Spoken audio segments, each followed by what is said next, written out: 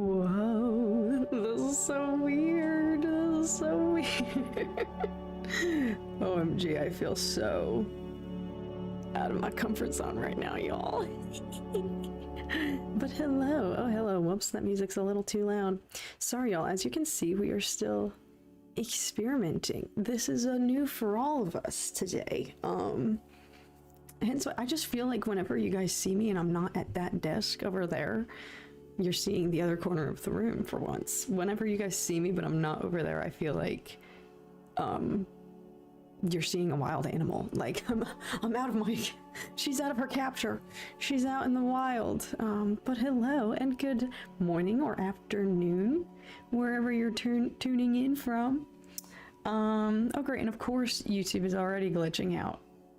It's a sign from the universe. It too is uncomfortable right now because we're trying something new here. So we'll see if that decides to get itself situated. But hello, shout out Sean, Charlie, Ryan, Gibla 2077. Absolutely loved your Andor reactions and Rogue One for that matter. Thank you so much. I appreciate that. I'm grateful that you came here to share and tune in. Ben Solo, what's up? I'm glad to hear that Han and Leia are alive and well. That is always a great news. So yes, as you guys can see, shout out to my OGs. Charlie, yeah, thank you. I'm sorry, I didn't even disclaim.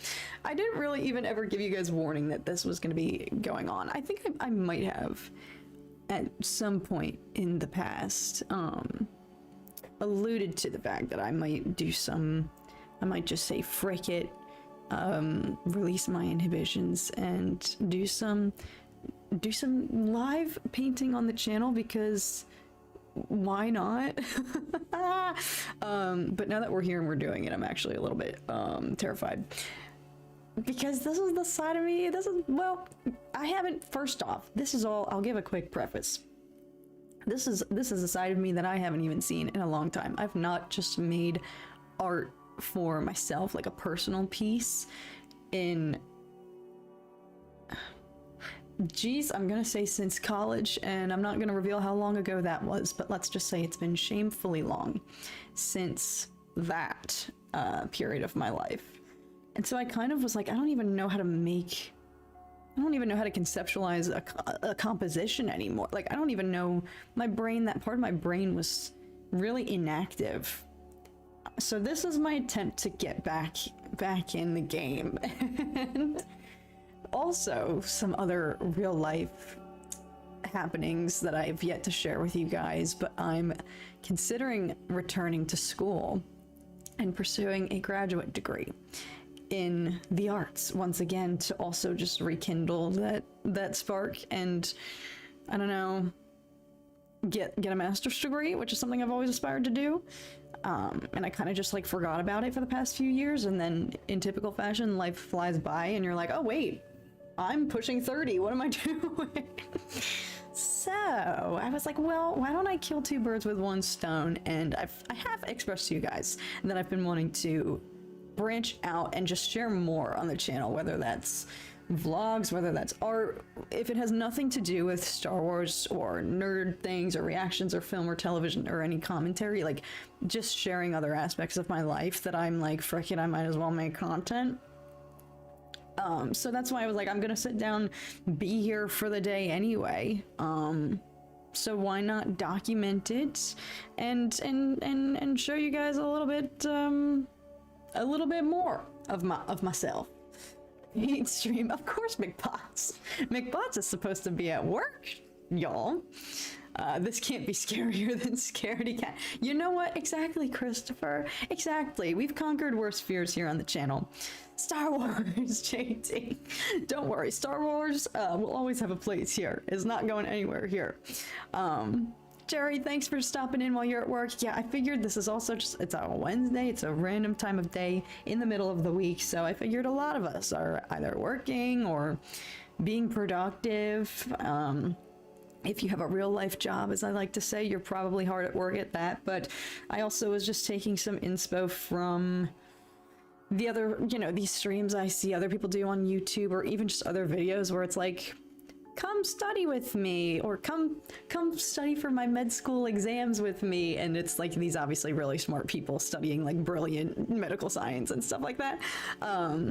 But I was feeling I'm like, you know, if people like to watch that, or likes to watch somebody else work, or, you know, just feel productive with somebody else, like just playing, having some just noise in the background, like that's what I do typically. If I wasn't streaming right now, I would have a movie on, or be doing something. What's up, Joshua from Long Beach? Let's get it. If you're looking for inspiration, how about painting Padme avoiding the IRS? I don't even know where I would begin with that. Retro. Oh, also Retro, I got your email and I totally forgot to show it to Tom, so I have to do that. But alas, so yeah, here we are. I'm delaying the inevitable and I'm stalling. That was the one thing I was like, okay, this is a great idea and it's long overdue and I am excited for it, but this could also be a way for me to just further delay the inevitable, aka like actually get to work. So let me get started, and while I start, I'll give a little like rundown of this piece. But as I was setting up in the pre-game stream, as I was getting this all together, I was feeling myself, like I just said to y'all, I was getting nervous. And I was like, why am I feeling so nervous? And I guess it's always because, as I've shared with you guys, art is a very vulnerable thing, and like I said, I haven't made a personal inspired piece in a long freaking time. And so, also sorry if my mind goes blank during some of this, like I've never done this before. What about the droid attack on the Wookiees? Don't worry, we've not forgotten about them. We have not forgotten about them. You just need to paint Padme, since she's always avoiding the galactic IRS. Exactly. We can just one singular portrait of Padme would be enough to depict her avoiding the IRS, because that's what she's always doing. Oh my gosh, Matt's tube of you. Thank you so much. Oh my god, that's really freaking kind of you. I love this particular piece. I wish I could shade and add extra dimension to my own stuff. Need to practice. Art is such a great therapy. Kudos. Oh my god. Frick, thank you so much. But also, you're so right. You totally get it, and that's what this piece is. So as I'm getting my paint ready, as I'm about to lock in and get going, I wanted to share. I was like, okay, I feel awkward just like opening this up and not showing y'all, not giving any sort of explanation as to what we're rocking with today. So as I get back in it, as I get started, but thank you so much. That was really really nice, and you kind of hit the nail on the head of what I'm going for with this piece, and why I wanted to get back in touch with my own artistic stuff, to kind of just be able to put down on paper what's going on in my brain, you know, or draw inspo from real life. So, without further ado, oh gosh, we're going. Maybe I'm nervous because I've never painted with an audience before. So in a way that kind of adds. I only ever show you guys, I sanitize when I show you if I've done like a time lapse or something. I only show you the good parts. I don't show you when I mess up. But I was like, you know what, that's all part of the process. That's all valid too.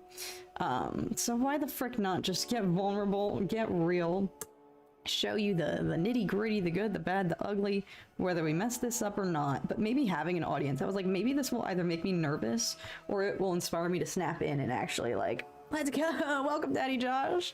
This will either add an extra element of pressure that I could use and accountability when it comes to making art, and the nerves can be used for good. Like sometimes you perform better if people are watching, you know what I'm saying? So to piggyback off of Matt's extremely generous super chat there, seriously, thank you. That just made my day. Yes, this piece in particular is a reason I wanted to get back in touch with art, and the fact that it is so therapeutic. And I've just kind of lost touch with my artistic practice over the years post-college, because if I'm being actually for real, my undergraduate days kind of drove me to the brink, and I did need a hot break from that, because it was just work. I was on that painting grind all day, freaking every day, consumed my life. But then my quick break turned into like several years, and I was like, oh shoot, I don't know what type of art I even want to make anymore, because I was cooking in college. I reached the peak naturally, I would hope, of my artistic abilities. Of course, my family's paying for me to get a freaking undergrad degree, so I would hope that I've achieved peak. But anyways, the reason this kind of came crawling back into my life is because, as I told you guys, I'm thinking about going back to grad school, but I have nothing to show for it. So if I want to get accepted anywhere, I got to start actually making work. And with art being therapeutic and whatnot, this piece in particular, I found it was actually kind of easy to get back in because I like to draw from my own real life, my own real fears, things going on in my head that I try to conceptualize and like put down on the page or just draw inspiration from. And so I had shared with you guys that this beginning of this year kind of sucked for me. We're better. We're rocking now. We're cooking with grease now, y'all. Don't feel bad. This is not meant to go under any sympathy or anything, or like be a pity party, because life is amazing. Life is freaking awesome right now. We're in the clear for the most part. We're back to the good days. So, you know, doing this piece now kind of retrospectively is a little, well, I started this piece actually before we went to Japan, and I was cooking with it, and then I just had to put it on hold, obviously. But this was inspired by a lot of that turmoil from the beginning. Oh my god, Nico, thank you so much. Also, welcome, good to see you here. And hashtag Battlefront 3, frick yes. Frick yes. Thanks so much for reviewing my minis in the subscriber celebration. Let's paint together. I'm finishing a personal project right now. Frick yes, that was the goal of this stream. Like, if other people are working or making art or doing anything and they need accountability or just want to hang out, frick yes. Oh my gosh, Nico, thank you so much for submitting your miniatures into the celebration stream. It was so freaking fun, so cool. I seriously binged your Instagram afterwards. I was like, I need more of this. And so I'm just so inspired by your work and your talent, and I cannot even begin to grasp or try to fathom your process, because holy shnikes, the patience and delicacy and steady hand that must take. Power to you, kudos, my hat goes off. I was so inspired by your stuff, so I'm so grateful that you shared it. It was so freaking cool. So thank you, Nico. That is so generous of you. And also, I think I got an email from you. Let me know if you got my reply, because I feel like my email's been glitching out lately and like not actually sending my responses to people. So let me know if you got it. There's no rush to reply at all. This is not me trying to put you on the spot, but I know I just want to ensure it got delivered through the ether, through the interwebs, because like I said, my email's been acting up. But yes, hashtag Battlefront 3. Hearing that I inspire you warms my heart truly, and I'm not just saying that. I am not just saying that. Shout out to all the McBots. McBots love going on in the chat right now for Battlefront 3. Let's get it, let's get it. But yes, this piece in particular is inspired by a lot of that shiz from the beginning of this year for me. Since it involves the rest of my family and like other people in my life, maybe I won't go into detail, but I experienced a loss earlier this year that stunk really bad. I feel like I'm minimizing it. It stunk real bad. It was real rough. We were in the trenches. We maybe still are, but like I said, we're in the good days now. We're past it. We're rocking. Life has been freaking really epic lately. So we're on the come up. But this is okay. I'm gonna freaking lock in and actually be able to share this. This piece in particular, following all that shiz going on in life. Tom, all right, I swear this is all related. Just walk with me here. Just walk with me. Tom and I have watched many times. There's this live stream, perhaps you guys have seen it, that is facilitated by Big Bear, which is a mountain that is like maybe 2 hours outside of Los Angeles. You can go skiing there. It's a big, nice nature reserve. Camping. It's a very nice place. We low-key have not been, so we need to remedy that eventually. But the people there, the good people, I guess there's like a Big Bear conservation group or whatnot, they run this 24-hour live stream of these eagles that are gorgeous, and I think it's a husband and wife. I think it's a couple. It took us forever to realize that there were two of them after we'd been watching this, and we just put this on and watch it for hours. And shortly after all this turmoil unfolded in my life, we had read, it was winter time.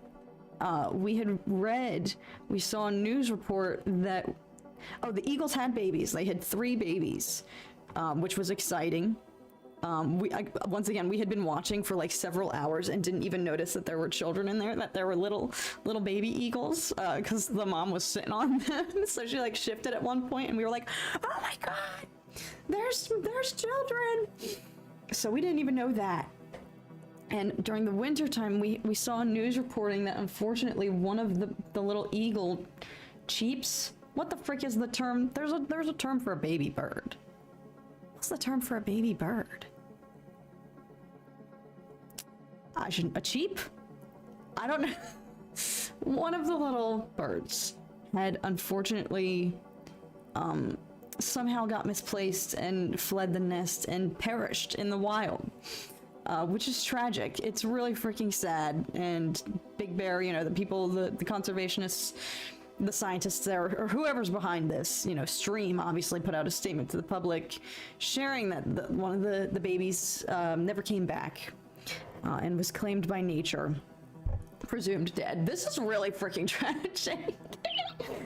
And I was so emotionally fragile at that point that news kind of just broke me. But it wasn't the news itself. It was the way that they phrased it in the press release. One of the scientists said, something along the lines of, this is just a constant reminder of, the fact that nature, we all eventually will return to it. And that's what broke me, because as I had told y'all, I had just suffered a great loss. Perhaps one of the most tragic losses in my own personal life. And just reading that kind of broke me. It's beautiful and sad at the same time. But it's something I needed to hear. It like broke me in a good way, like broke down everything I'd been feeling, and was a good way to kind of just like come to terms. But there was something about the parallels of these baby birds that we had been watching like in their nest. And then learning that one of them had passed, and then, this just realization about nature and the cycles of life and whatnot.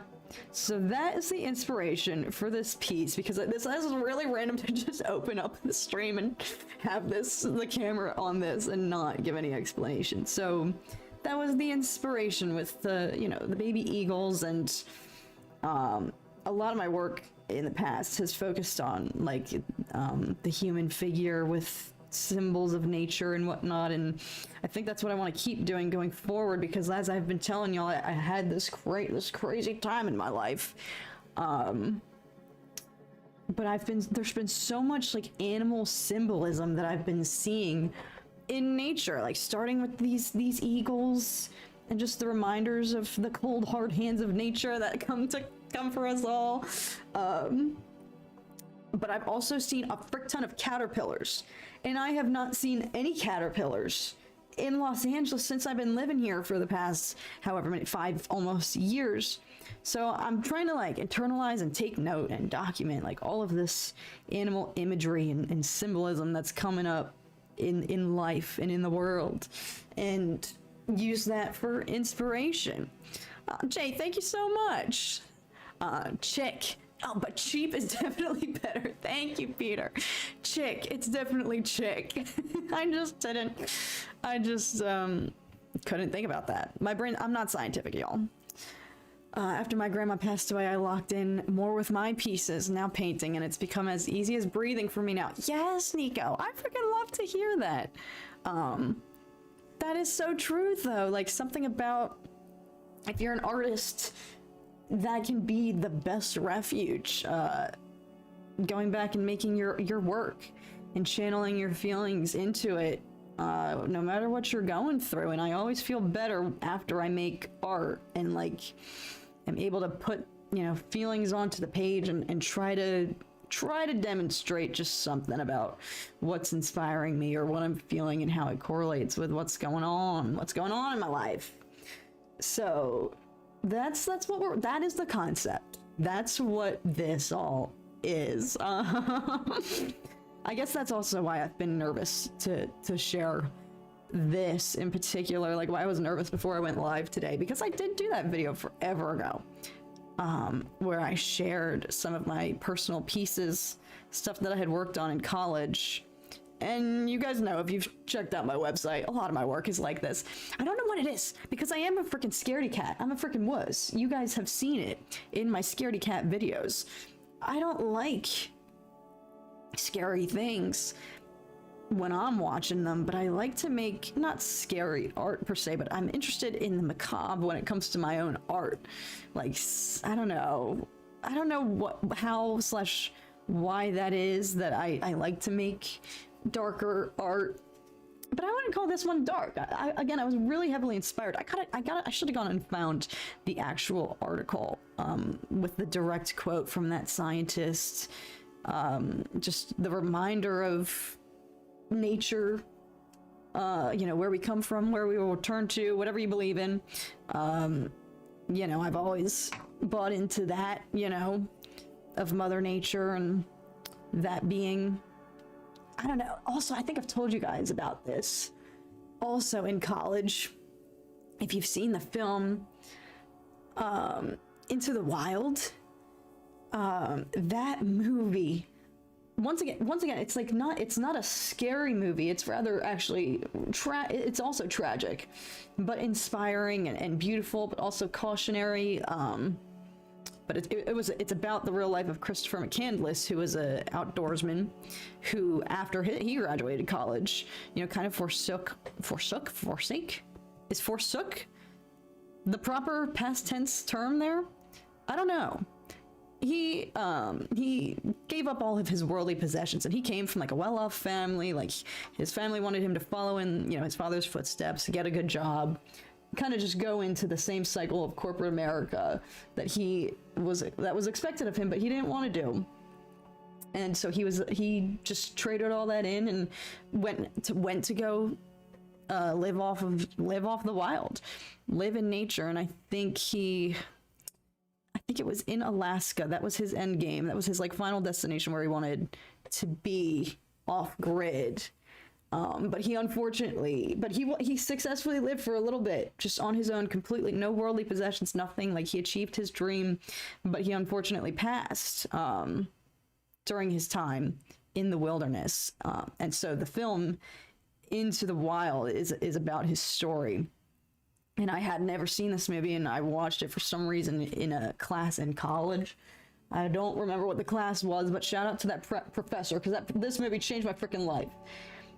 And I had insomnia for the rest of the semester after seeing this, because it kind of just rocked my world. It was so beautiful yet tragic what happened to him. And if you go online, there's a lot of discourse about Chris McCandless and whether he was reckless and whether his death was preventable, his mission, if he should have been inspiring people to go do the same if they're not prepared. Because the moral for me was, again, nature will eventually claim us all if you're not careful. And that's just kind of what rocked my world. Even this person who had the utmost appreciation for nature and wanting to be one with it, and forsaking all of his worldly possessions and his first world comforts, his phones, his watches, all his nice fine jewelry, everything that he grew to resent. He probably valued nature more than anybody, and it's still, that is how it's how he came to pass, unfortunately. And it just sat with me. If y'all have seen this movie, back me up. I remember that movie, says Charlie. Yes.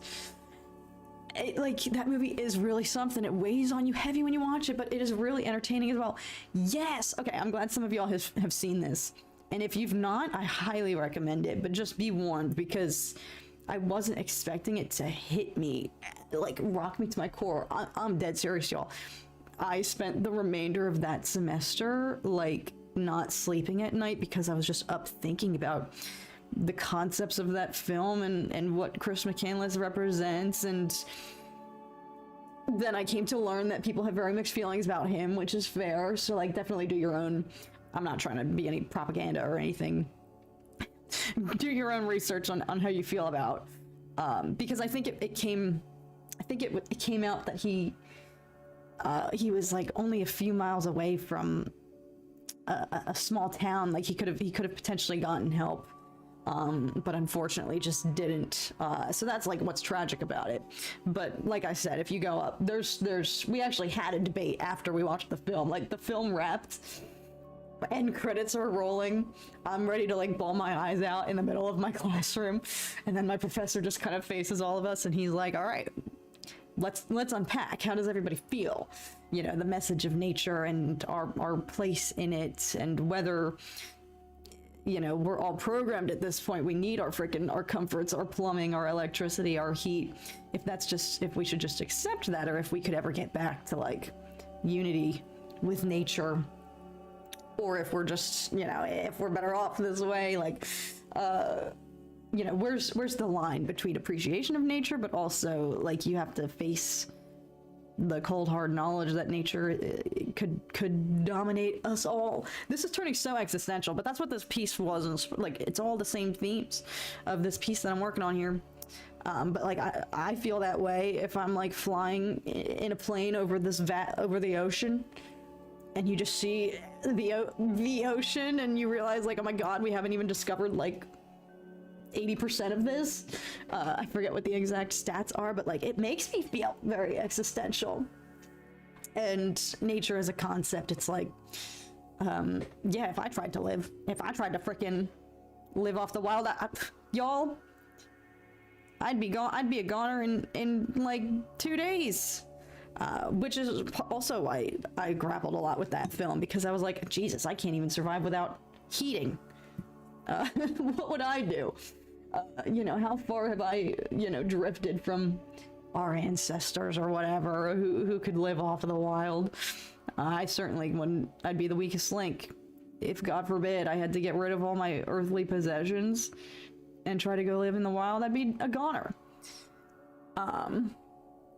Make art for the empire. What's up, Catching Z's? Thanks for being here. The force comes for us all at some point. Exactly, Nico. That's what I'm trying to say.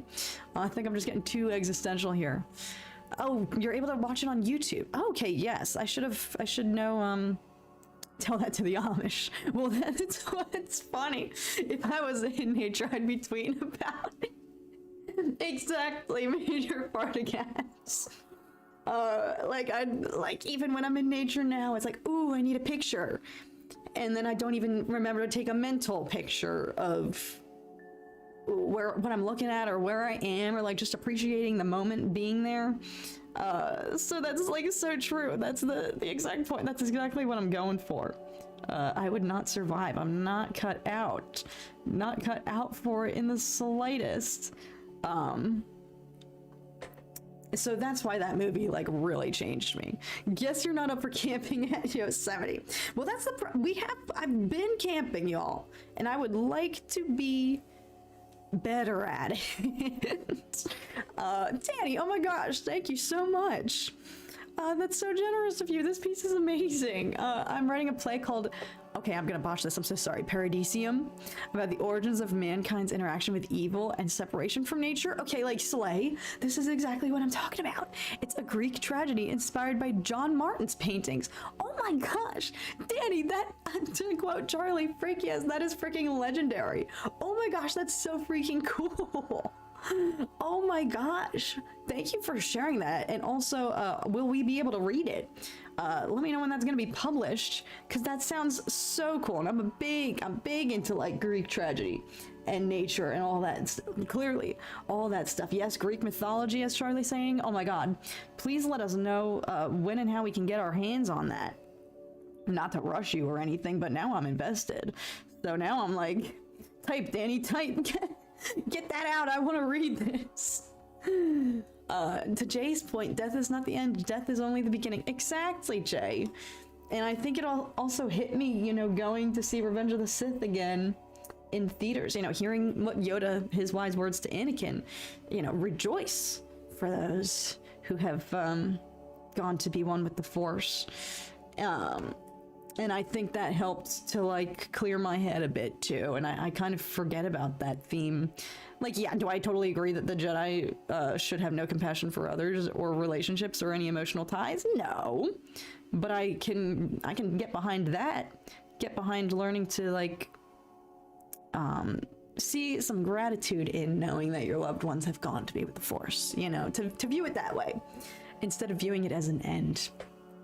It'll be available on Amazon in a couple of months. Let's freaking get it. Oh my god, I can't wait to get my hands on it. That is so freaking cool. Like, oh my gosh, this is why we need to do more frequent. I'm thinking about it, y'all. I'm really thinking about doing more frequent subscriber highlight streams to showcase the epic shiz that you guys have going on, because that is so freaking cool. And I would love to obviously be able to like promote that here on the channel and like support you and plug the Amazon link and get my hands on it and go check it out. Like, you guys have some crazy epic shiz going on in your lives as well, that we should all celebrate with each other.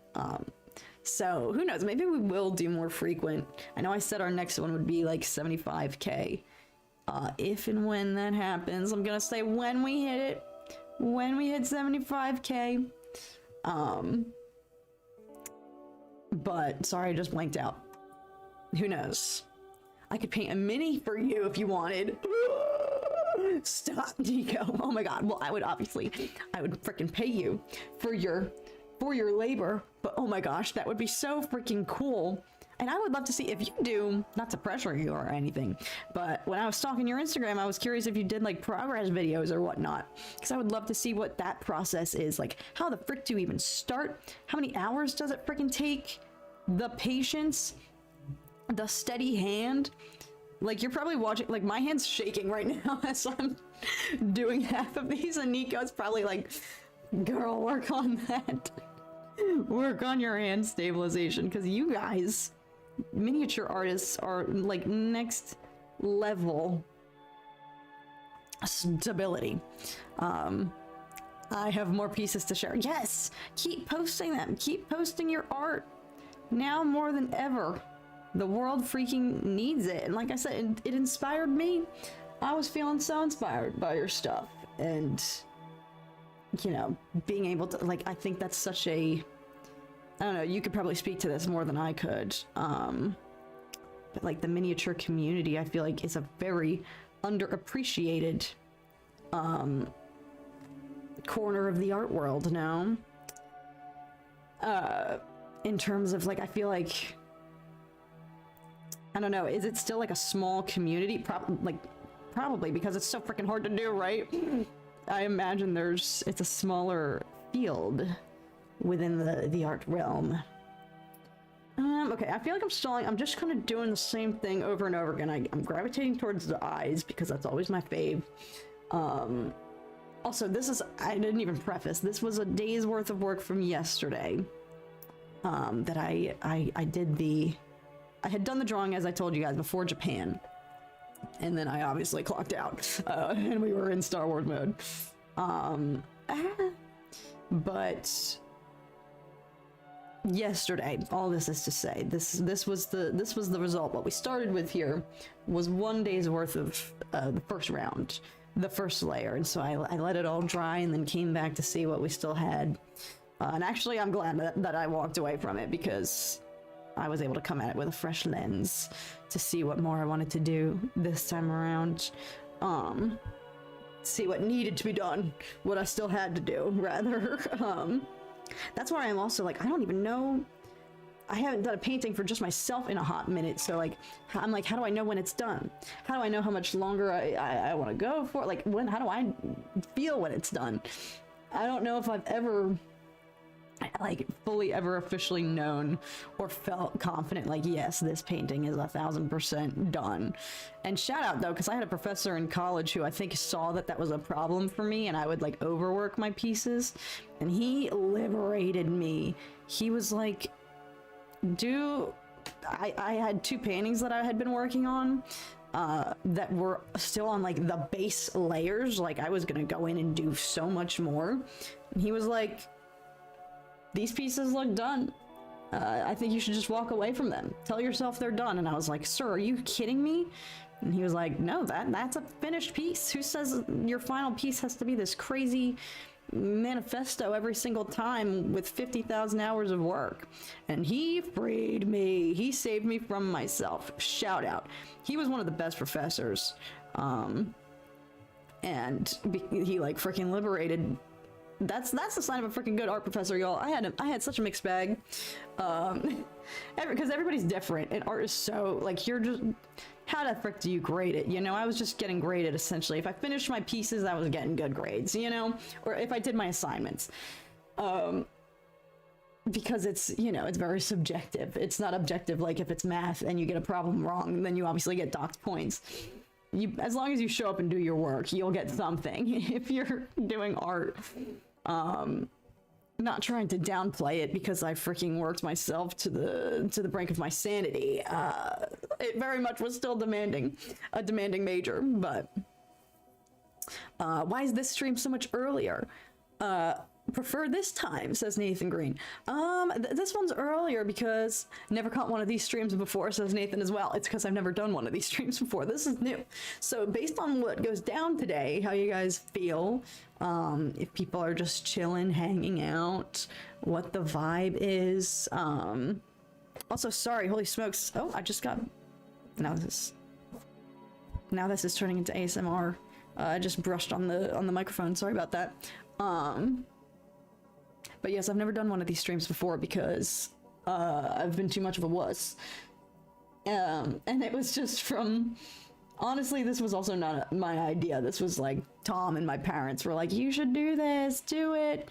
And I figured, I was like, you know what, I'm gonna be painting anyway. I might as well start like sharing this on my channel, and just like whenever we're just getting locked in or doing art or whatever. What the frick am I trying to say? Y'all know what I'm trying to say. I was like, I might as well, if I'm just gonna be sitting here camped out for the day. I could also be productive and share it with y'all, and we could hang out and inspire each other, just lock in, connect, see what everybody's doing. So yes, this stream is like, tune in if you want, hang out, tune out, put it on in the back, like whatever you want to be doing, because we'll just be here, as I had said in the community post, probably for the day, because I want to make good headway on this and maybe get it to a place of, I think it's done. I don't know. Okay, I just said I was gonna move away from the face, and then I was like, no, wait. Okay, I'm gonna move away from the face. I'm gonna let everything dry there. I've been neglecting the stars of the show, the little baby birds up in here, so let's do them. So as you can see, the whole point, I feel really weird explaining this, but this isn't a fear of mine that I'm trying to conquer, like the vulnerability and the anxiety of like, what if people judge me for my weird thoughts / art? But like, no, frick that. I've been shackled to that for too long, and so I'm gonna get real and explain my thought process. Okay, so as you can see, the whole, you know, anatomical layout here is the, you know, the kind of rib cage and collarbones turn into the nest shape for the 2 birds here, and the one can be interpreted as he's sleeping, but as I explained to you guys, I think he's more so representing the fallen, the baby bird now resting in peace somewhere in the Big Bear mountains and forests. And this is the sibling chick, as we've learned the correct terminology. And so that's why, you know, it correlates with this eye being fully dim, you know, to kind of symbolize like the loss of light and life. See, that wasn't that hard. Why was I so scared to freaking express that? I don't know. You'll be happy to know that your process is similar to mine. I work on a section and I feel like until it's to my liking, and then I move on. Yes, never be ashamed of your process. Thank you, Nico. I'm so grateful that you're here. Hang on, let me check back in. Vibing on my lunch break. Nick Gunny, let's get it. I've seen people on Twitch doing the same thing that you are today. Yes, and I've seen other people doing it too, like on YouTube primarily. I'm not on Twitch. But I know it's not, I did not make up this concept at all. And like I said to y'all, I can't even take credit because it was other people encouraging me to just lock in and send it and share my painting process anyway, because I'm gonna be here, so I might as well. Okay, what the frick am I doing? I also, sorry, I didn't actually even show y'all what my like full, see, I zoomed in to make this look. You should see my palette. You should see the rest of my desk right now. It is quite the mess. You draw mazes, Jay? Oh my gosh. That is so cool. That would give me a headache though. Holy smokes, respect. Respect. That's gotta take skill. You gotta lock in, I feel like, to draw mazes. I wouldn't even know where to start. But yes, that's why, so these might become more common, because to backtrack to a point I was telling y'all earlier, so yes to the Padme mini. Nico, I would take whatever, that's kind of you to even offer. I would take whatever you could do. You could do anything and I would feel blessed. I would feel grateful. But of course, if you have Padme, if you have something, I don't want you to feel like you gotta go buy a whole new kit, but if you have Padme in the reserves, I would certainly. But if there's something else you've had that you've been like, oh, I don't know what to do with this, I will take anything. But obviously, you know I'm Team Padme. Okay, don't judge me quick. I know I said I'm gonna be done with the face. Oh, and I should have been because that's not the right shade. I'm just gonna put this here a little bit. Yeah, no, I shouldn't have done that. See, I should have listened to myself. That's such a the Jedi way. I shouldn't have done that. Okay. What am I doing? Okay, well now I'm gonna let this dry for a hot second. So, what else? What else could I be doing? I guess I need more color. I don't know. See, this is the tough part. I'm like, could I be done? No, I'm certainly not done. I haven't decided. Maybe I'll do some of these leaves. So the leaves are also, I gotta find my reference photo for them. The leaves are also, I think I looked up like, I almost just said brands of trees, types of trees that are specific to the Big Bear area in particular in California. And so that's what these leaves are. But to be honest, y'all, I don't know if I fully... The leaves were kind of just a mechanism to fill in something in the background. Where did it go? I had a reference photo. I've lost it. Where'd it go? Oh my god, did I not actually save it? Well, now we'll never know. Because I was a fool and I didn't fully save what the frick this leaf was.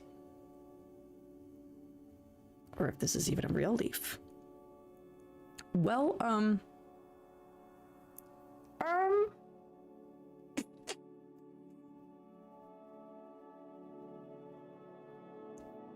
well, okay. Alright, I just got an idea. We just got our idea. It's okay.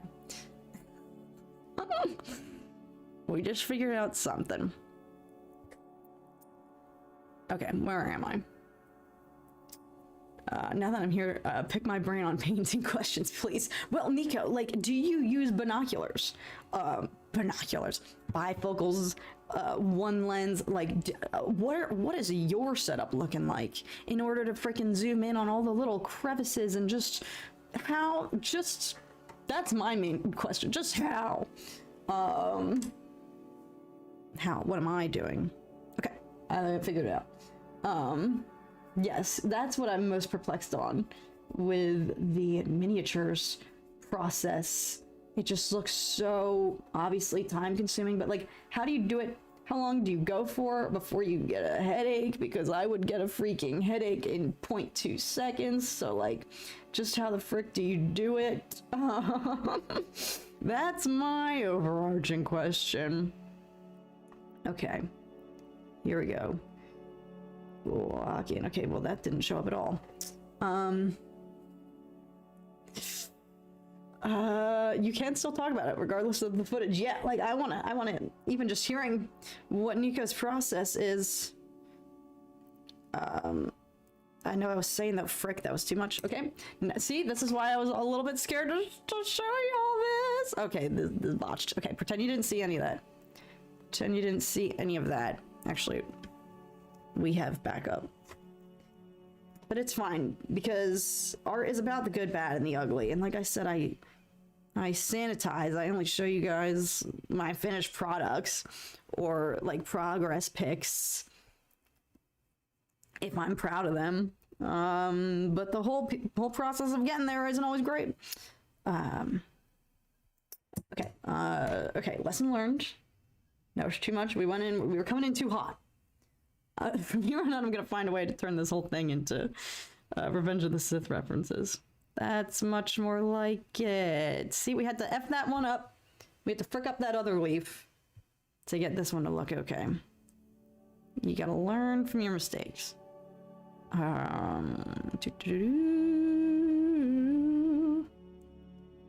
There we go. Oh my god, see, why did I lock in now? And I had to friggin' mess up that other one first. It happens. Is this watercolor? Good question, Chi-Town Livingston. It's similar. It's gouache. Can y'all see that? I guess so, because it's covering the... So yes, I use this brand, just Acryla Gouache. And it's... I think this Holbein? Yes. It's essentially... It's basically watercolor, but a little bit thicker. To tell you the truth, actually, I don't know the full even... I'm pretty sure that's how I would describe it. A little thicker than watercolor. I think it's also like more opaque. The color has more of a payoff to it. And unfortunately, unlike watercolor, once you pour them out onto your palette, you can't reignite them. You can't refresh them with more water if they harden. So you gotta be conservative. Otherwise, you waste the paint. Safely's here, let's get it! Ninja Boy Adam, let's get it, let's get it! Thank you guys so much for joining, good to see you guys. Okay, Nico says, contrast paints and glazes are my secret weapons for hard to reach areas, and I use progressive photos and my hobby lamp for references. Interesting, interesting. I guess, is that the proper term for the paints for miniatures, glazes? How quickly does it dry? It dries pretty quickly. I'd say it honestly behaves exactly the same as watercolor.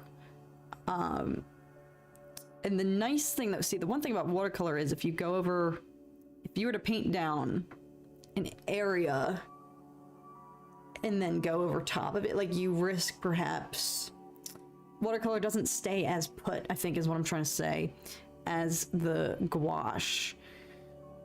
It will also blend out. So I think your decisions have to be more final. Like, I don't know, versus like with gouache, I put it down and I know it'll stay there after it dries for the most part. So yeah, and I was not, again, that is a post-college discovery, or rather during college, because I used to be a big watercolors were my go-to in high school. And then I learned about gouache. I was introduced to this whole new world in college. Shout out to that professor too. Genuinely shout out to all my professors. I miss that time. Those were the best days and the worst days. The good old days and also some of the worst days, but mostly good. All right, okay, I like this decision here because originally I was not going to... I was going to make the background darker. I was going to have this be all black and the leaves be lighter, but I'm happy actually that I did the reverse because I like the way that this looks. The veins of the leaves against the darkness of them. And don't worry, I still have to do detail. So I was thinking, actually, let me just do a quick test to turn this into mixed media and see if I want to add some like colored pencil for shading. Now that's not even showing up. Okay, a little bit. Maybe I'll do that because I actually like the look of that. So this might turn into mixed media. What college did I go to? I went to the Tyler School of Art at Temple University in Philadelphia. Go Birds, baby. What's up, Team Money? Hello, hello. It was the best of times and the worst of times. It was per church. That is basically, that's basically what my undergrad days were like. Okay, well now that I've revealed what I've had waiting in the reserves, the colored pencil, let me just see. Yes, okay, I might do this for some fine tuning up here, but I'm gonna, all right, contain yourself. Let the eyes dry. Stay away from the face, Catherine. Okay, all right, the birds, I think I'm gonna go to. All right, go Birds. Go Philly, frick yes. Frick yes indeed. Go Birds, baby. This is gonna be our year. It was our year last year. Oh frick, what did I just do? No, okay, never mind. Actually, here we go. No, I didn't want to do that. Too late. Sorry, y'all. I'm just fussing with my reference images behind the scenes. Everyone click on the like button. P.S. Yeah, thank you, Chinatown. I love when you guys do my promo for me. Thank you. Sean, what's up? You've been here though, Sean. Sorry, I'm just now. New Zealand, let's get it. 6:55 a.m. I didn't know that. I guess I never consider whether so you guys are in the future. It's already Thursday for you, right? Right? But thank you for joining. Oh my gosh, I guess this is maybe like one of the few times of day. Well, no, because it's early for y'all. So shout out first thing in the morning. Thanks for starting your day with us. Okay, what am I doing? I'm getting overstimulated now. Okay, we're painting this baby bird right here. They're really fuzzy. Sorry, I was reading Sean's message. My art is more than poetry. I do photography and I do some photo edits. I love adding visuals to my poems and doing photo edits. You can see some of my Insta if you are ever interested. That is so fun, Sean, that you can merge your forms of art, your artistic interests. That's really cool. That would really be fun. I mean, that was obviously always I think as a kid, I always was like, I'm gonna write my own book and illustrate it. Can I write to save my life? No. So that died down quickly, but that's still fun to merge. I mean, that's kind of, it's not exactly the same at all, but that's kind of what I tried to do with this stream and what we'll try to do going forward. Merging at least YouTube and art, because why the frick not? Okay, I genuinely do not know what my game plan is here. I think I'm just, all right, no, we're going with smaller brush. Smaller brush. Okay. Maybe this is also just beneficial for me because I feel like you guys are with me. I feel you guys through the force. And so as I'm trying to explain it to you guys, I'm also explaining to myself what I'm doing. If I have no game plan. Okay. So wait, why is New Zealand up early? Streaming screen says, getting ready to watch the Indiana Fever and the WNBA. Is that why you got up early? Oh no, it's happening in a couple of hours. So wait, you guys watch the WNBA in New Zealand as well? You're dedicated. I admittedly don't watch any of the NBA, so sorry if that sounds like I'm underestimating the reach of the basketball leagues. I don't even really pay attention to them myself. It's never been my sport. Okay, I don't like this approach that I took, but I'm starting with the shadows on his wings, like, first, like his little darker spots, but...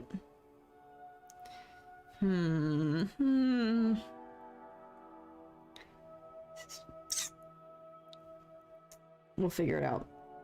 Only way out is through. Trial by fire.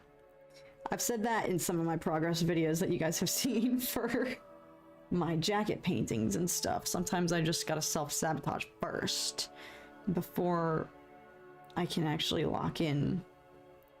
I gotta make my mistakes before I can figure out what I'm doing. That's my process. But yeah, I did not know the WNBA had such reach. Didn't know you painted, says Annabella. I do! And that's why I've been wanting to share it more on the channel. And to be fair, I haven't painted like this in a hot minute. So this is all me getting back in touch with my old style, well, I don't even know what my old style is, and I want to branch out from that old style and build upon what I was doing when I was younger in undergrad, and it's just been a hot minute, so that's, maybe we'll be doing more of these streams going forward, but yes. That's why I've wanted to incorporate more of this, or just even doing more vlogs, just more stuff beyond the reactions and commentary, don't get me wrong. That is always going to be, well, I don't know, because that wasn't what I set out to make this channel. I think when I first started the channel, I was coming up with more creative other video ideas, and I was trying to do more than just reactions, and that I kind of got complacent, and that's what we've been doing. Granted, it garners the most traction, so I think, you know, I've leaned into that, but I want to get back to like how I was making content before we started doing reactions, and I was just kind of doing whatever I wanted. I don't really know. I was taking all those BuzzFeed quizzes, y'all. We were getting creative. We were doing silly stuff. That's what we were doing. So that's what I've been trying to get back in touch with. Just doing whatever we want here. Not being afraid. If you do more streams like this, I'll be here for them. Thank you, Nico. Thank you. Yes, please, says Annabella. Oh my gosh. Gotta get back to it. Take care. Thank you so much, T-Money, for joining for a hot minute. We'll be here. I'm very curious to see how you're gonna add the texture and feathers. I'm curious too, Nico. I'm curious too. Do you post any of your paintings for sale? Maybe. I've done only really commissions lately, so stuff that's been ordered on my website from somebody who has an idea for a piece that they would like, but I've never done, I mean, I guess I would put this for sale, like when it's done. Like, I don't know, because I get nervous that nobody's gonna like my art and want to buy it. Because as I've explained to you guys, a lot of my stuff is very macabre. It's very like this, like, I'm like, who would want to put that on their wall? But that's the crux of all artists. You sell yourself short and you don't understand that, or you just don't even give yourself the benefit of the doubt or a second to think that somebody could actually like your stuff. So who knows? Like I said, I keep deviating from this subject, but I've been wanting to maybe do grad school, potentially to go back for art, and I need to get a portfolio together. So this was going to be my trial run of like, okay, I need some accountability to make some more art, because I gotta lock in, y'all. My clock's ticking. I've actually, like I said, the year kind of flew by. The first few months of this year were void, didn't count. We're rocking, we're on the come up from them, but my venture, like I set out at the beginning of this year to start making art for a potential portfolio to apply to graduate programs. And then I got sidetracked and then my life went to shiz. So I was not doing that. And so here I am now. If I wanted to start in the fall, I'm already like behind. So like my deadline would be in a couple months, and that doesn't sound like much. And I literally, this would be my first piece to have finished, and I would need like 15. Also, sorry y'all, my office chair here, my drawing chair is squeaking like crazy. I promise it's the chair, not me, but I realized just now it's been going off like this whole time. So, sorry about that. Macabre is good, says Annabella. Okay, shout out, yes! I'm glad I found my people. You guys don't judge.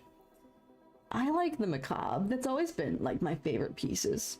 And maybe I'll do, I don't know, maybe just as I get back more in the groove of making art and art content and roping y'all in here on my progress and process and stuff. Like, we're gonna be doing more of these streams for sure, because I was like, I need a form of accountability and just to carve out time for myself, dedicated time to sit down and paint, because it's all in a day's work, you know, literally. Like, it's not like, I used to kind of just stay up late at night and save my artwork for like the witching hours. I can't operate like that anymore. I can't do that. So I was like, okay, well, one form of accountability I have is you guys. If I come on here and say, hey, I need to make 15 pieces of art, God, between now and like August, I feel like y'all are going to help me lock in. It's going to be a journey for all of us. So that was my thought process with this. I like Tranquility. Oh, Tranquility. That piece. That was a very old one. I did that. That was one of my first ever like landscapes that I did in college. Yes, a lot of people like that one. Thank you so much for checking out my website, Chinatown Livingston. But yes, Tranquility is from Tranquility Bay, which is I think in the Florida Keys. So that was I didn't paint it live while I was there, unfortunately, but it was painted inspired by a reference photo that I took when I was there. Holy shnikes, that was also like 5+ years ago. Oh God, it's crazy how time flies. But thank you, I'm glad you like that piece. Yeah, that's why I'm like, I know a lot of people prefer stuff like that and are not into the macabre, but let me catch up on chat here. It's still on my wall beside my samurai armor. Oh, that's right, Charlie. Oh my gosh. What a wonderful painting. Greetings from Italy. Thank you, Francesca. Oh my God. I'm a watercolor girly. Let's get it, Annabella. Oh my gosh. We're kindred spirits. Also, sorry. Y'all are being so kind and general. Like, seriously? You guys are making me cry. And I feel bad because I'm like neglecting the chat. I'm like trying to multitask. But you guys are seriously so nice. I don't know why I was fearful. Y'all, I'm just bearing my soul because I was setting up this stream and I was literally shaking. I was like, oh my God, this was a mistake. I shouldn't do this. Nobody's gonna want to see this. They're all gonna think I'm weird.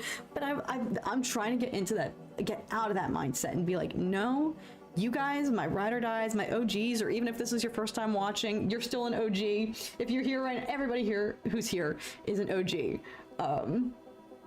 You guys would never judge me. Not to be presumptuous, but like, you guys are always so, like, why would I be afraid to show you more of what I do recreationally or what I do on the side or for fun, or, you know, art currently is more recreational, but I want to be, like, I would love to be, my true endgame goal would be if I could reach a place with YouTube where I could be cool enough to have an editor, then you really know you've made it. So that I could have more time to make art too as well, and make art content paired with my other content, and like be doing art full time too. Like that would be clutch. But I was like, frick it, we can make art content now currently. What's stopping us? So now that we've been at it for, how long has it been? An hour. I don't know why I was so nervous in the pregame for this. I don't know why I was afraid. That was stupid of me, because you guys are being awesome. Thank you for being here.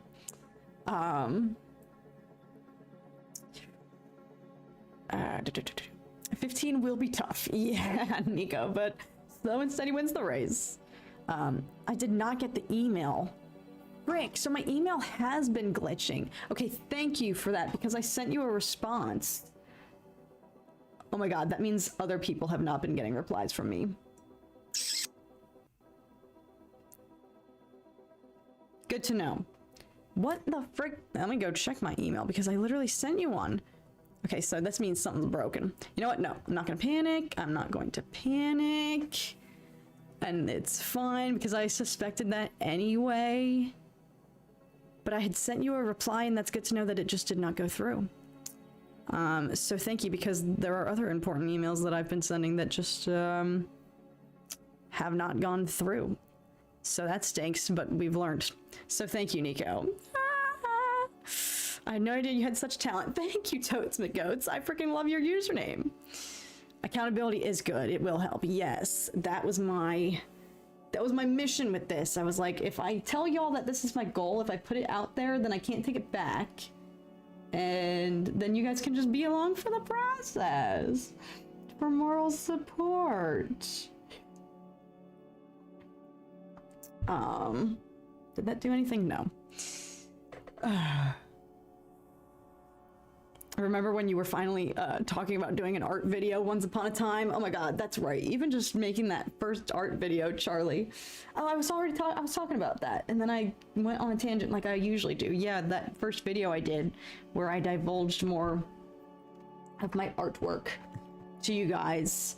And I'll be real, I'll be honest, I made that video. I was so nervous to even make that one because I was sharing a lot of my college art with you all, and like I was saying, college was a tumultuous time, and like I was saying before that, my artwork more often than not is very heavily inspired by my real life, so you can imagine that a lot of the pieces I was sharing were a bit weird.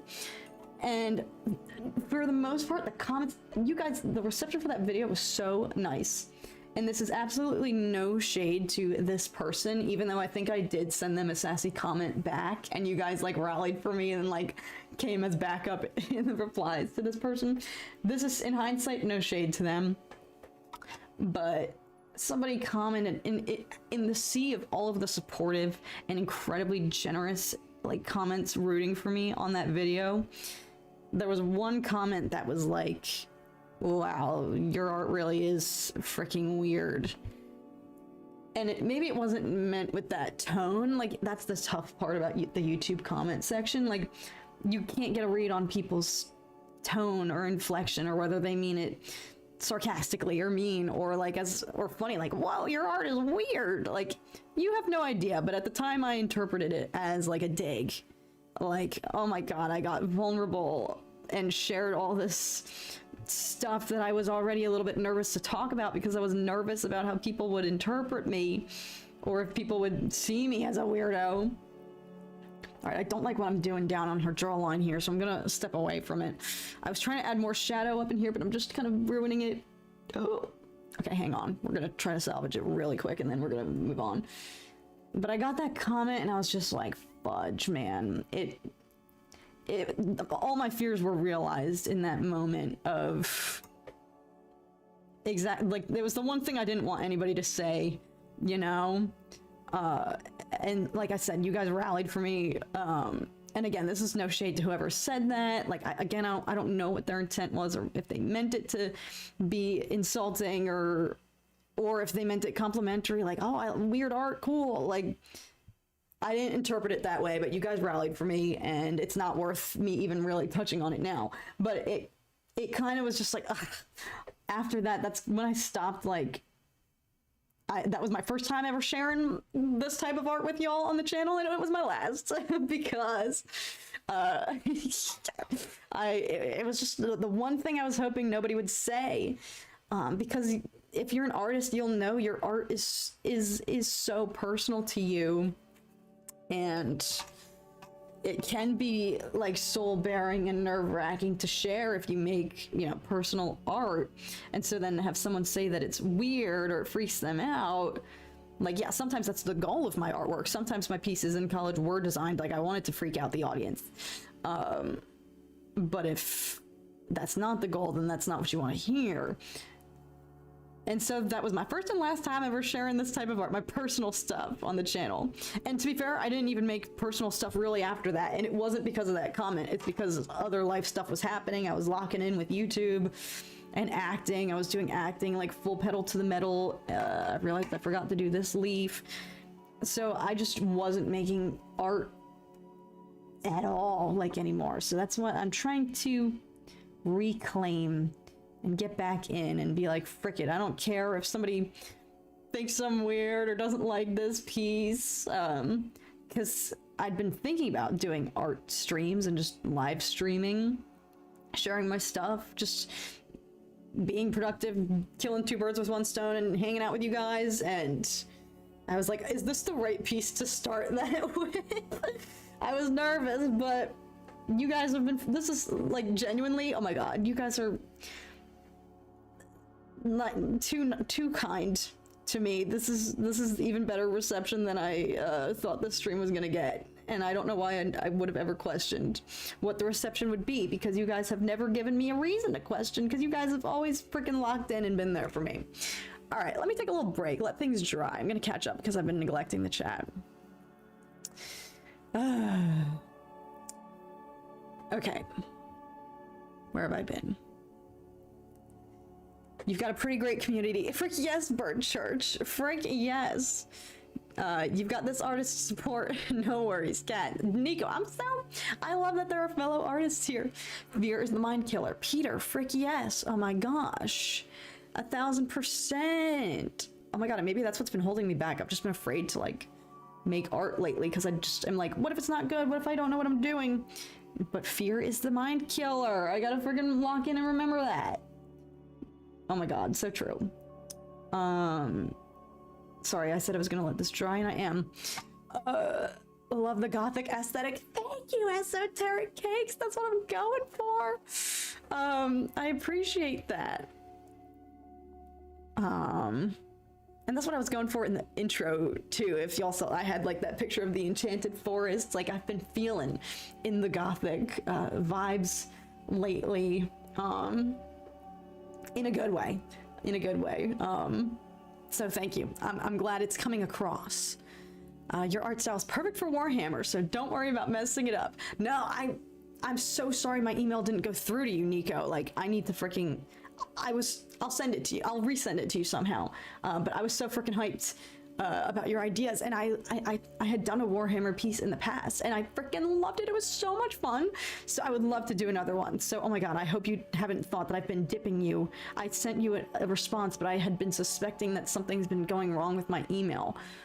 This sucks because I actually had a really important email, y'all, that I thought I sent out, and then it's been a few weeks, and frick, my fears have been realized.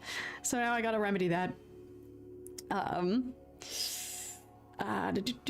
chick looks so lovely so far. Thank you. I gotta add his fur. I gotta add their fuzzies. Charlie is reflecting on, yeah, that incident in the comments of that first art video. Yeah, we took care of that. I almost forgot about that. Like I said, you guys, I shouldn't even have fixated on it because you guys rallied for me and came as backup. Weird is not a bad thing. Exactly. Weird is cool. I watched your reaction to The Exorcist a few days ago, and have you done a Dune reaction, or to Halloween? Unfortunately, the Halloween films I have seen, those are some of my favorite movies to watch during Halloween season. So I had already seen those, but thank you for checking out the Exorcist one. And already, y'all, it's already about to be summertime, which means it's gonna be summer, and then it's gonna be fall, and then we're gonna be doing Reactober round 2. So stay tuned, because holy shnikes, I gotta start thinking of my roster to do for this year's October. I know I was doing the Scaredy Cat reactions, which haven't gone anywhere, but as I said, the beginning of this year kind of was rough in general. And so I didn't want to further add on to that with more Scaredy Cat. I didn't think it was the time. So that's why we kind of put those on hold. But I think I'm gonna do, because I want to go see, the trailer for this looks so freaking good. And I know nothing about this franchise or these movies, but the 28 Years Later film is coming out in end of June, I think. And so I think I want to watch, I think the first one's 28 days. I think there's a few. So I think that's going to be my next scaredy cat venture. Annabella, yes, I would always reply, I think it's weird to try and just be like everyone else. Yes, and that's the headspace I'm trying to embrace. Like, to be free is to be weird. To be free is to be cringe. Like, life is too... This is my motto going forward for not just this year, but the rest of my life. Because admittedly, there was a rough patch kind of like towards tail end of last year that bled a little bit into the beginning of this year, but then my real life went to so much shiz. Los Angeles was on fire. Like, I had too many real world things to be concerned about. But there's, you know, like being online, you know, getting hate or getting people who judge me or my content, or like, I know I have haters who are obsessed with me, and rightfully so. I would be too if I existed in a world with me. I can't blame them.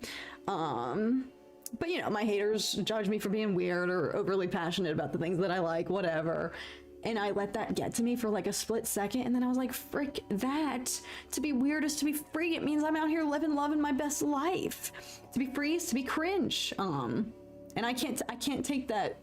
That's Brittany Broski. I'm part of Broski Nation, if y'all know who she is. She's my guilty pleasure. I love her podcast. If I'm working, like, I always have her stuff on repeat. And she has said that, and I was like, that just changed my life. So that's been my motto, to go forth and just live freely and not give a crap and not be afraid to like post my art or, you know, post reaction videos where I'm crying my eyes out or being overly passionate because whatever. God forbid if somebody thinks I'm weird, then maybe it is a reflection of the fact that they're not free enough in their own lives to live their best life like that. So exactly, Annabella, that's what we're going for. Catching Z's says weird is good, normal can be boring, better to be yourself, whatever that may be. Exactly. The Templar, thank you so much. I appreciate that. Weird is interesting. Weird is interesting. Seeing you blending the elements on this piece is soothing. I'm glad, because I'm doing things that are making myself unsettled. So I'm glad it's soothing for you guys. I said it's weird for me, no disrespect. No, Chi-Town, this is not against you at all. No. And I apologize if I made you feel that way. No. Weird, I've accepted is good. Like, if somebody now says that my art is weird or strange or wigs them out, I'm like, that's what I'm going for. I would rather get a reaction out of somebody. So no, I did not interpret that as disrespect at all, and you have been nothing but generous here in the chat, so thank you for being here. And this was not directed at you by any means. I appreciate you being here, and you were kind enough to even check out my website, so thank you for that. I love that. Oh gosh, sorry, my chat's glitching now. Everything's glitching. Oh no, the chat is totally come back. Oh frick. I can't, there we go. Okay, whoa, it just had to reset. Sorry about that. I love the horror art that you're doing. Oh, thank you. Yes, I don't know what it is. I hate horror films. I mean, I don't hate them anymore, y'all. I've become a little bit of an addict. But I love making creepy art. I don't know how that happened. Amazing artwork. Thank you so much, Aiden VFX. Screw the hate comments if there are any. Your art is awesome, and hell, in some ways you are a better artist than me. That is not true. I could never do what you're doing, Nico. Truly, I do not have the bandwidth or the strength for it. You could stick that in a museum. Damn, thanks, Daddy Josh. It is Jaws season. Heck yes. 28 years later does not look good. Oh shoot. Should I not watch? Should I not get into the franchise? What should I do, y'all? I still have to do the thing, as Charlie's saying. I still have to get onto that one. Weird is the new cool. Exactly, Da Vinci. Or Da Vinci. I'm thinking of the Da Vinci twins. Are they the influencer twins? So apologies if I'm mispronouncing your username. You may be weird, but you're Padme #1 for me. Just say it. Stop, Nico. Oh my gosh, you're too kind. What's up, Patrick Kelly? Thank you for being here. Oh wow, I just saw the Darth Vader art on your site. I love it. Thank you. making art does require lots of bandwidth and creativity. It does. It does. You guys do not have to be Jay and Nico. That is not what we came here to do today. You do not. I'm not a better artist than anyone, and I resent that. So don't tell yourselves that. And for real, y'all, we can segue. I'll get back into it. I'll lock back in, but this can help segue to a larger piece of the conversation and what I hope to do with more of these streams on the channel and stuff. I used to be, before I went to college, I used to be a bit of like an art elitist. And I'm sure you guys can see this trend that is spawned from similar thinking based on what art goes viral on like TikTok or Instagram Reels.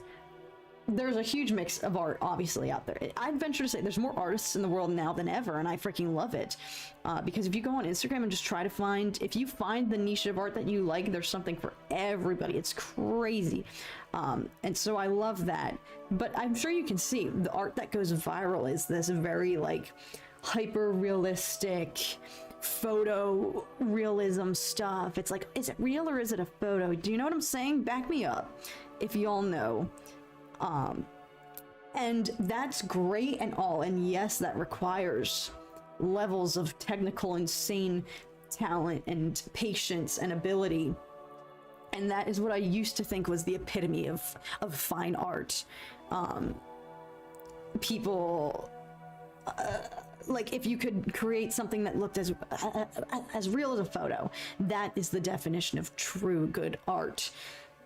And I've come, that is the headspace I had going into college, and that's what I strove for. And that's why I needed this professor to free me from that and be like, you don't have to create these crazy real finished paintings, like liberate yourself and you'll discover some other really epic art. And he, thank Jesus he did. He literally, like, oh my God, this, I wish I could name drop him. But he is freaking epic, and I hope he's living a wonderful life. And shout out to him, because it was when I went to art school, like I said, I entered with this idea that I have to paint the realist, or my art has to look the most photorealistic. And I did that the first year or so, first few years. And I always have gravitated towards realism anyway, and I like figure painting, so I've always tried to do, you know, real looking figures and whatnot. Obviously, there's a level of realism here. But then I started to be in classes once after I got out of like the foundational classes where everyone kind of has to do the same thing. Then you segue and it starts to get real, and people branch off, and then you see everybody's real style kind of blossom. So the kids who were doing like abstract, like crazy cool abstract shiz that I could never wrap my head around. And like I said, I used to have this elitist personal like appetite for realism, and I thought that was harder to do than abstract painting, because I'm sure we've all heard the same argument. You know, you look at some Andy Warhol stuff, or you look at anything abstract and think, well, my 4-year-old could do that, so why is that worth $50 million and it's in a museum? You know, what's so special about that? And I used to empathize and agree with those arguments of, I don't understand. And then I would see my classmates making these epic abstract paintings, and then I would get assignments. I had one teacher, shout out to her too, who freed me from these shackles in a way, who gave us an abstract assignment. We had to create an abstract painting, and I realized I was freaking the frick out because I didn't know how to do it. And I was like scared, and we started working on them in class, and I was looking at all my other classmates cooking. They were doing amazing, and I was like, I don't even know what I'm doing right now. I realized that I didn't even know where to start, and that it requires different corners of your brain to do abstract work. And that's when I had a whole new level of respect, and it unlocked something in me, and I was able to, thank God, shed this like elitist take that I had just had rooted forever of realism is better, and if you can paint realistically, then you're a better artist. So all of this is to say, I no longer believe in like better art or better artists. If I'm so times are so bad, times are so bleak, and the arts are under attack. The arts are dying because not only are people cutting funding for them and looking to replace them. It's freaking happening. Sorry, okay. Calm down. Calm down. It's happening before our very eyes, and I think it's going to only happen at an increasingly rapid, alarming, shocking rate in which we will see. You already see AI art is everywhere. And there is already, unfortunately, a corner of the internet that thinks AI art is better. And is no longer going to commission real artists, and they'll just plug in a chat GPT, make this for me.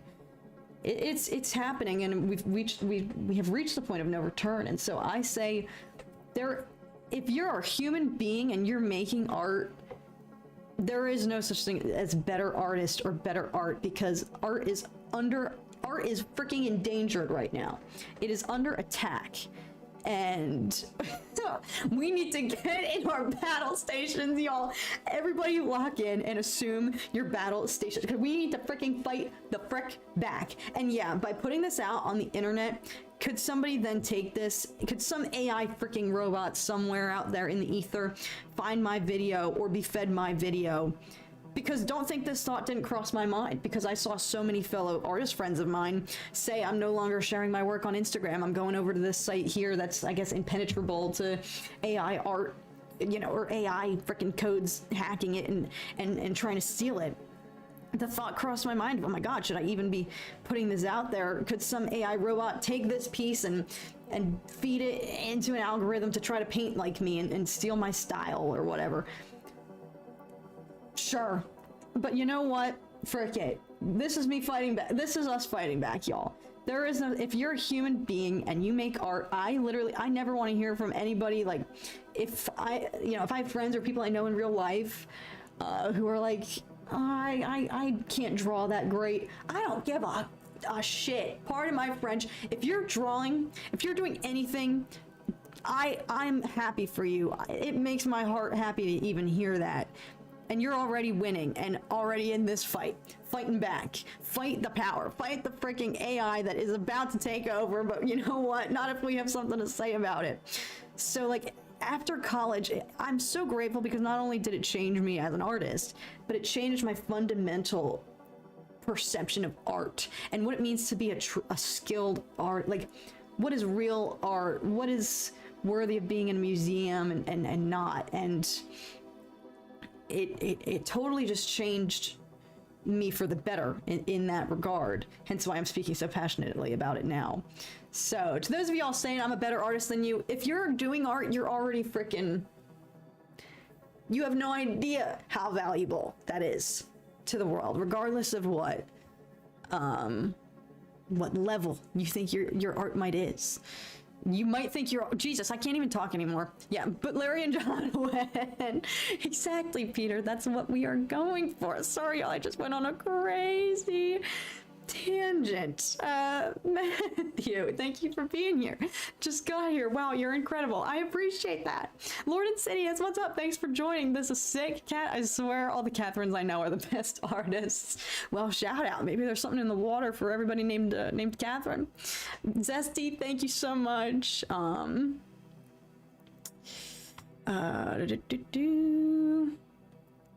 You undervalue your artwork? I do, Chinatown? Okay. Listen, I'll take, I think every artist does though.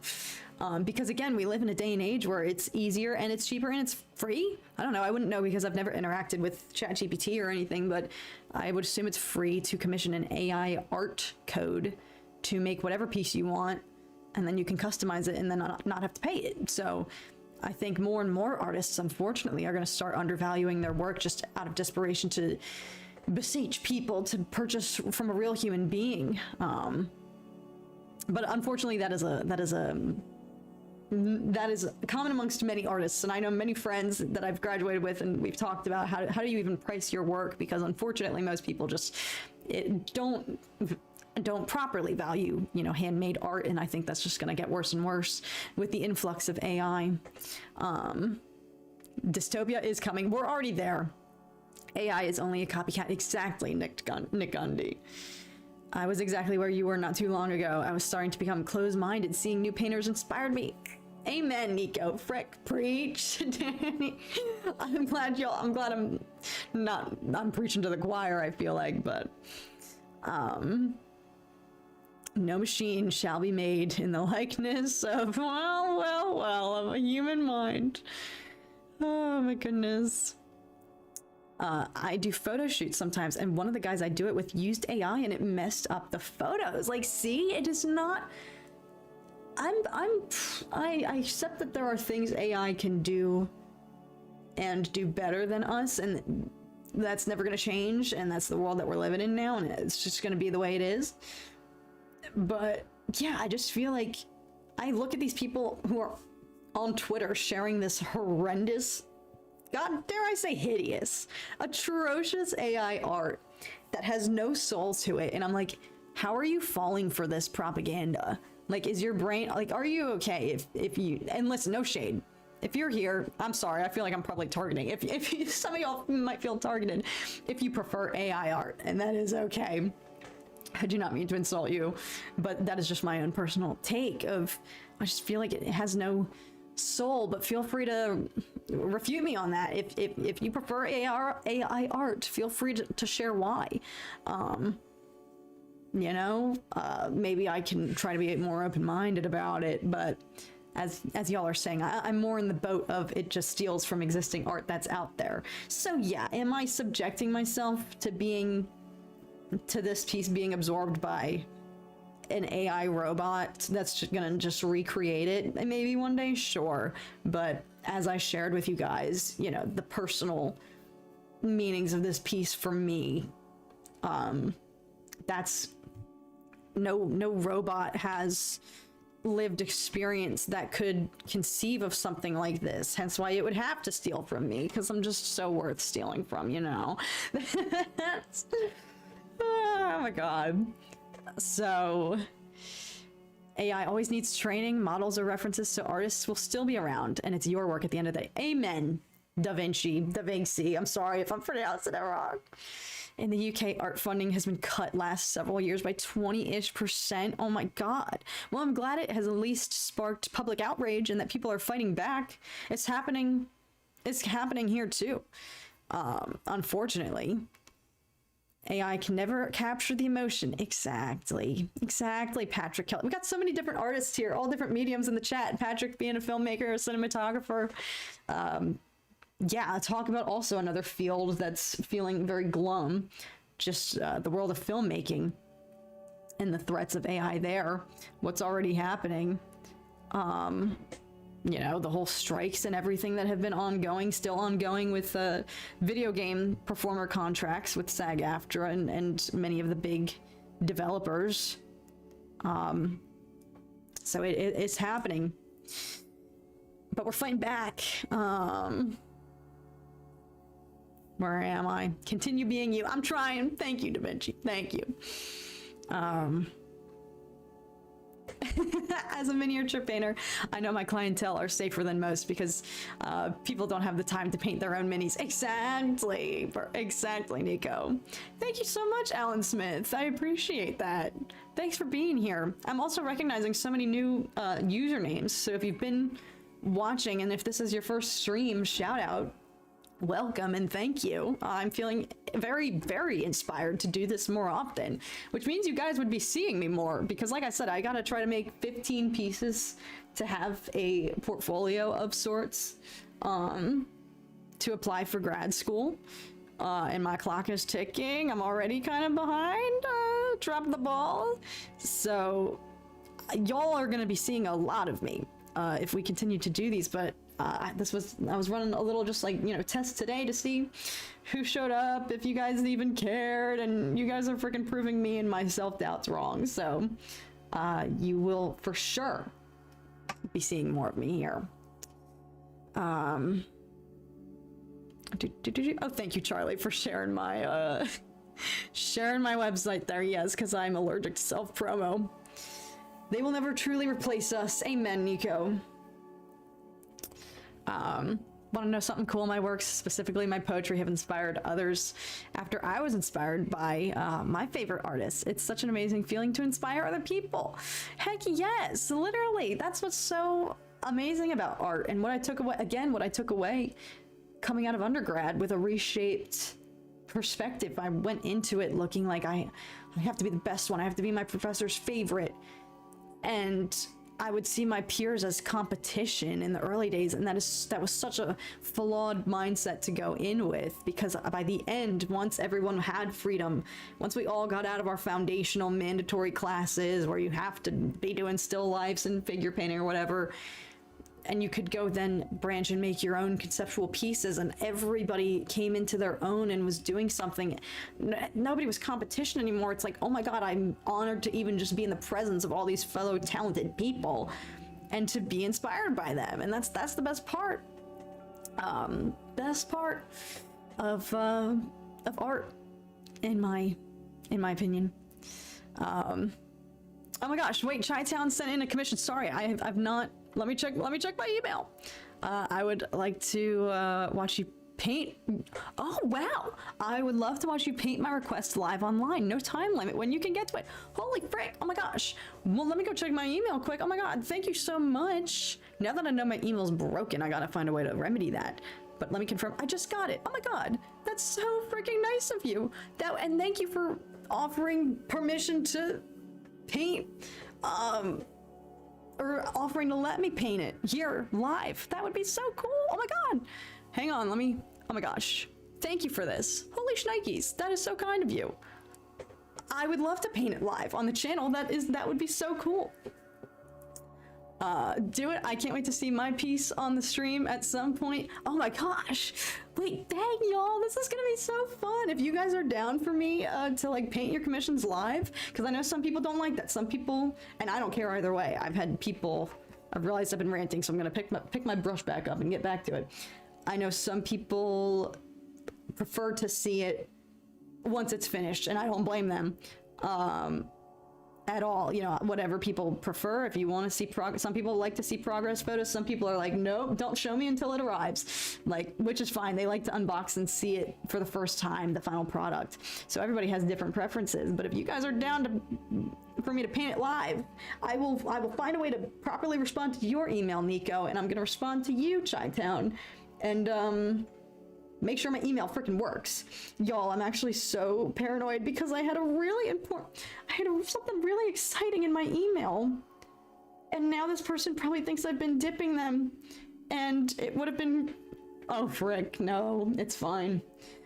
It's fine. We'll survive. Hopefully they understand that my email is clearly broken. I don't know why it's doing that, but at least we found out here today. We figured it out, so now we can remedy that. So I'm gonna try to respond to you, Chi-Town, via email. I think I know what it is that's glitching. So you win some, you lose some. You lose some, but you win some in discovering of how to solve it. That's what we're going for. Okay, what am I doing? Okay. Now I've segued into the stage of I know what I still have to do, and I'm just neglecting it. I know what I do, but I don't have the strength to do it. Okay. I would definitely like to see some more catching Z's. Well, thank you. I'm glad. If you want to do mine live, you may. Now, Daddy Josh, hang on. Oh, y'all are about to be so sick of me. Okay, we're gonna get locked in. Y'all, this channel is about to have an overhaul. I'm so freaking excited. Oh my god, you guys have no idea. I feel like reborn. I feel so excited because I've been wanting to integrate more art onto the channel like this, and I've just been too nervous and scared. But that's what I'm also trying to shed. That fear is the mind killer, but also who cares if something only gets 2 views, because you guys are proving me wrong here. I set up the stream today. I was like, nobody's gonna watch this, and look at all of us here having a great time hanging out, and I'm feeling productive and not so solemn and solitary. Like, oh, that's the one con. The one thing I wish I could change about like my current state of things, everything I do, art, YouTube, it's great because I have autonomy and I can do my own thing, and not have to answer to anybody. Like, there are so many privileges that come with this and with being a creative and being able to do your own thing, but it's very solitary confinement a lot. So this is remedying that, because I feel like I'm getting socialization with you guys. So shout out, you guys have no idea. You're keeping me company. You're helping me, like, being able to vocalize my thought processes here, what I'm working through. Oh, frick, I just messed that up. It's okay. Pretend you didn't see that. See, now when I post this eventually on Instagram for the rest of the world to see, you guys are gonna be like, oh, she messed up on that spot. So, this belongs in a reputable gallery. Oh my gosh, that's so freaking kind of you. You guys are gassing me up. You're gonna make my ego inflate, y'all. I try to stay grounded. You guys are too kind. That'd be so cool to do it live. Oh my god, I will. This is gonna be, prepare y'all. You're gonna be sick of me. But this is gonna solve another one of the chief problems I've had, which is, what do I do content-wise if there's no active show that I'm watching? Now listen, y'all, I gotta finish Legend of Korra. I know I have to do that, and I put that on the back burner for Andor, and I'm sorry, okay? I've been awful, I've been slacking. I know, and I apologize, and we're gonna fix that now that Andor's over. I'm so sorry. Stay with me. So I have to finish Legend of Korra, but it's like, okay, yeah, what do I do now? Andor's done. You know, when I don't have another show in the pipeline or something that I'm watching, what kind of content am I supposed to make? And I shouldn't, you know, being a creative person, I should be able to just rifle off ideas. And so this will be fun, because this will help occupy, you know, keep us occupied when we don't know what other type of stuff to be making.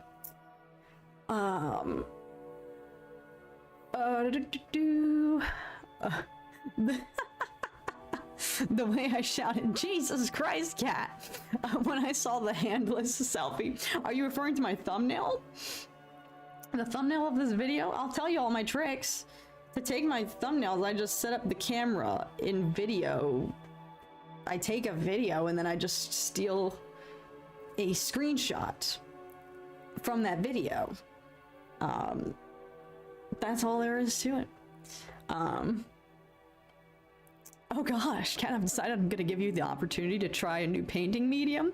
Once we decide on the mini, I'll send an additional surprise alongside. Oh, Nico, I already know what you're, holy frick. Okay, I'll lock in. I bet Luthen Real would like to place a bid on this beautiful piece. Oh my goodness. R.I.P. to the legend himself. Oh, sorry if you're not caught up on Andor, y'all. Apologies. But yeah, I mean, that's another thing too that I've realized. I want to get locked in doing art, just not as content, but to do. You guys are out here being so generous with the commissions. I'm behind. I gotta lock in there. And I know, Charlie, I think I read your chat here. I've had one sent from you for a while, a request that I just have to get to because I'm so behind. But now that y'all are down for me to even just live stream these commissions, it's giving me content.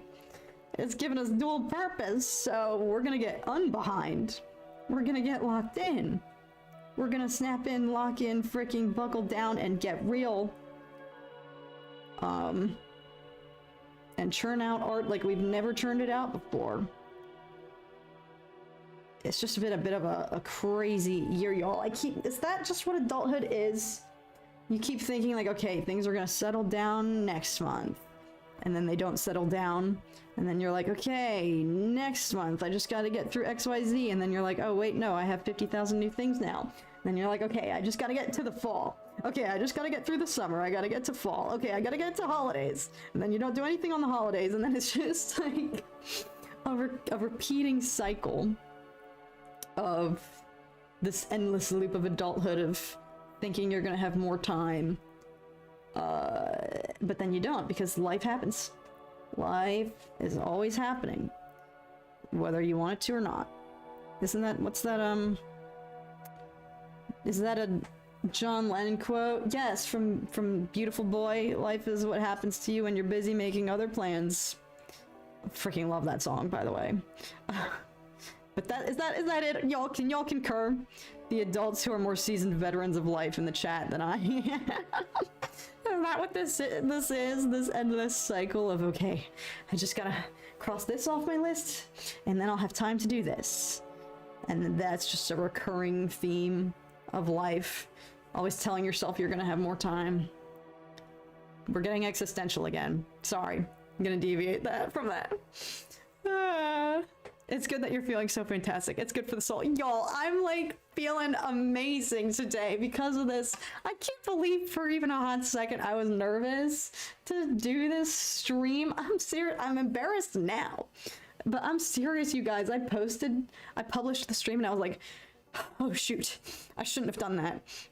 I was like, no. Wait.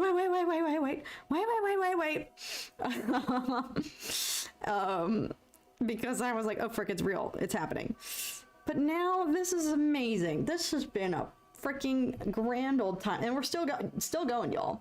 We're not going anywhere because I told myself, I was like, all right, get locked in and see if we can get this to a state of finished.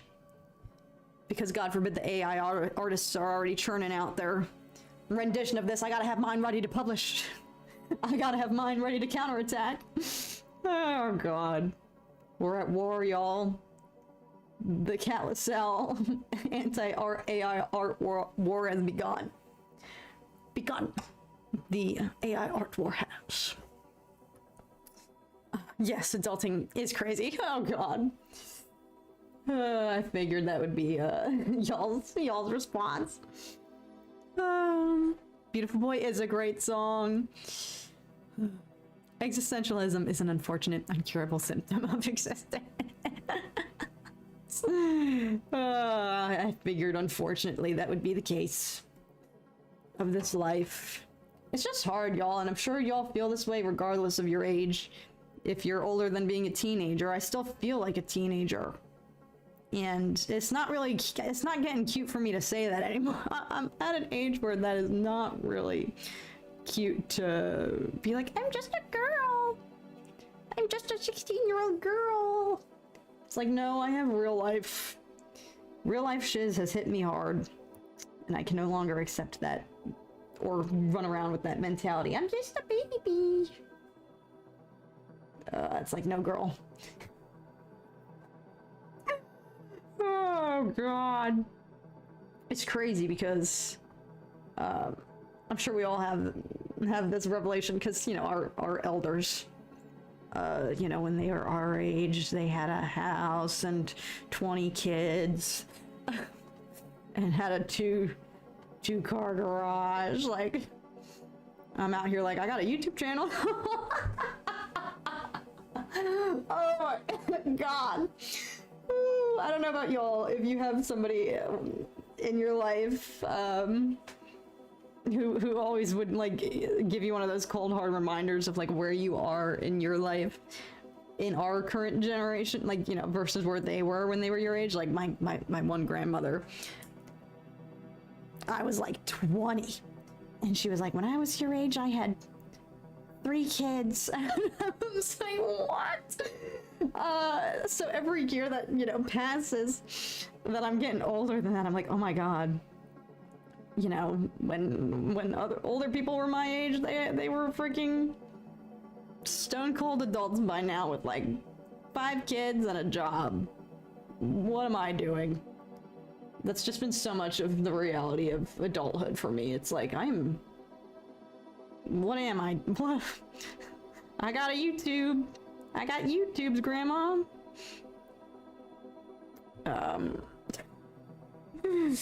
I'm sure that's a relatable experience. I'm sure many of us have grown-ups or family members in your life who like to remind you of what they were doing. No shade, I love my grandma. And shout out, because holy frick, when I was 19, I literally was just a baby. I would not want to have one. That's harrowing. So like, she's a trooper. But I was not trying to live that. I was not trying to be doing that. Nor am I still trying to be doing that, y'all. But that's why I'm like, holy frick. Life is flying by, though. In spite of me pretending it's not. We got this. You finish that piece while I finish more minis for my game tomorrow. Oh god. Okay, I'm getting locked in. I'm gonna get locked in, Nico. I feel old when someone asked me, I felt old when somebody asked me as an expert in cinematography. Oh my god. But that's a compliment though. There's a hidden compliment in there. You've got expertise. Jeffrey Clark, what's up? Thank you for joining. Oh my god, yes. When I was your age, blah blah blah. I know, I feel like I'm gonna be doing the same thing though when I'm an elder. When I was your age. Andor was coming out. That's all I could think of right now because that's been the most like important thing. Like that's what's my problem. Like my grandma will be like, "Oh, when I was your age, I had 4 kids." I'm like, when I was this age, the most important thing in my life was Andor Tuesday. Our priorities are so god, it's so crazy. Like I'm not grown. I don't want to be grown. I'm not a real functioning human. I can't do this. Oh god, we're covering so many existential topics today, y'all. You're seeing the inner workings of my brain literally and on the page. But we keep it real here. That's always been our mission on this channel, to keep it real. But I feel like that's not a I'm not alone in that being my current state of existence. It's like, what am I doing with my life? The most important thing to me still is like Star Wars. Oh my gosh, still crazy. 37 is next. Time flies. Stop it, Charlie. Stop. I can't even think about that.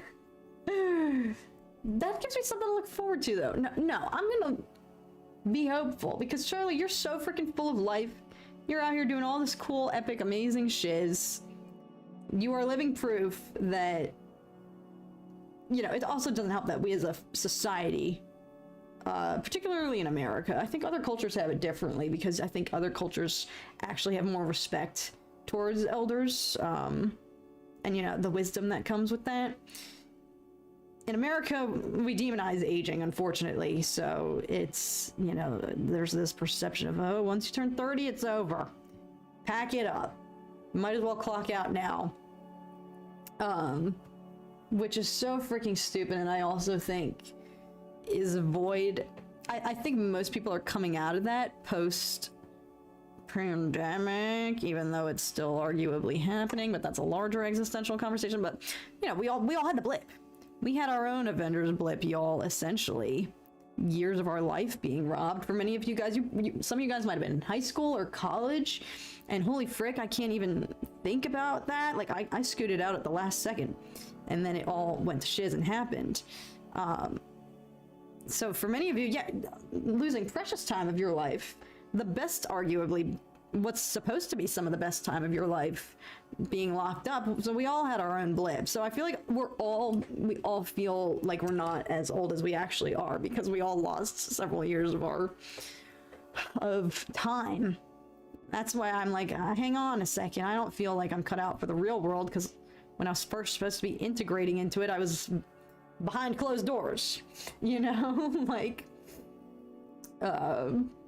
not getting real exposure to the real world. Okay, I'm kind of just, all right, what am I doing here? I gotta lock in. I gotta figure out what, all right, I've ignored the birds. I'm just doing touch-ups now. I'm doing everything other than the birds. I gotta do the birds. I don't know, I guess I don't know how detailed I want, like the ribs and this kind of rib cage leaf thing. Or rather, the breastplate. Is that the proper anatomical term? The breastplate to be. I know I'm gonna migrate back to the face at some point. I think I might leave.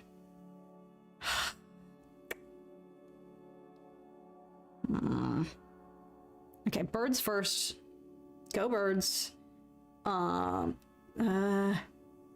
no, first. I'm gonna keep doing some shading down here because this should be darker. Oh, that's really dark. Hang on. And I'm sorry, I was gonna check on the chat quick because I know I've been going off. I'm trying to take breaks. This actually is a great system.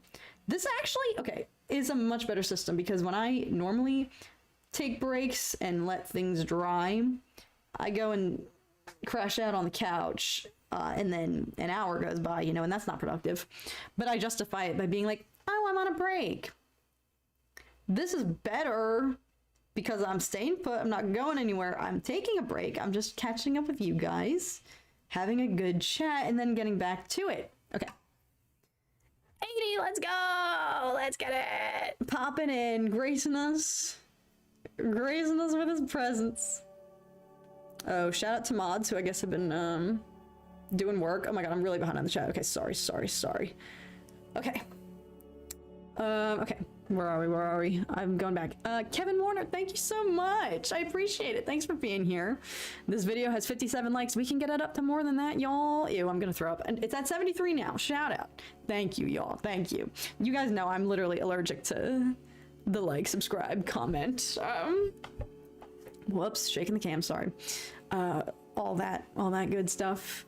I was just giddy to make it to another live stream, rocking the old man memory in a young man's body. Literally insidious. As a non-painter, watching the shading / shadowing appear before my eyes. It's so interesting. Well, I'm glad, Bird Church. I'm glad. I feel like a teen until the body aches kick in. Yup. God forbid I, sleep wrong on my neck. The whole rest of my week is ruined. When my dad was 26, he was in the military. I play with cameras and lights. Okay, Patrick, we're having the same experience, truly. Oh. I mean, when they were our age, they could get a house for $12.49, no tax. Yup, Danny. Amen. Like, times were different back then. You could buy a house with peanut butter sandwich and a handshake. Oh my god, it is crazy. That's true. The world now is a much different place. And so I think that's why it's like, well, okay, my grandparents were working members of society with 5 kids by the time they were my age. What am I contributing to this? But it's like, okay, society is a much different place. And so I have nothing to do but retreat to Andor, retreat to Star Wars, retreat to my shows to feel better about things. So that's why. It's a different time. We might as well, you know, we can't buy a house, might as well watch Star Wars. When I was your age, I worked in an underground coal mine to pay for college. Holy shnikes! Unfortunately, that's the truth. That sounds like my great grandfather. One of my great grandfathers was a coal miner. Represent. Not the Andor mention. We're still milking Andor for all we can. Andor is still very much alive up in here. Isn't this what they fought for, though? A better life for us. This is what it looks like. You know, exactly, Lord Insidious. My grandmother had 5 kids before she was my age, so I could have a YouTube channel. Like, that's what it is. That's what it is. It all adds, it's the circle of life. I've not watched The Substance. I was gonna do that around, sorry, my stomach just really growled. I was gonna do that around the awards season, and then I just didn't because I was really scared. Because my younger brother is a bigger horror fan than I am. And he had to leave the theater when he saw that movie because it freaked him out so much. So I was like, okay, I gotta be careful. But I still do want to watch it.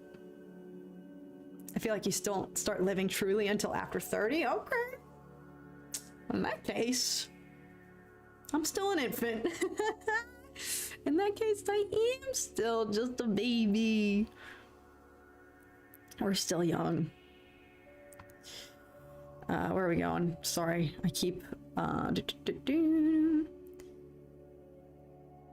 One of my favorite sayings is youth is wasted on the young, and you don't even realize it when you are living in the glory days.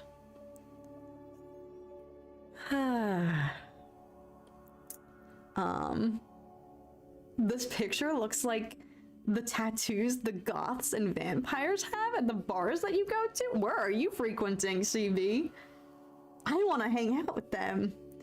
Oh, y'all, goth people are so cool. Here's the thing, that I never see them in the wild. Like, whenever we go to, like, metal concerts or, like, the most recent one being the Sleep Token listening party the other few weeks ago, and there were all these beautiful goth women there. I'm like, where are y'all in the wild? I never see you in real life. Where are you guys? Like, yeah, I just never see goth people out in the wild. But I think they're the coolest. Goth adults are the coolest to me. I draw from my mind, but for some reason I can't copy to save my life. I can't draw from my mind to save my life, Lord Insidious, so I respect that. Oh, stop popping your fingers on your neck and you'll be fine.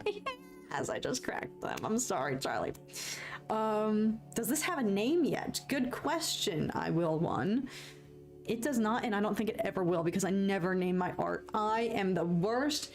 Again, when I was in college and my classmates, we would have critiques and they would be showing their pieces, and then they'd be like, this is titled, you know, XYZ.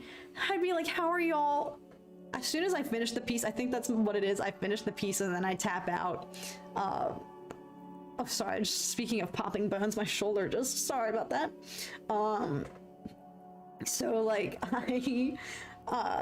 I've always been able, I've never been able, I've always envied, but never been able to name my pieces. And so all of my peers could do it and I just never could. So I don't know. Everything is usually untitled until I have to. The only reason I started naming things was to put them on my website so people could know which prints they wanted to buy or stuff like that. But other than that, I don't know. I'll think about one. I will think about one. I will one. Good call. Thank you. One of the directors I work with is a goth. Represent. Nice. The substance rules, says Chazarez. Yeah, I need to see it. I don't know. Again, my younger brother, I take his opinion very seriously, and he's been watching. He's more in the trenches, y'all. He's been dumb. Like he's been watching horror films since he was like 6 years old. I kid you not. So, when he said that he had to physically get up and leave and walk out from the substance, I was like, well, I wouldn't survive. If he couldn't even handle it, then I'm screwed. So that made me scared, but I know it was obviously getting all of these accolades, and it is incredibly rare for anything in the horror genre to receive that kind of award season recognition. So I was like, all right, it's clearly worth it. I have to lock in and do it. I just missed the window. I was going to try to capitalize on it while it was trending, but obviously, you know, I think it would still be fun to react to. I know it's just a lot of body horror and gore, which was probably, you know, is a very, I don't know how I respond to that really. So I still have to, we've not done too much. I'd say the only body horror one that we've really done is Evil Dead. So, and I almost freaking threw up during that one. So that's why I'm like, we have to see. We gotta find out. I'm not a horror fan, but I was dazzled by the acting, production design, and the cinematography of The Substance. I laughed out loud during a particularly horror part, quote unquote. So, dang, we gotta see. We've gotta see. Did my brother see the new Final Destination? I don't know. I have to ask him. I used to love them when I was younger, but I saw the new one and realized I do not like gory movies. Oh, they're gory. Because I was going to ask y'all. I was like, should we do Final Destination? Because I've never seen those. And it's been a hot minute since we've done Scaredy Cat. So I was like, okay, do I do Final Destination? Do I do Sorry, I'm gonna adjust the chair. There we go. It's still squeaking, y'all, but we're gonna try. I was like, do I do Final Destination? Do I do 28 Years Later? What do I do? But Final Destination, I didn't realize that was as big of a franchise as it is. Okay, I'm getting relocked in here. I still have to do the birds. Okay, let me give myself a rundown of what the frick I still have to do. Oh no, that was too much. Too much. We still got to do the cheaps. Still have to do those. I'm feeling myself still. I'm just gonna freaking do it. I still need to touch it up around here. She still doesn't have eyelashes. I was gonna go in with more colored pencil to tweak the face and do the details, but I think I wanna... Oh, no. My sleeve. That's on me. I think I don't want to rely... I think I want to try to keep it, because I was going to do this, like, full pedal to the metal mixed media, and I still might with some colored pencil accents, but I feel like I like the cohesion it has right now. Not that if I were to turn it into mixed media, that it would be non-cohesive, but I like what's happening now. I didn't think I was going to cook so much with the gouache in the face department. Her face card, that's what I'm trying to say.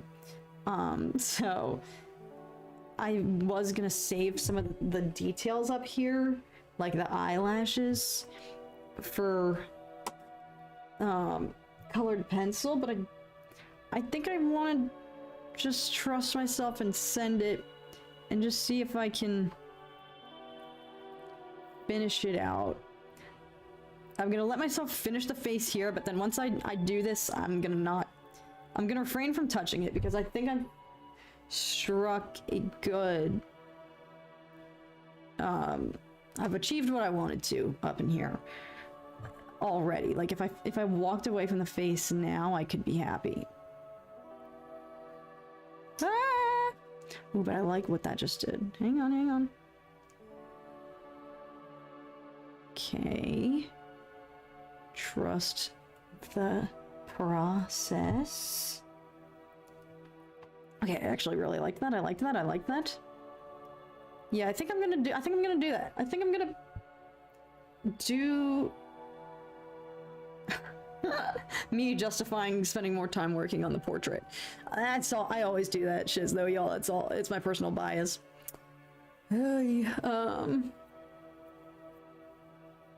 Final Destination is the same in every film. They cheat death and die one by one. But don't they die crazy deaths? What's up, Matthew? Matthew Tarpley, thanks for being here. Alright, let me pull up my face reference photo. Again, where did it go? Where'd she disappear to? I have like too many tabs open on my computer. Where'd she go? Oh! What did I just do? There she is. Just had to shift her around. Scoop back over there. Do this. Oh, frick. Whoops. Well, now you guys saw it. That's the reference photo I've been using. How did I do that? I did not know I could do that. I literally just pulled it from my desktop. And, she appeared. I didn't know I could do that. Look at me learning. That is such a hack. I never knew I could do that. If I was trying to screen share like images with y'all on stream, didn't know that. But there it was. So now you know. But I tried to adjust her features a little bit. So you're probably like, wait, that looks nothing like her. And it's because I tried to adjust her features. And tweaked it, and do like some mesh with like a real face. I'm back and the leaves have veins and there's a bird now. Yeah, I imagine it's interesting for those of y'all who've tuned out. Been tuning out, back out, in and out. to come back. But yes, the leaves, new Drake, exactly, exactly, Jay. The eyeball is sick. Thank you, Lord Insidious. I'm trying not to gravitate towards it, but this always happens to me. I get in a pattern of doing, of just sticking to the same thing over and over, and expending too much energy on those parts, and then not paying any attention to everything else. It looks nothing like her. Okay, good, Jay, because that's what I was going for.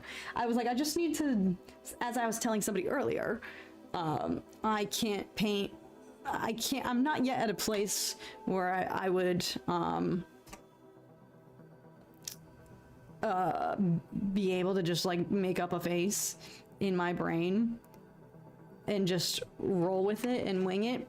So I still prefer to have reference photos, but I usually prefer to use people that I like know. Like that's why there's a lot of recurring pieces of my brother on the pieces on my website, and that's solely low-key just because he was the only one around when I was in undergrad, and he was willing to do it for me.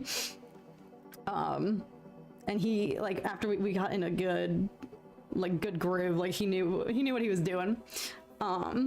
So he would model for me for a lot of my older pieces. So that's why there's a lot of him on my website.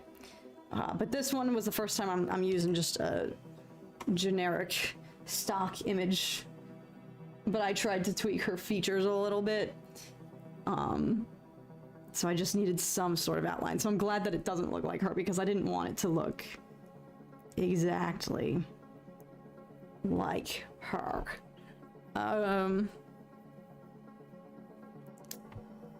Likeness is the word. Exactly, Matthew, exactly. That is the word I'm looking for. Oh, yeah. Okay, so I was in the middle of explaining my game plan, because that's the thing, because it's like, that's why I'm like, how am I gonna know when this is done?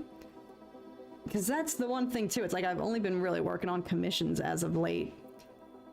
And so if I know, you know, I have a pretty good idea based on what the person asked for. It's like, okay, if a piece is done or still needs, if I haven't achieved the goal, you know, versus I haven't done a piece just for my own personal fun in a really long time. And so I'm like, how am I gonna know? How am I gonna know? And so I feel myself gravitating towards the face, but I don't want to overdo it here. And then, oh frick. Come on, eyebrows, come on. Brows on fleek, as they used to say. I don't want to overdo it elsewhere and neglect, like, yeah, the face, I could walk away right now and I'd be fine with it. I would. I like what's going on. I feel like I accomplished what I needed to, and I'm just lollygagging here, delaying the birds, because I'm more comfortable with human figures than I am with animals, y'all. Even though I had just said I am looking to incorporate, you know, I think a lot of the themes I'm going to go for in these pieces that I want to make for a tentative grad school portfolio are going to be inspired by, like, animal, human, you know, animal symbolism, as I was telling you guys. But I'm not good at animals, so I don't know why I gravitate towards them a lot in my work or in pieces that I'm inspired by. So that's why I'm delaying the birds. That's why I'm delaying the cheats, because... Sorry, my stomach just rumbled again. I don't know what I'm doing so much in that department, but I'm like, okay, I'll cave and I'll finish the face so that I can stop tinkering with her, and then we'll move on to everything else. Oh, break. Didn't even notice this. What happened there? When did that happen? But like, I'm still thinking I might do... Alright, let me try something. Let me try... Oh, frick. It dried up. Let's try... You can see a little bit. I have a little bit of a wash of some lighter colors here across her face. Whoops, it was very red. And I might just do a little bit, I don't know. I was pretty satisfied when I did that yesterday. So I might do a tad bit more, maybe. Daniel Berry Sports, what's up? Happy Wednesday! Remember, cat, less is more. That's true. That's a good point. Thank you so much for being here, Back Fandango X. I'm glad that you like it. Okay. Here's what I'm saying. Like, okay, so like up here.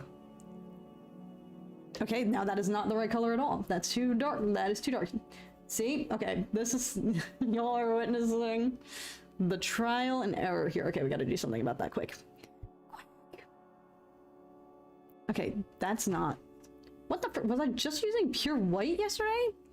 I thought I had other color mixed in there. Okay, thank God. Phew, we saved it. That got out of hand real quick. That escalated quickly. Okay. All right. Did a little damage control. Like just doing a wash of some other color on her face, mainly where there's obviously where the light is hitting it. Okay, too much. Just add a little bit of depth. A little something. See, what did I just do there? No, okay.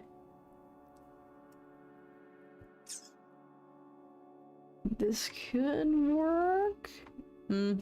Nope. It's okay, y'all. I'm pretending I know what I'm doing. But like I've said in a past video, in my past and again in one of my jacket painting videos, I was like, sometimes you gotta self-sabotage to force yourself to create a remedy for it and then fix your own problems. Give yourself something to do.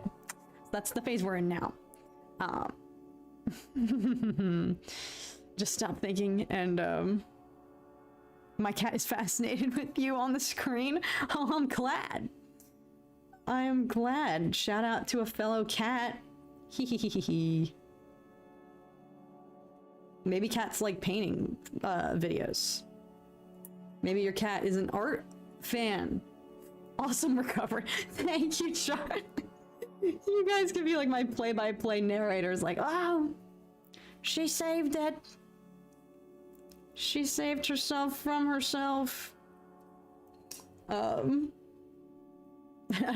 added benefit of these videos that I didn't think about. Now that's too light. What the frick am I doing?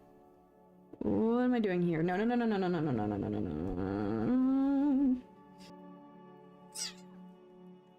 This is fun though, y'all, because this is how it would be in college. That's why I'm like, I don't know why I was so afraid to stream in front of you guys and create this added element for myself of a live audience, because when I was in college, we were all in the studios together. We were in the trenches.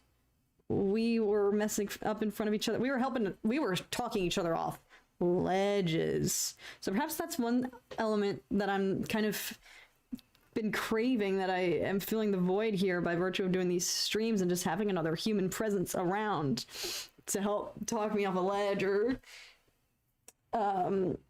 just keep me grounded in what I'm doing, because that's what we would do for each other in school all the time. We would take a breather and go look at each other's stuff, or if we needed help, or if we were stuck, like we would work through things together.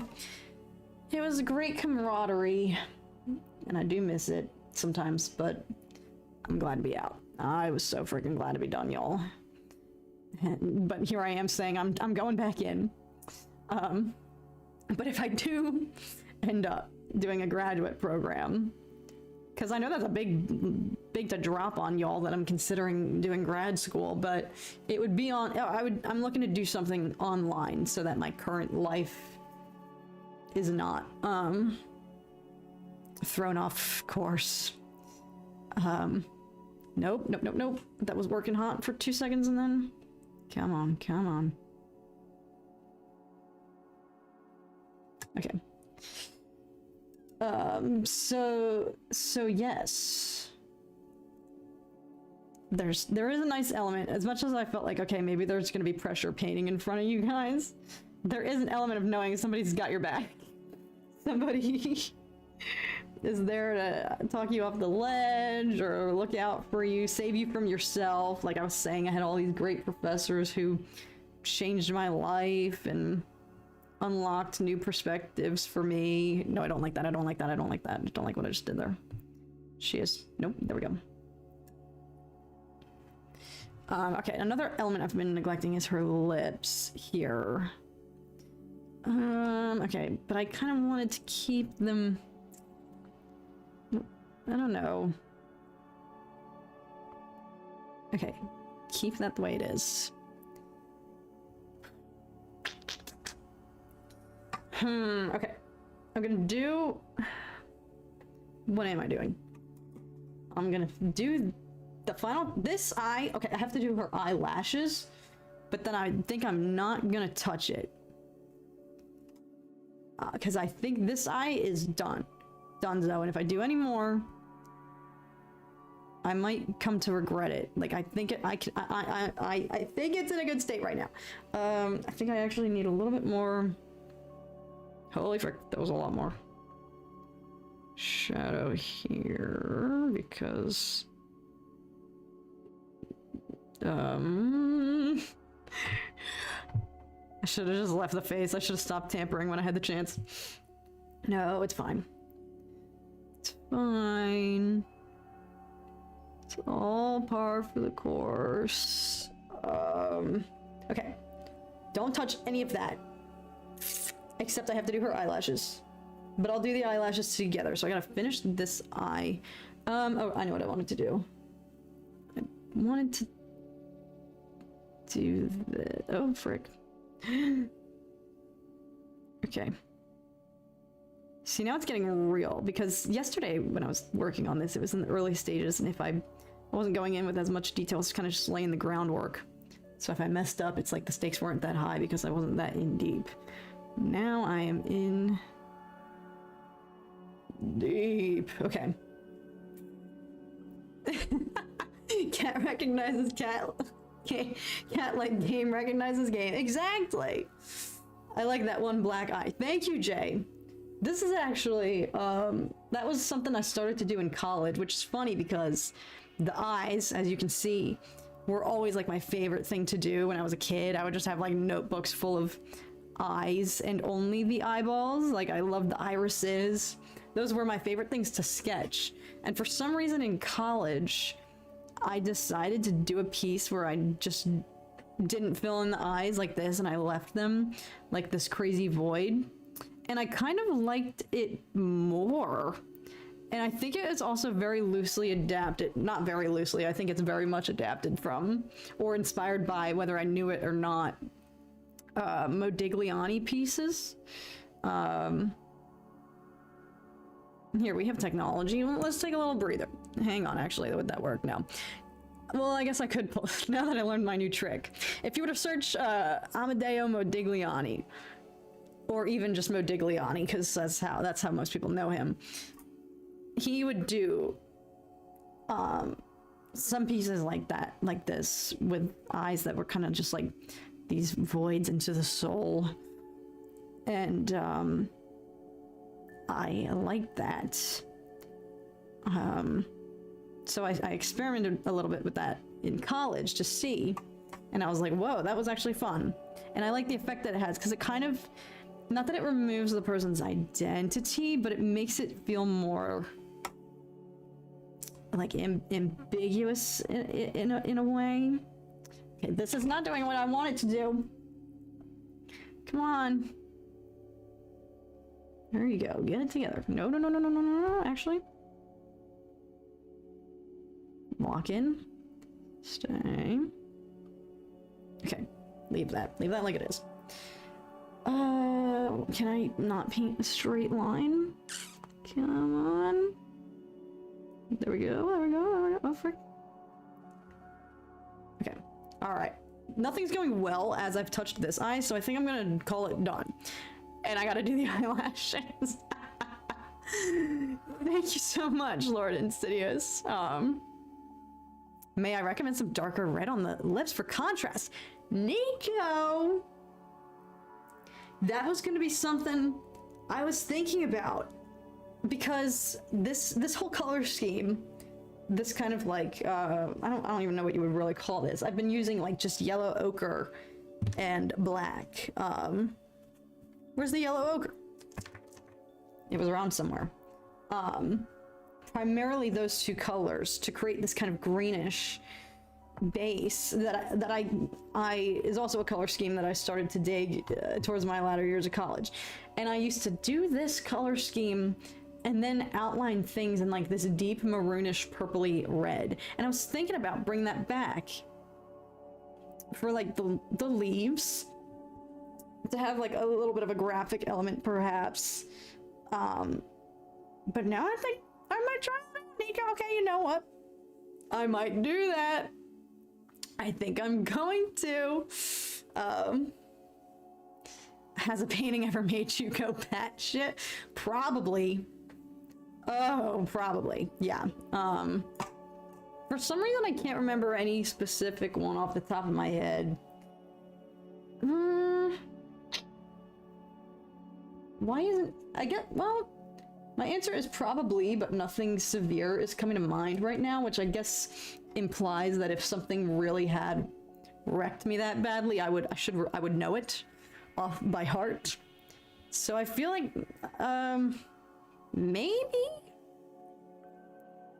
maybe, but nothing's coming to mind. But I've definitely been freaking frustrated before many times.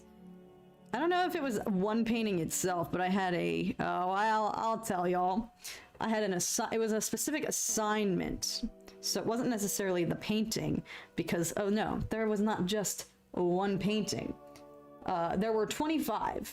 Y'all, this was my sophomore year. I was still young. I was still fresh off the press.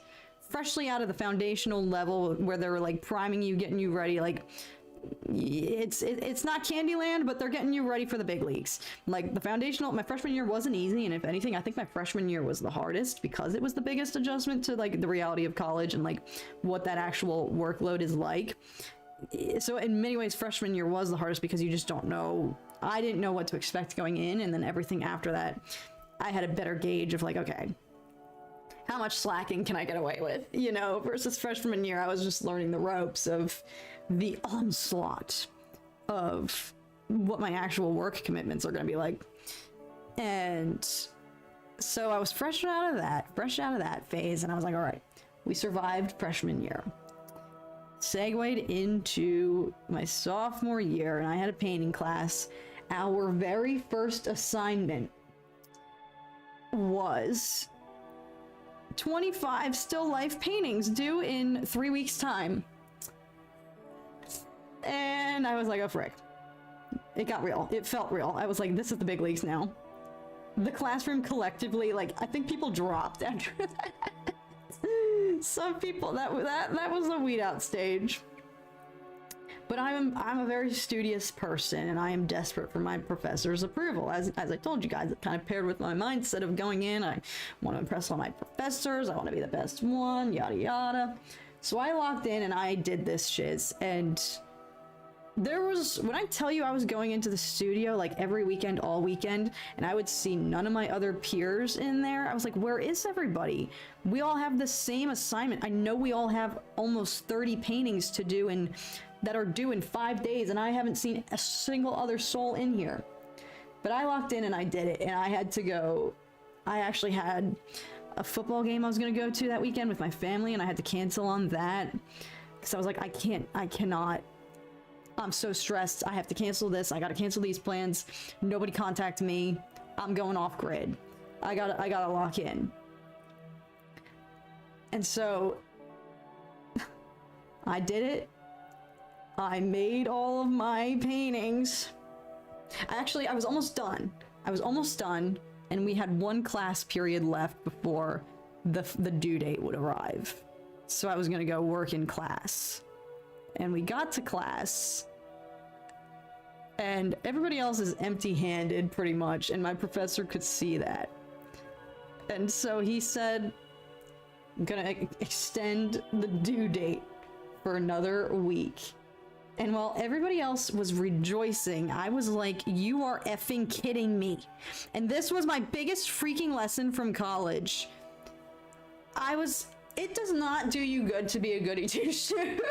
Like, that was a huge freaking learning moment for me, because I was like, this world favors the slackers. This world is catered to the slackers, because everybody else who did nothing, they got rewarded with more time. Meanwhile, there I was, I sacrificed quality time. I'll never get that opportunity back that I could have been with my family, that I missed out on that football game. It was going to be Temple versus Army, I think, and I was going to go to West Point. It was going to be so much fun. I'll never get that experience back. And I'll never get the sanity back that I lost from that revelation when he was like, it's extended, and I was like, you're effing kidding me. So that was another big freaking lesson I got in college of like, don't work too hard, because this world favors the slackers, y'all. So that it was not just a single painting. The whole purpose of the story was not just a single painting that drove me to the brink. It was 25 paintings that drove me. Yeah, 25 paintings in 3 weeks. Jeez, Lord Insidious. You and me both. You and me both. And everybody that I told this to was like, you're kidding, right? And I was like, no, this is the big leagues now. We're big. We're big kids now. We're out of our freshman year. We're locked in now. I got anxiety just hearing that. 25 paintings in 3 weeks, I'd shut down. Now, luckily, I did shut down afterwards, catching these. They were all about this big, which was doable, but they had to be still lifes from life. So I was going into the studio and setting up all these still lives, you know, painting from life. And in hindsight, was it a good exercise? Yeah, because it really trained my eye, but it also drove me insane. And all my hard work, all my freaking kiss up, goody two shoes, teacher's pet behavior got me the frick nowhere. And that was a huge lesson. That is my biggest actual regret. If you're in college now, or if you're about to start coming up in the fall, if you just graduated high school, if you're in college now, whatever your situation may be, this might sound like the most counterintuitive messaging, but I mean this from my soul. Genuinely, go to college. It was the best time of my life, best time ever, but it's also not worth the stress that you're gonna, like, it's not worth it. Go have fun, go to that party, go to that football game with your family for homecoming weekend, skip class. Literally, stay with me, y'all. Skip class, go to that party, go to that football game, go be with your family for a weekend. Because when you graduate college, it's not gonna freaking matter. And that was the hardest lesson for me, because I thought, well, college isn't like high school. College is your life. College sets you up for the next forever, you know? Your GPA is gonna go with you everywhere, yes, depending on your field. Now, granted, take all this with a fat grain of salt, because I went for a freaking like liberal arts degree, and now I'm out here, you know, basically a functional illiterate. But so like, this is all different if you're like going to be a doctor or a lawyer. Yeah, you have bigger things. You're doing bigger, smarter things than I was ever gonna be doing. So maybe don't listen to me, and actually lock in, because you are serving the future. I'm clearly not. I'm out here making YouTube. So like, this is all very different advice depending on what you're studying. But if you have some, like, even if you just have that mindset of frick, I'm messing this the frick up. Even if you're locked in a mindset, or you're stressed about school and college and the workload, for me, I can safely say I operated under this fear that it was going to follow me, that I had to do my best in college, because that carries into the real world. And in my experience, it has not. And I look back with resentment at times, because I sacrificed fun. I sacrificed trips or visits with my family, or y'all know, Tom and I have been together for frickin' since we were 17 years old. So we were doing long distance in college. I sacrificed months at a time that I could go visit him because I was locked in. Granted, here we are, we're fine and married now, but so that didn't necessarily make too big of an impact, but in hindsight still, I missed out on so many things to be this goody two-shoes, all because I was like, well, it'll be worth it. Get that 4.0 GPA, and on your graduation day, Catherine, you're gonna go and you're gonna accept your diploma, and you're gonna feel so proud that you worked for this. This is all your work. Like, just think about that. Think about the pride that your parents will feel, that you'll feel in yourself. Like, that's all that I was working towards. By that point, I was so fueled off of just my own self-fulfillment my last semester of college. Just wait for that. Wait for your graduation day, and it's all gonna pay off. Well, guess who never freaking graduated? Me, because of COVID. Guess who never graduated? I graduated. I graduated. I got my diploma, but I never had a graduation. I never had my graduation ceremony. I never got to walk in my cap and gown, or shake the hand of the dean of my school, or have a graduation ceremony, because it was COVID. So all this is to say, if you're going to college, if you're getting locked in, if you're about to get ready, sometimes it's just not worth it. Do not let college sabotage, do not sabotage your real life memories and opportunities and things that you could enjoy for the sake of school. Sorry, y'all. I'm still so salty. Darn you, COVID. Exactly. Well, Daddy Josh, based on what I know about you, I'm sure your timeline was aligned. Probably some big formative years lost to COVID as well. Sorry, everybody. That will never not piss me off. Sorry. But it was the biggest learning lesson for me. It was like, okay, all this self-imposed, self-induced stress and angst and turmoil is gonna have a payoff. It's gonna be okay in the end. Because I'm gonna feel that fulfillment when I graduate, and my life is gonna be freaking amazing. And then I never graduated, so it's like, what do you do? I keep saying it that way. I graduated. I never had a graduation. So it's like, where do you go from there? You know, what do you take from that other than regret of everything that I missed out on? All the times I could have been doing things with my friends and I just didn't because I locked myself in my room to study or go to the studio and just lock in and work. I genuinely have a lot of regret. I try not to live in regret. I'm trying, because at the time it was the right decision for me. I was being studious. I was being good, because how was I supposed to know that the world was going to shut down and go to shiz? You know, I didn't know. Poor little old me. So yeah, at the time, was it the right call to work towards that goal and set those standards for myself? Sure. In hindsight, obviously, different story. So yeah, not sure how many almost college age folk are here right now. The way you yelled that shit, it's because I'll never get over it. So Nick Coney says, wait, you didn't have a commencement weekend? No, I didn't. I was going to graduate. So what happened was I graduated early.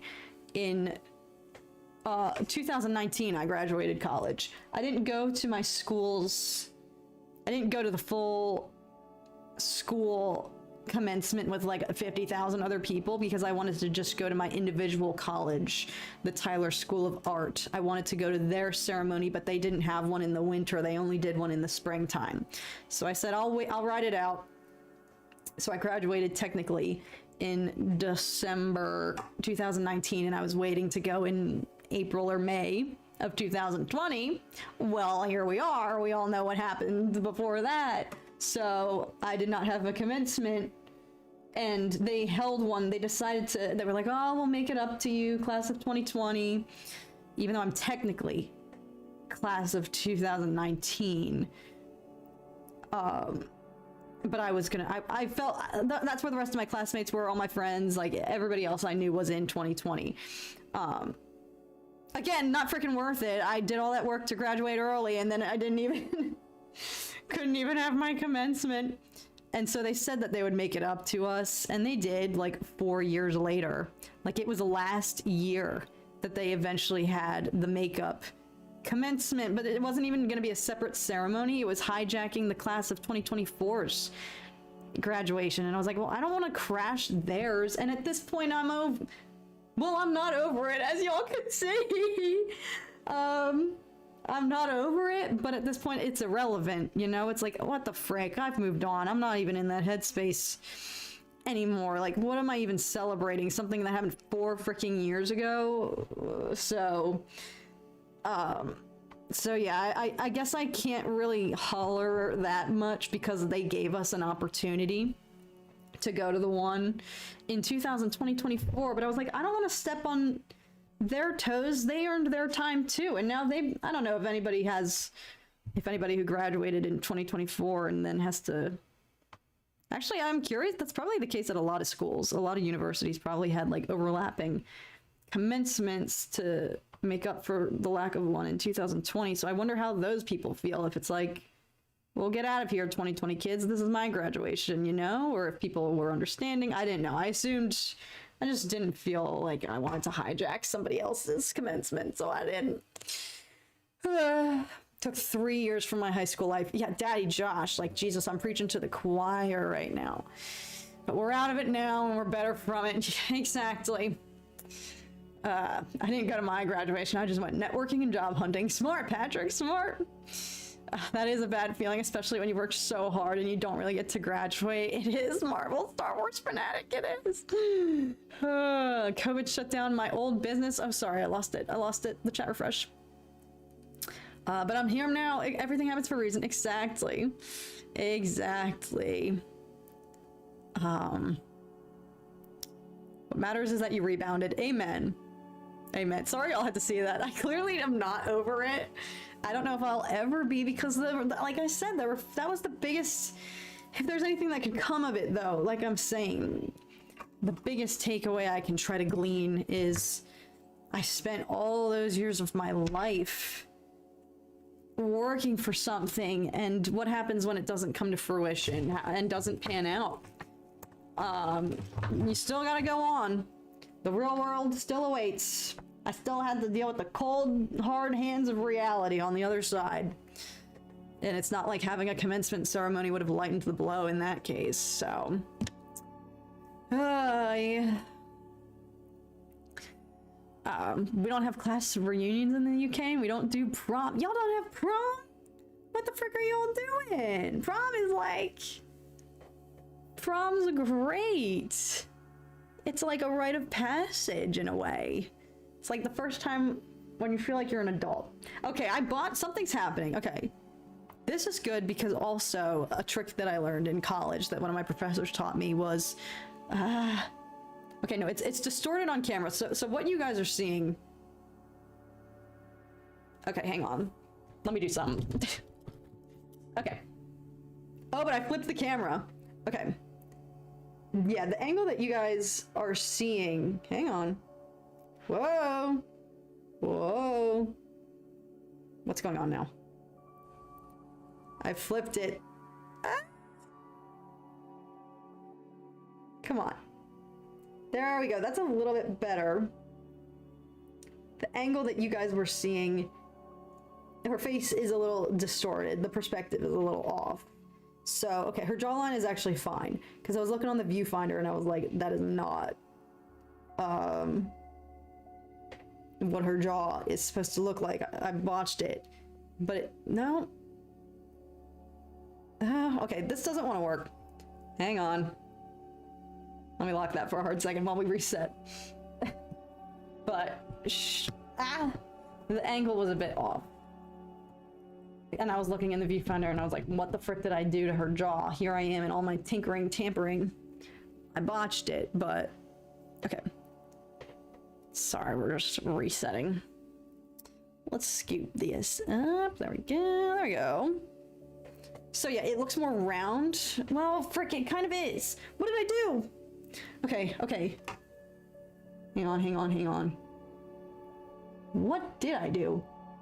I think I rounded out her... She doesn't even have a jaw. I kind of just... Hang on.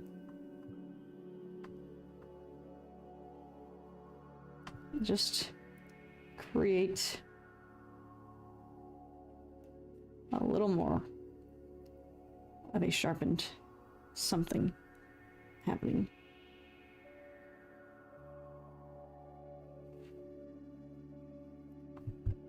All right, don't touch it. Don't touch it, don't touch it, don't touch it. Okay, I have to do her eyelashes, her lips. I already just kind of did. I might do, what Nico was saying, and add some, what the frick am I trying to say?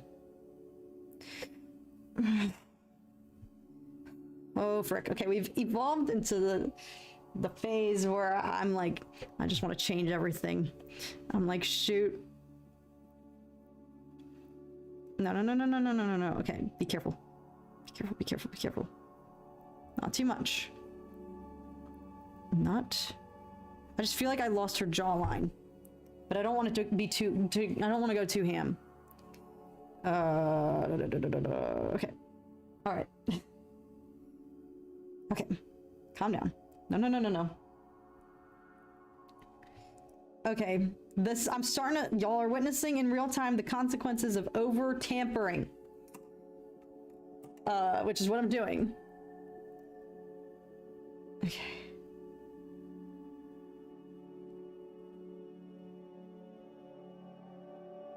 Take this. There we go. Phew. Shout out to this brush. It's doing some magic for me. It's saving me from myself. Okay, what was I saying I'm gonna do? Okay, I gotta do the lashes. Lashes. Eyelashes. Let's start there. Catchy looks fine. This is also why I need you guys here, because it's good to have another eye on it. Because you see, I'm looking at it and then I'm like, oh god, I see 50,000 things I want to change. I need another person to talk me, save me from myself. I'm debating whether I want to brighten some of the highlights along her. All right, let's just try it. Lashes first. Jesus. Okay, I'm scared. I'm delaying the lashes because this is where I gotta invoke some precision here. And be very delicate. Okay. Let's see what happens. Jesus, take the wheel. Okay, no, I don't like that angle. Okay, I'm actually going to move this a little bit. Okay.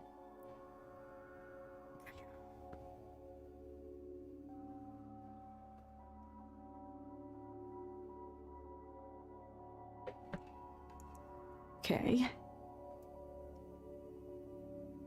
Frick.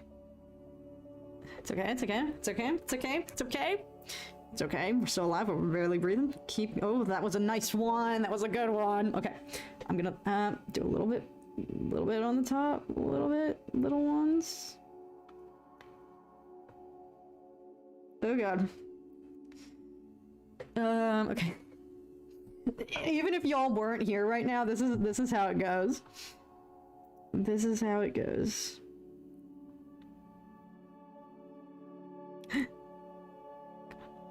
Frick.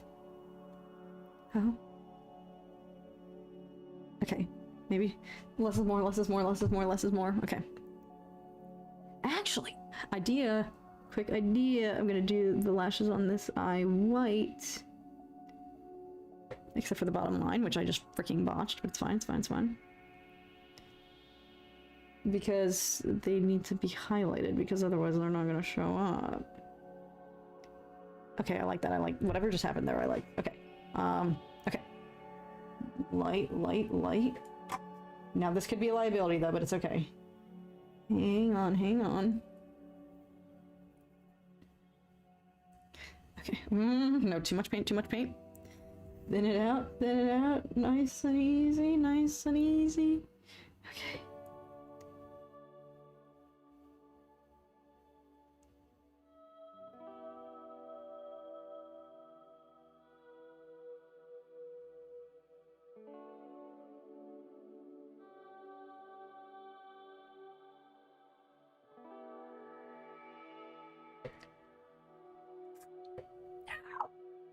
Oh!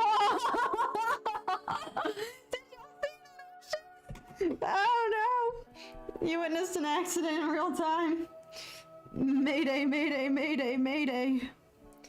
Save me from myself. Did you guys see that? My sketchbook was balancing on one of these stupid freaking pens, and I didn't realize it.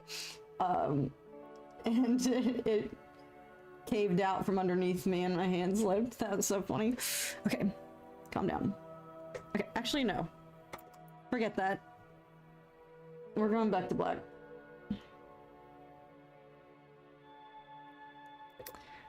Let the force guide you, cat. I'm trying.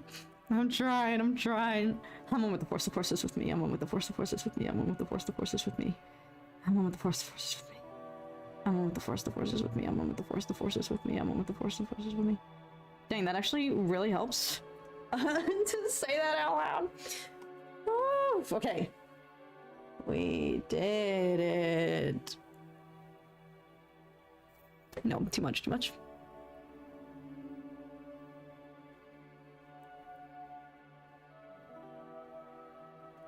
What time is it about? It's already almost 2 p.m. here. Holy frick.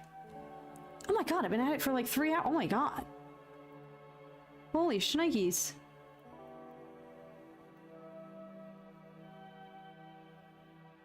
Alright, okay. Okay, okay, okay. Alright, don't touch it, don't touch it, don't touch it, don't touch it, don't touch it, don't touch it. Okay. Alright, alright, alright, alright, alright. Yeah, okay. This, I still fricked up. Something's going on here. Something's happening. Something's happening. I'm not the artist I should be. I want more. Okay, that's what we gotta do. We gotta just, I think it was just getting too watery and I kept going over that area too. Frick, I just did it again. I kept going over that area too many times. And it's getting diluted and becoming this weird watery mess. It's not supposed to look like that. So we just have to go in and send it.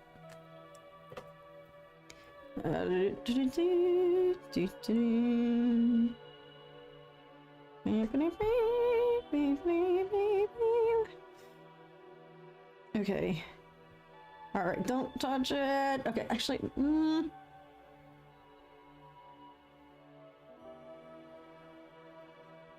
okay, I don't hate this. I don't hate what just happened. Now, if it stays like that, if it dries like that weird watery patch again, I'm gonna have a problem.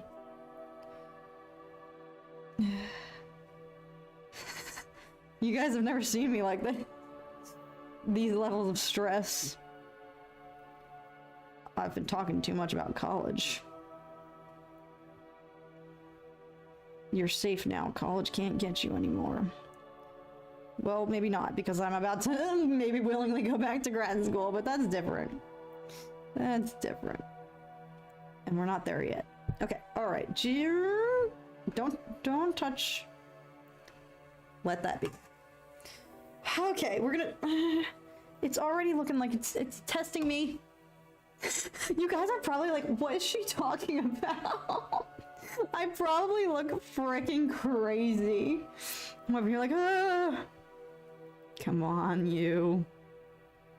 We've entered the new phase of the timeline, the lifespan of the piece, in which it develops a mind of its own and starts to taunt you. The art, the medium starts to develop a mind of its own. The piece, it kind of just starts to take on this life, and it gains autonomy and starts to disobey. as many times as you start to paint over one area, like I've been freaking doing right here, you paint over the same area 5,000 freaking times, and then it keeps drying weird, and then you go, we're gonna try to stay strong. Okay, alright, okay. Okay. Okay, alright, sorry y'all, I just had to lock in. Okay. We're gonna let that sit for a second. I'm laughing so hard right now. I'm glad. Hopefully that was like slightly entertaining. Walk away. Relax. Trust the process. Let the paint flow through you. Oh, please stop and walk away. Oh god. Yeah, y'all just witnessed. Y'all just witnessed. I keep saying blend it gradually and let it dry. Yeah, I need to listen to you, Nico. I need to step away first. I need to save me from myself. Whew, it's all fixable. Don't worry, don't worry. Yeah, right now. Oh, Sal, if you're still here, sorry, you probably sent that chat forever ago while I was in the thick of it. I also just saw myself on the viewfinder and just realized y'all were looking at like the crown of my head. Sorry. Okay, that. I'm gonna let that sit. I realized, fam, that it's been 3 hours. I don't want to stop though, and we're not gonna stop. As I pick up the brush again, shh. Quiet, quiet. Don't say anything, y'all. Don't say anything. I just noticed something I wanted to fix. We're not done, and I'm so in the zone. Holy frick, the time just passed like crazy. So we're not gonna stop. We're not gonna stop, but. My stomach's been growling. I'm thirsty and I should probably go to the bathroom. So we may take a quick little breather. Oh no, it's starting to lag. Maybe that's for the best. Maybe it's because it knows that I need to take a break from myself. Yeah, holy shnikes, it just lagged really hard there. Sorry about that. So. No. Don't touch me, don't touch me. Hang on, let it dry, and then I'm gonna come back in with the colored pencil. I think only the colored pencil right now. Whatever I'm doing with the brush is not working over here.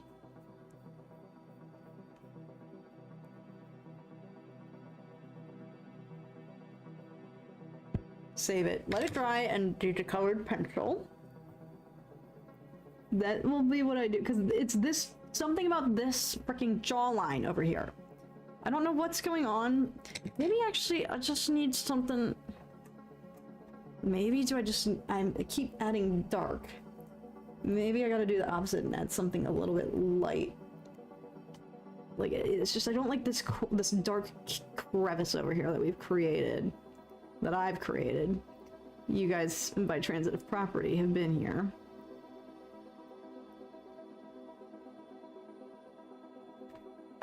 Okay, that might have solved half of my freaking problems. Hold the phone. Maybe I'm just craving some highlight over here. See, don't touch it, don't touch it. All right, as I was saying, I'm gonna maybe go have a break, make a peanut butter and jelly, calm myself down, and drink some water. The only reason I haven't been hydrating this whole time, y'all, is because I'm scared to because I have my water cup here. And speaking of college, I had a friend who accidentally mixed up her real drink with her paint water, and she consumed her paint water, and that's like my worst nightmare. So I don't want to do that. So we're gonna go. I'm going to be back. We might just take a little. I'll try to make it as quick as I possibly can. We might expedite it. Sorry, I'm looking at it on the viewfinder. No, don't, the angle is warping it, and the angle's a little bit distorted. And we're gonna get to the birds. But right now I've reached a state where I need to fuel for a second, or else everything from here on out is gonna be self-sabotage. And I don't want y'all to witness that, so. And she says she'll leave it alone and goes right back to tweaking it. You need to take a break because the picture is annoying you. You're right, y'all. You guys know me so well. You know me so well. Yeah, I've been looking at it too long. It's been looking at me. It's been taunting me. I need to let it dry. And then I will return. So stick around. We're gonna go to our break screen. And because I wasn't prepared the last time. If y'all were here for that like 5-hour stream we did that day before the Andor finale, and my doorbell was ringing, I had to go take a bathroom break, like all these different breaks. We actually have a break screen this time. Chat will stage an intervention if you don't take a break. Yeah, I'm gonna, y'all, don't worry. Save me from myself. So that's what we're gonna go do. Stick around. Let me aim to be back by 2:15. I think I can do that. So stay tuned. I need to walk away from it. I gotta walk away. And if any good artist would tell you to do that, if you've been staring at it for too long, it starts to taunt you. So we're gonna take a quick break, and I'm gonna be back. Stick around, y'all. Don't go anywhere. We're still here. We're camped out for the day. So yes, BRB. Gonna go save myself from myself.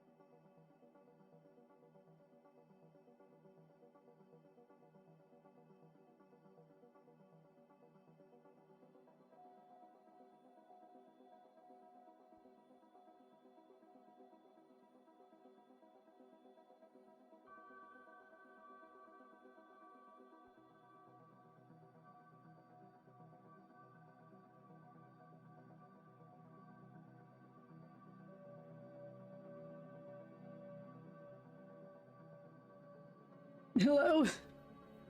Houston? This is Cat to Houston. Cat to Houston, are y'all still there? Sorry y'all, I promised 2:15, it's 2:19, I'm sorry.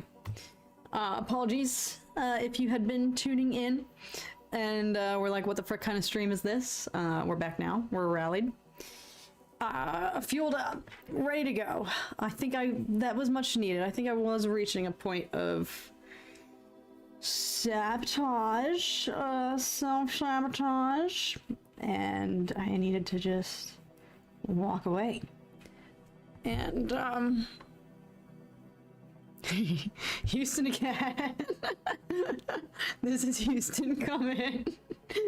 Perfect, came back just in time. Let's go, y'all, let's go. We're all on the same page. But yes, that was much needed. I was going back looking at the chat. I was like, dang, I really was in the throes of self-sabotage there. But y'all saved me from myself, so thank you. Shout out. Y'all are real ones looking out for me. Okay, I've just decided I'm not gonna do... I'm testing out now, because my next phase was like, alright, I'm not happy with whatever's going on this jawline, but I think I've already done too much to the face. I have crossed point of no return. Y'all want some pencil sharpening ASMR?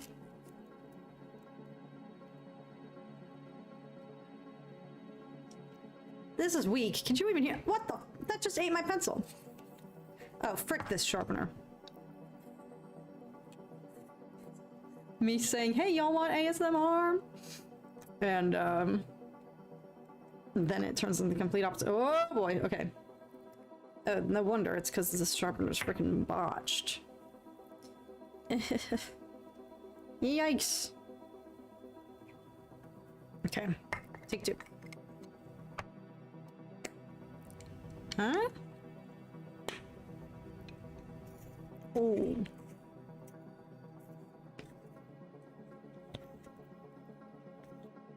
What the frick? Frick this sharpener, y'all. Come on. Yep.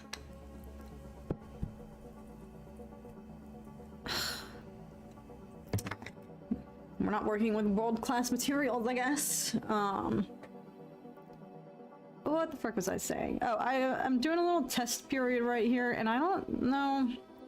I don't think I want to do that. I was gonna go in and do... maybe if I can get my freaking sharpener to work. This is so typical of me to just crash out and quit. I'm like, oh, my pencil sharpener's broken. Guess I'm not using colored pencils. It's like, no, just freaking be patient. Maybe try to actually problem solve for once in your life, Catherine. Don't just immediately think because it's broken, it's beyond the point of salvation, but it's deciding to be actually very broken today. Hang on. I guess I realistically should have done this before we... Come on. Please. Oh! Sweet, sweet, sweet victory. Oh. That's what it's supposed to sound like, y'all. Right, now, you want to work for the white one?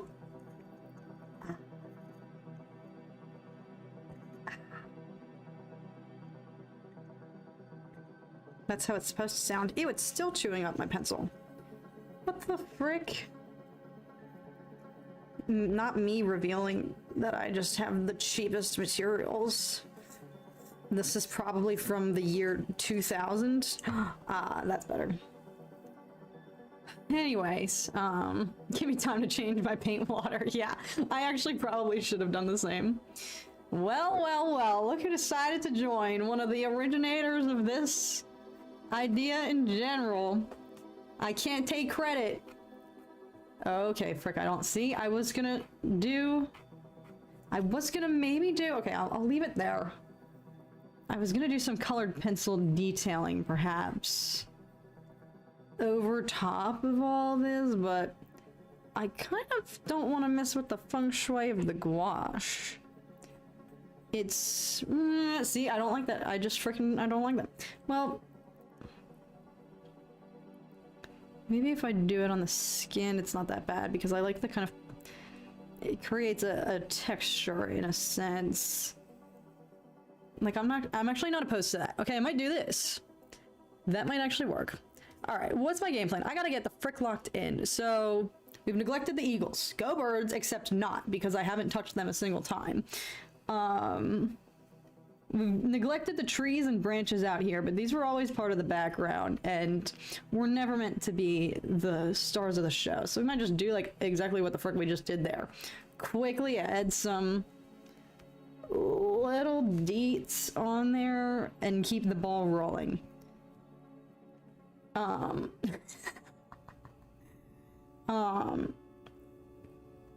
And I gotta do the birdies. I gotta do the birds. And I feel like then it's gonna all come together. I've just been neglecting them. I don't know why. I think I do know why. In the meantime, though, before I went on my break, I took an assessment of my colors that are about to dry out.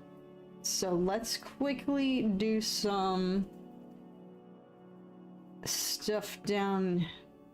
What am I doing? Before these dry out. Let's touch up this leaf in the corner here, because I keep forgetting about it. And then realizing that it kind of looks not good.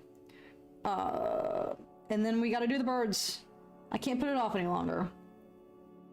Maybe I've been resisting because it makes me sad. If you were here for the backstory of what the birdies represent. If not, quick rundown. This piece is heavily inspired by personal life events that all kind of were happening simultaneously with this tragedy that happened at Big Bear Mountain, which is right near... It's not right near, excuse me, what am I saying? It's like 2 hours outside of Los Angeles, where I should have... Maybe I'll pull up the stream.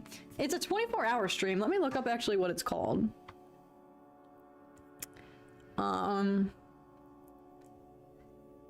Big Bear Eagles.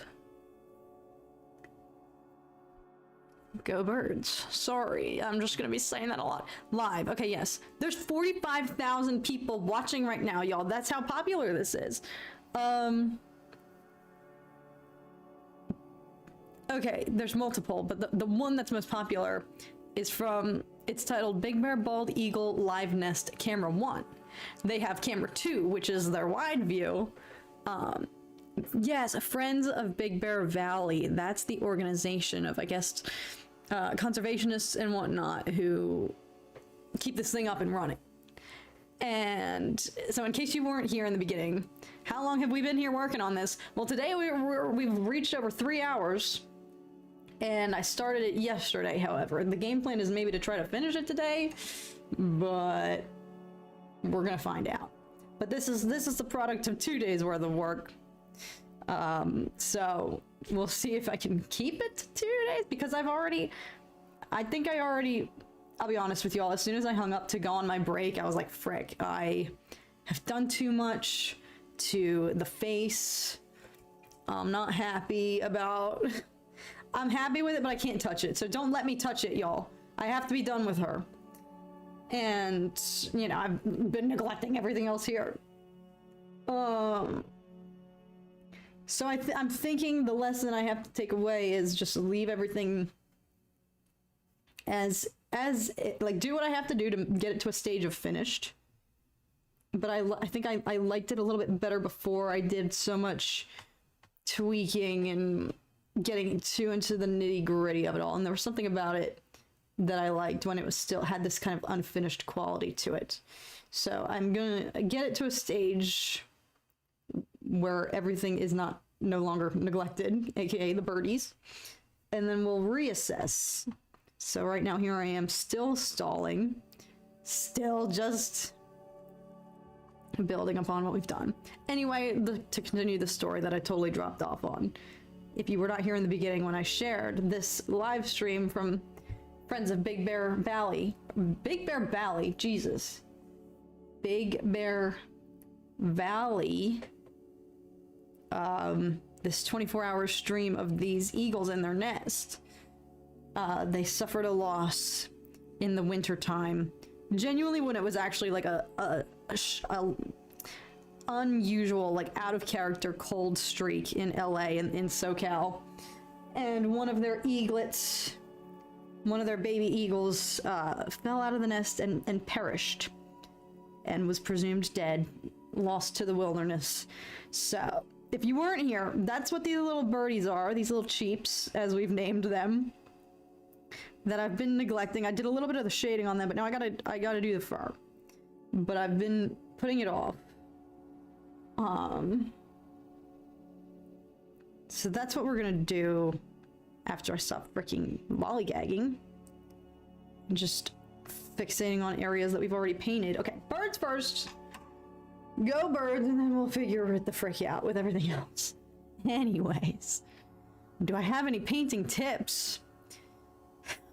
Not what I've been doing today. Y'all have been seeing the good, the bad, and the ugly from my process. Only tip I can give is to paint. You get better with it. And I've been out of the game for a hot minute, so that's what today this mission is. This mission has been. Okay, let's pull up our little birdies. I should probably do the sleeping one first, going from left to right so that it can dry. Okie dokie. See, I'm just nervous. I'm scared. Ain't heard lollygagging in forever.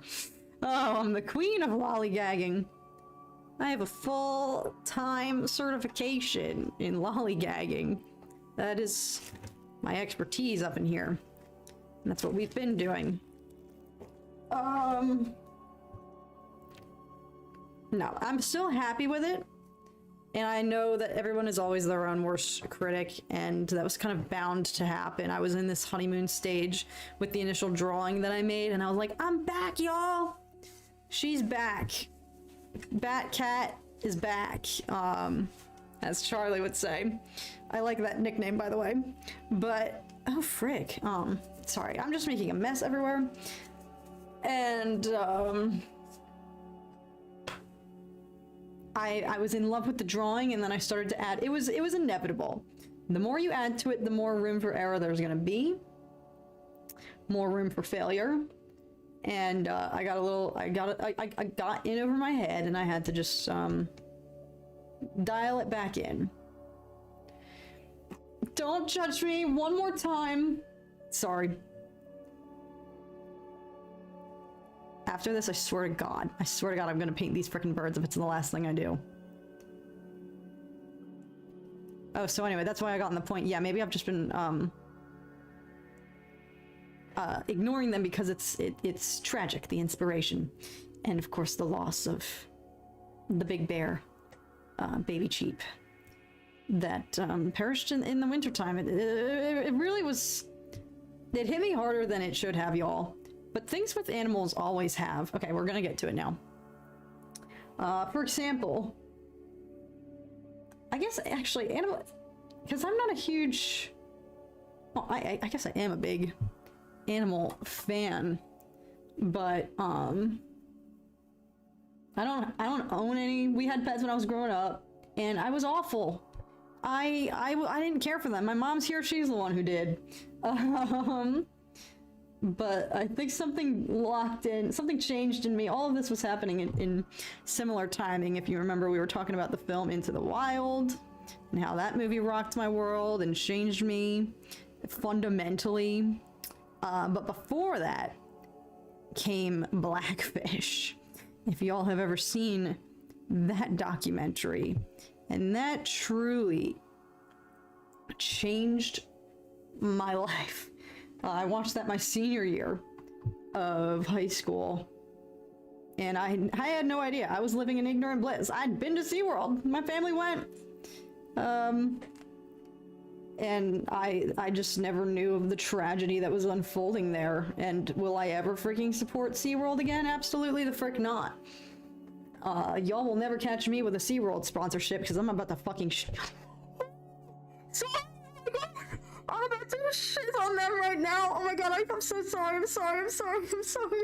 I'm sorry. I'm sorry. I'm sorry. I'm sorry. I'm sorry. I'm sorry. I'm sorry. I'm so sorry. Oh my god, I'm so sorry, y'all. I'm so sorry. That's how you know I really don't like them. I just dropped the F-bomb accidentally. I'm so sorry. I'm so sorry.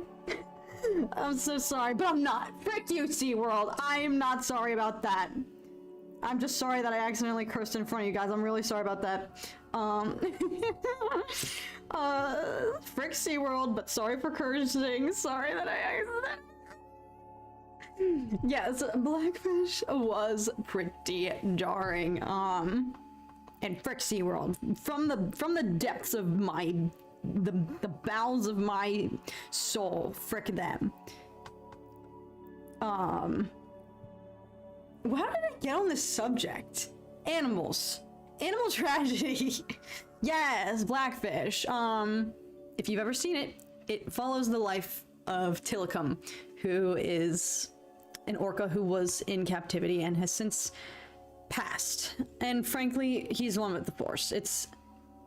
I was brokenhearted when I learned that he passed away, but it almost was like he's free. Like, it couldn't have come sooner, you know, like, it freed him from the shackles of this cruel world and what just the awful living circumstances. Now, I'm gonna say all this, but I'm going to disclaim, I am not anti-zoo.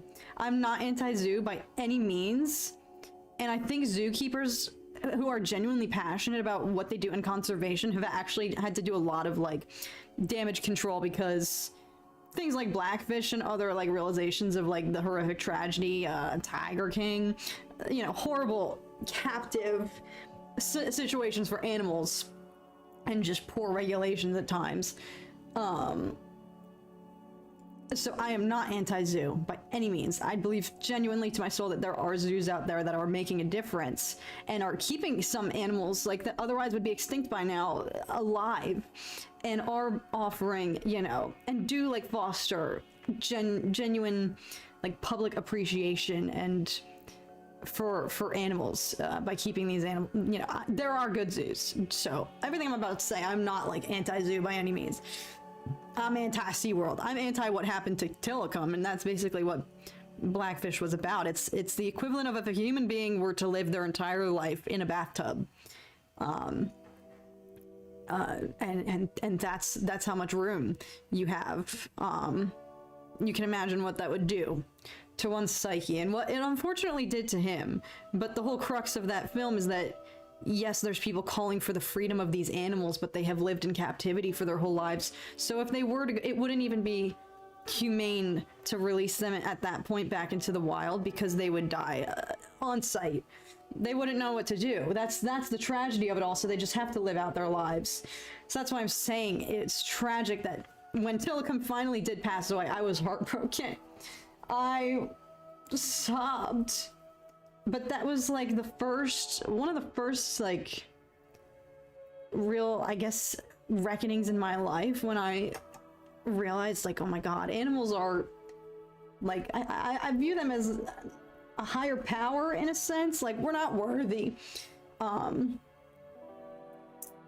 you know what we inflict upon, like, how could this creature that is so majestic be subjected to this turmoil?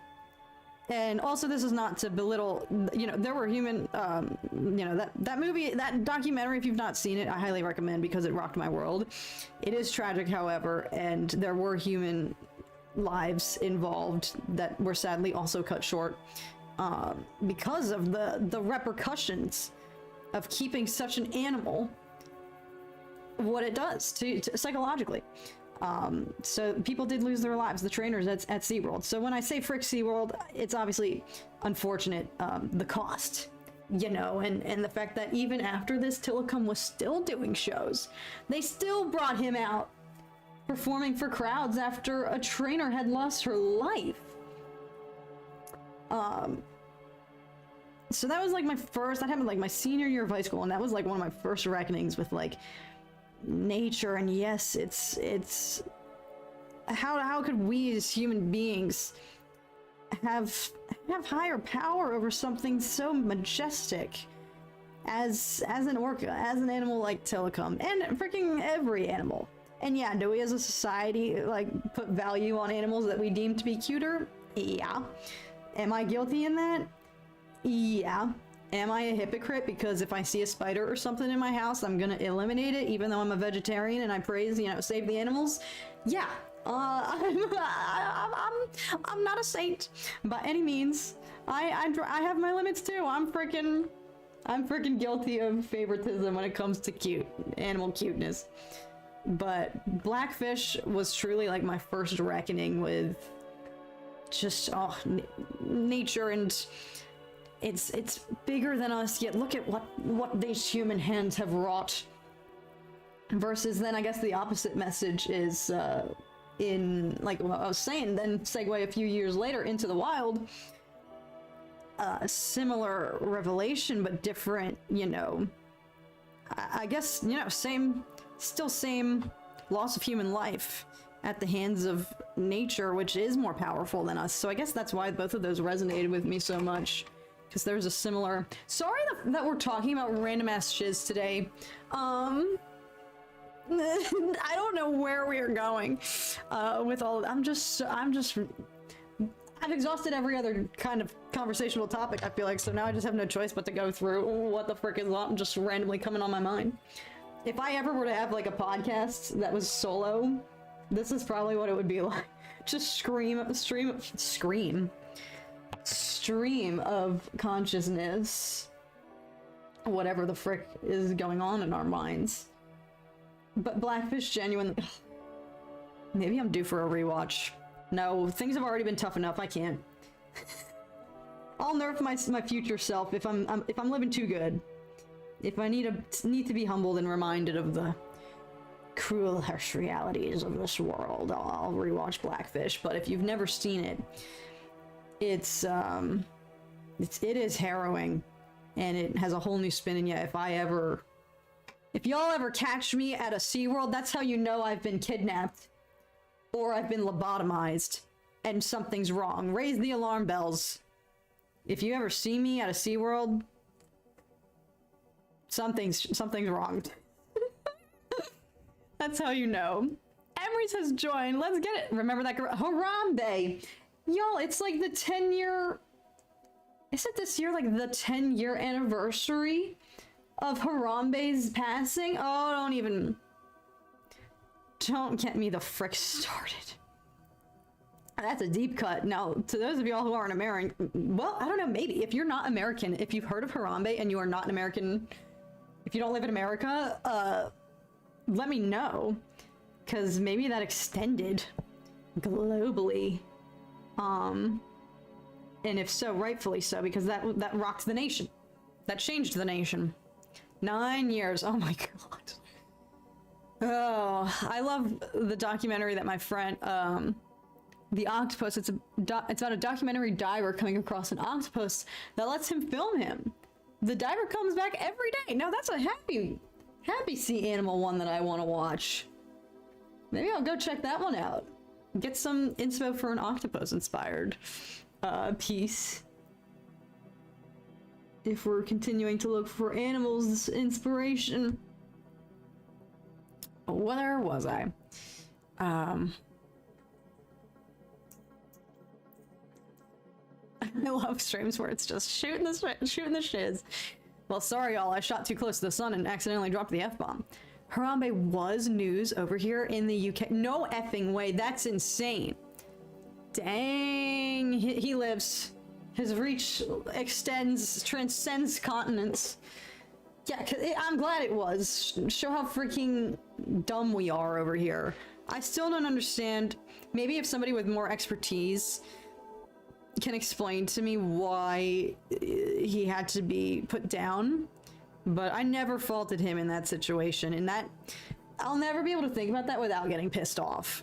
Genuinely. Because that was not his fault. Free Harambe.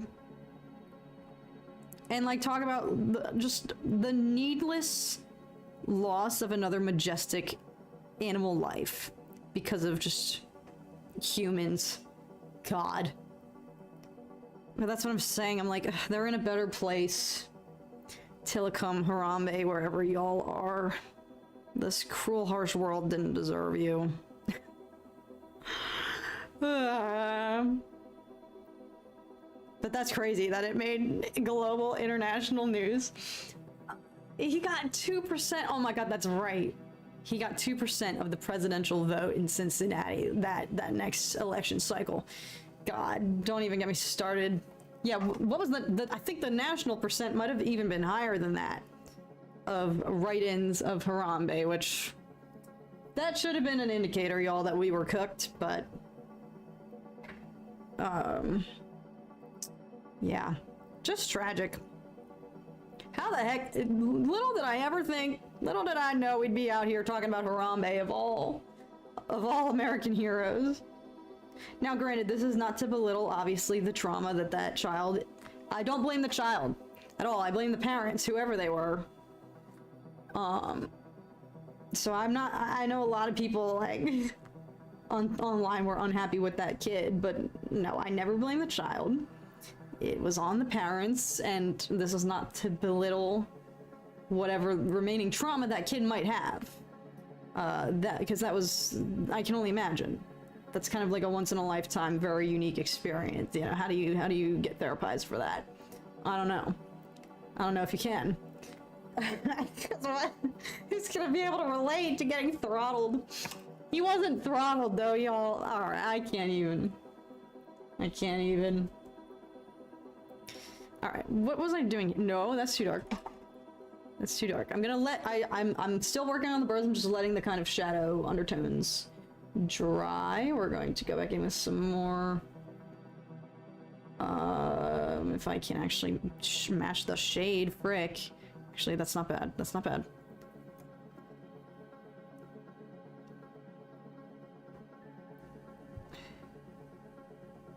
Yeah, I forgot how big of a story that was. I guess that puts it in hindsight if it was getting televised in the United Kingdom.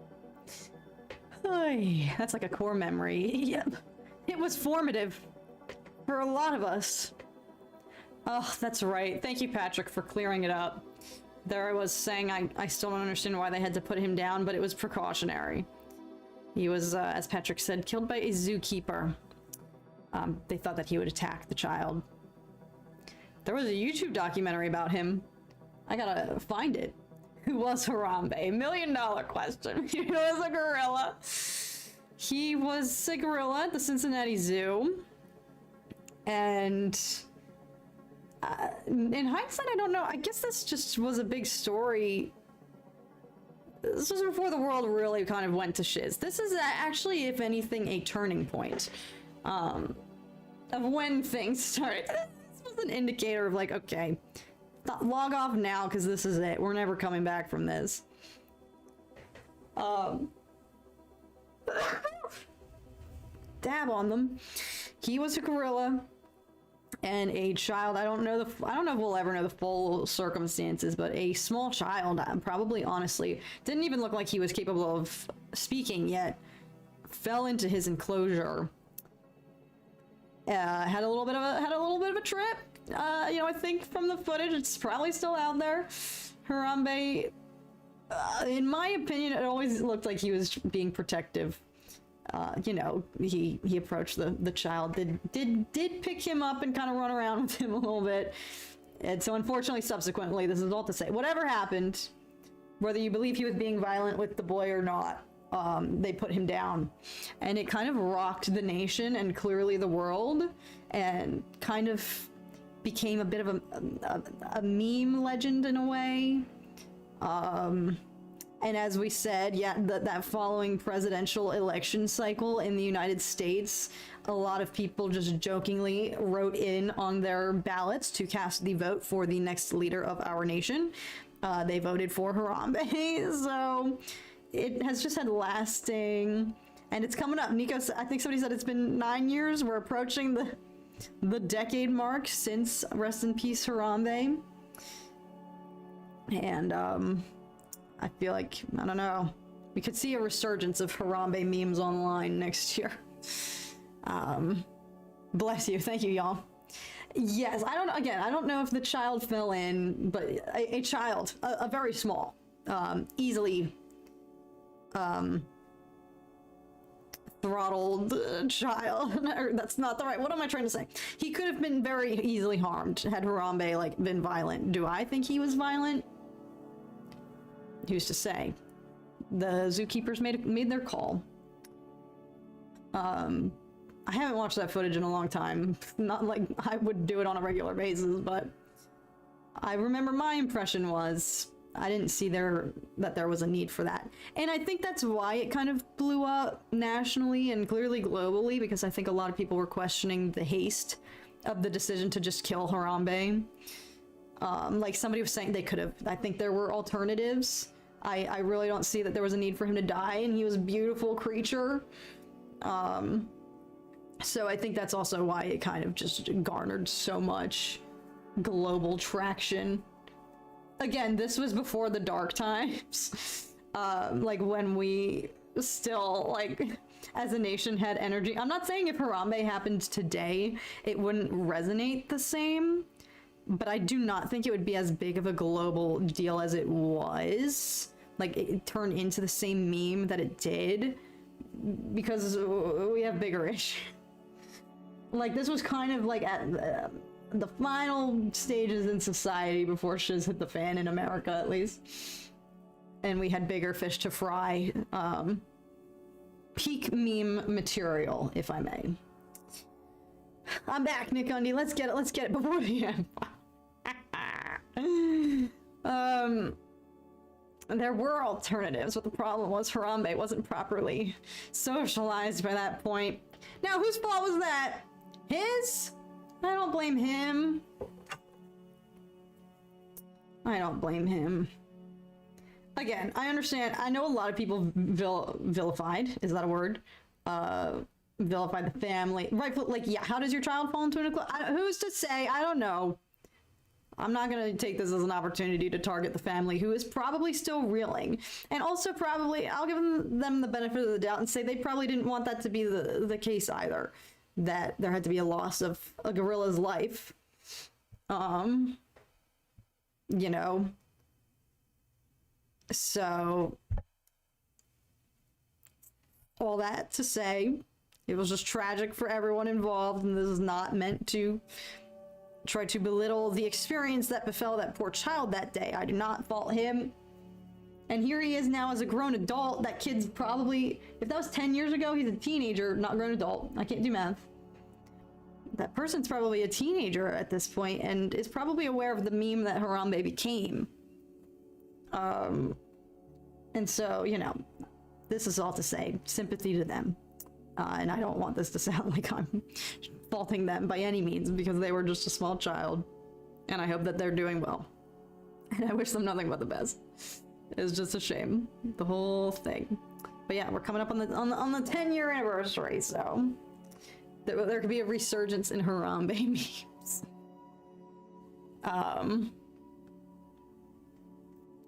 I can't believe that I instantly recognized that this is about Harambe. Yup. Somehow, how the frick did we get?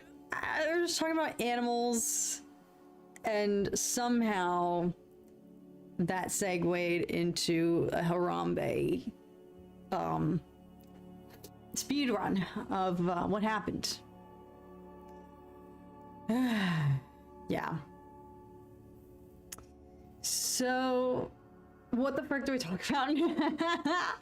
I really don't know how. Animals, y'all. Famous animals in history that didn't have to die. That's how we got on the topic of Harambe, sweet Harambe. But yeah, all of this is to say, I'm not anti-zoo. I know that that's where a lot of this must sound like. I'm genuinely not. Down the rabbit hole we go. Literally, this is this is the conversation that we have on like Night Owl streams, y'all. When I'm like, what the heck are we even talking about anymore? We've segued into that stage. Birds. Okay, I'm not gonna do anything else until I finish these dang birds. Bambi's mom, another famous. It was me. It was me. Emery's, it was you who mentioned Harambe. Because I was like, wait, how did I bring that up? Apparently the family had to go into hiding. Yeah, like this is all... It was crazy unfortunate for them as well. And that's why I'm like, you know, that kid, you know, that's gonna follow him forever. And so I hope wherever they are safe and okay. And yes, here I am joking that there's gonna be a resurgence of Harambe pride next year to commemorate the 10-year anniversary of his slaying. But of course, obviously, I would hope it goes without saying, I hope the family is okay, and that I don't want there to be any sort of resurgence of hatred towards them, because yeah, they probably got put through the freaking ringer. And like I said, if that were to happen today, I think people would be like, might as well add it to the list. Can't do anything online today or go look at any news without seeing something crazy. Like, nothing phases me. If you were to tell me that they found aliens, I'd be like, might as well. Why did it take this long? You know, like, that's the kind of state we're in. It's just like, add it to the list. Add it. These little cheeps are very fuzzy. I don't know if I'm capturing. Actually, ooh. Nope, too much.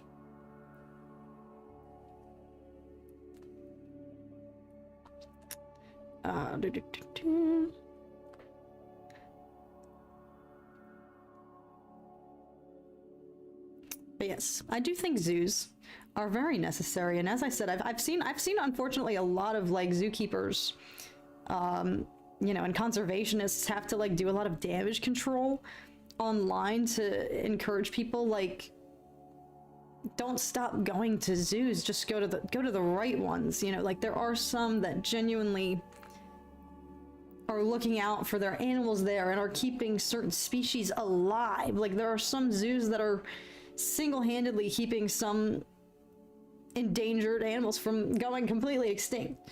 So all this is to say, you just gotta go to the right zoos, the right ones. There's actually, there's like a world famous zoo in San Diego. I think it's like one of the biggest zoos, and I've never gone, but I would like to. What's happening here? I'm actually not hating this. I think I'm gonna keep this, like these strokes very simple here for the bird's fuzz.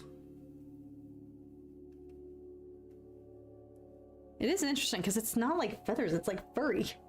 I'm like, why does he look like a poodle in my reference image? I'm running out of white though. This is the state of our white paint, y'all. It's like the end of the rope with the toothpaste bottle.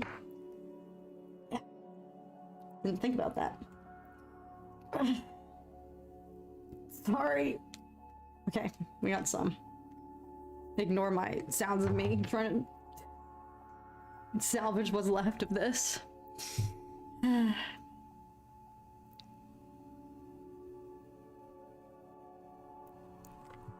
Oh, I'm liking this.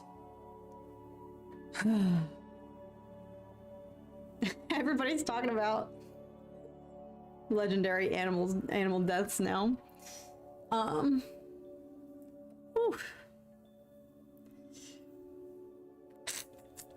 The San Diego Zoo, I've only been there once. Oh, okay.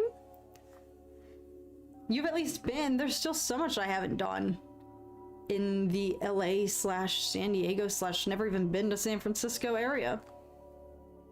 I was telling y'all that we really want to go to Alcatraz.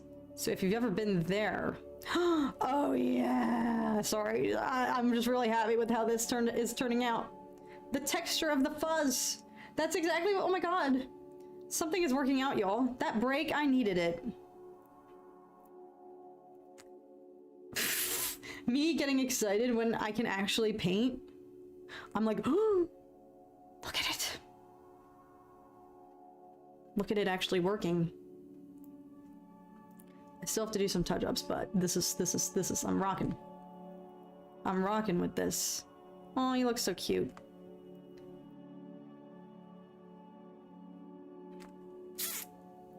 Now, don't go crazy. Don't get too excited. Keep it together. Keep it together. But I'm achieving the fuzz effect that I was going for better than I thought I would.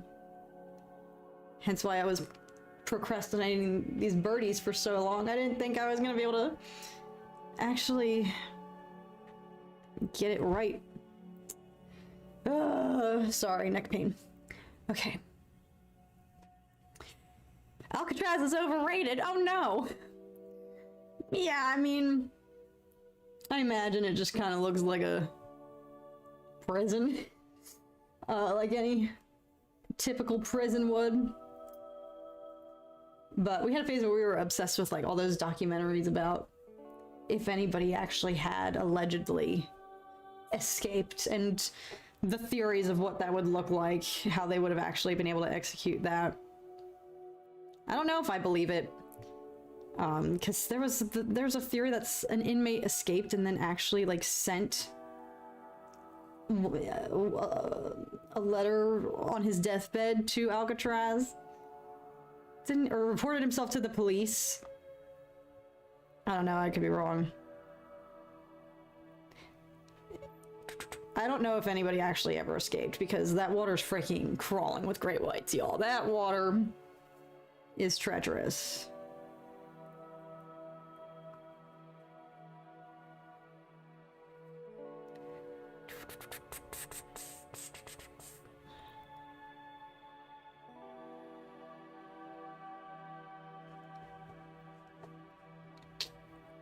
I'm gonna take a break on this one and go do the other little guy, the sleepy one.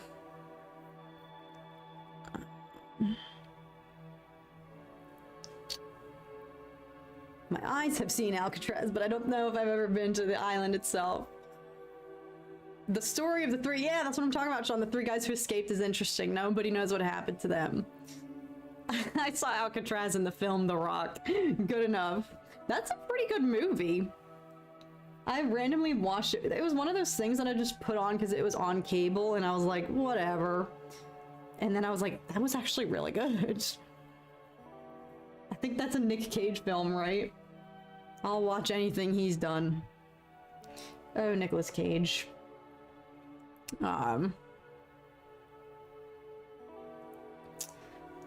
Where's the best place to visit in America? I haven't even been to that much of it. What would I say? I would honestly say, like, I mean, I'm biased, like Philadelphia. It depends on what you're looking for. If you want to get like American history, Philadelphia, that's the birthplace of this country, baby, represent. And I'm biased because I freaking grew up there, but it's true. So if you wanted to see like American, you know, if you wanted to get a flavor of that aspect of America, the historical aspects of it, I think Philly, I think Boston, obviously Washington, D.C. That's one of my favorite cities ever. But if you want, obviously, like, I guess the typical global perception of America is like New York or LA. Speaking as somebody who lives in LA though, I'm gonna urge you to go anywhere else before visiting here, because LA is not an accurate picture of what this country is. Like at all. Genuinely, it's so removed from the rest of reality. When it comes to just the exorbitant, crazy levels of, you know, wealth and Rodeo Drive and, you know, yeah, all that stuff. It's iconic, and I think it's cool to see, but to me, like, if you were to come to, if I didn't live in America and if I was doing segmented trips, and if I visited LA first, and I was like, I'd walk away and be like, America's great. And then if I ever came back and went to a different city, I'd be like, what the heck? This isn't like LA. Like, what's going on? Because LA is just straight up not, it's not an accurate picture of the real world out here, y'all. And there's also just, I don't know, I hope LA can get its act together, because we're freaking hosting major World Cup games and the Olympics within the next, and Star Wars Celebration, within the next few years of time. And yeah, if you go online, and all you have to do is go on Twitter and see people be like, LA's gone to shiz. No, it has not. I freaking love living here. It's an amazing place to live. But I say this to my core, it is not indicative of what the rest of this country is like. And it's crazy sometimes to see the unfortunate, disparities in wealth here, that you will see some of the biggest houses you've ever seen in your life. And then 2 streets over, not even, you'll see people living in homeless conditions. And I genuinely believe it is not good. One, it's obviously not great to be homeless, so I'm not trying to say pity me and not them. No, it's awful, and the city does not really do much, if anything at all. I don't really think, not that I've seen. Like the homeless efforts are still very much, suffering here, but it's not great for, the way people here are desensitized to it. It is not normal to see this much human suffering on a daily basis every time you leave your house. But that's frankly anywhere. Any of us can experience that, because all you have to do is go online and look at the world news and what's going on just in general. I don't want to say, because I don't want to turn this into a political stream, but I'm sure we're all thinking potentially the same thing. Similar events as to what was depicted in Andor. That's literally happening on our planet today. So yeah, I'm not saying, oh, LA sucks to live here because you're subjected to human suffering every day. No, that's the case for all of us. We are all injecting unhealthy amounts of suffering and then just going on our daily life. We're not meant to live like this. So yeah, this kind of like brings it back to the argument we were having earlier of like our elders all telling us like, when I was your age, I had 3 kids in a house. It's like, but when you were our age, you weren't exposed to all this horror in the world. And genuinely, like, social media is fabulous, y'all, but it exposes us to things that we should not. It's become normalized, but the human brain should not be subjected to the things that we see on a daily basis online and then just keep scrolling. Like, even I have to catch myself and I'll scroll past some of the most horrific, terrifying shiz I've ever seen. And then I'll be like, all right, next. And I have to stop myself and be like, did I even just take that in?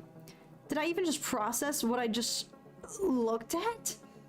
I have to catch myself and then force myself to backpedal and be like, no, go actually deeper and look at this. Force yourself to look at that and consider what this is doing to your psyche.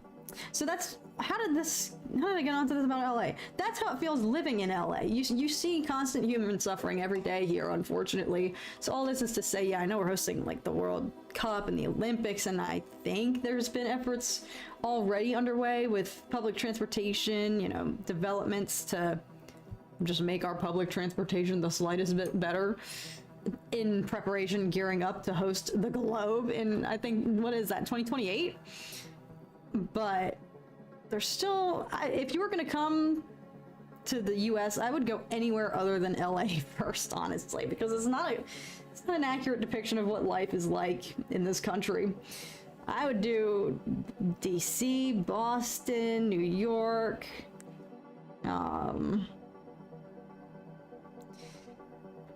where else? I've not even been that many places. Where the frick have I been?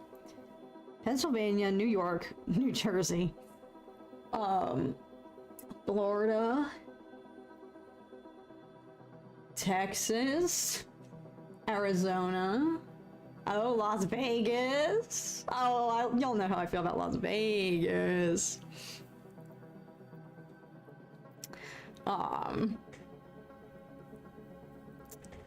Chops here. Oh my gosh. Shout out friends who have joined. Welcome, welcome. Sorry that you joined while I was in the middle of this crazy tangent. We're kind of in night owl territory when it comes to the topics at hand here. We started this stream like 4 hours ago at this point, so now I don't even know what the frick I'm talking about anymore. But thank you, friends who have joined. Welcome, welcome. New York, Chicago. Good call, Lord Insidious. Well, interesting subject matter. both in our conversation and on the page too. We're talking about so much today, y'all. You can go visit Lucasfilm if you were to go to San Francisco. Pew Gaming's here as well. Let's go. I've had to stop going on social media and read books. Amen, Pew Gaming. Books, y'all. Holy frick. I cannot believe I strayed so far from reading as I did, but I've reconnected with it, and it's been the...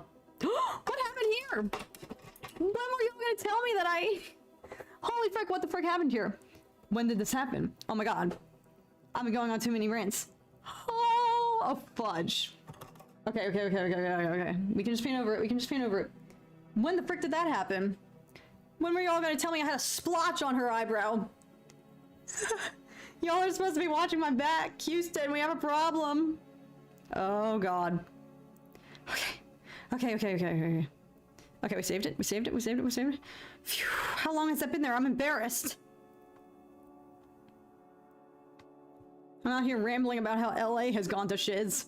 Meanwhile, my painting looks like shiz. Oh, pretend y'all didn't see that. Sorry. I had a quick little detour. Welcome, friends. If you're joining, it's pretty much just been a lot of this chaos today. We've ranted about everything today. Oh, yes, Nick Gundy. We are not meant to know anything and everything. Exactly. Daddy Josh, you're a Texan? Holy frick. Oh my gosh. I didn't know that. I feel like we're still on the same theme as Harambe. In some ways we are, Floggy. In some ways we are. Thank you so much, Daniel, for the kind words. Didn't notice it until you pointed it out. Neither did I, y'all. San Francisco and Florida. Thanks. Exciting. I need to go to a film premiere. You don't know how lucky you are to get to see famous actors constantly. Well, guess what? In the 5 years that I've been living here, I thought I was gonna see more. Y'all, they're not out. I have not seen that many famous folk since living here. They don't come out that much. But yeah, I've seen a few, and it is actually kind of wild just when you see them out and about in the wild. But I haven't seen nearly as many as I thought I was going to when we first moved here. I was keeping my head on a swivel, and then I just realized very quickly that they're not just like walking around.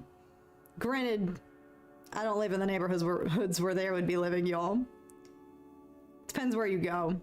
I've seen a few. The most important one, the most important, coolest person I saw out in the wild was Miranda Otto, who plays Éowyn in the Lord of the Rings franchise, and so beautiful and lovely in person.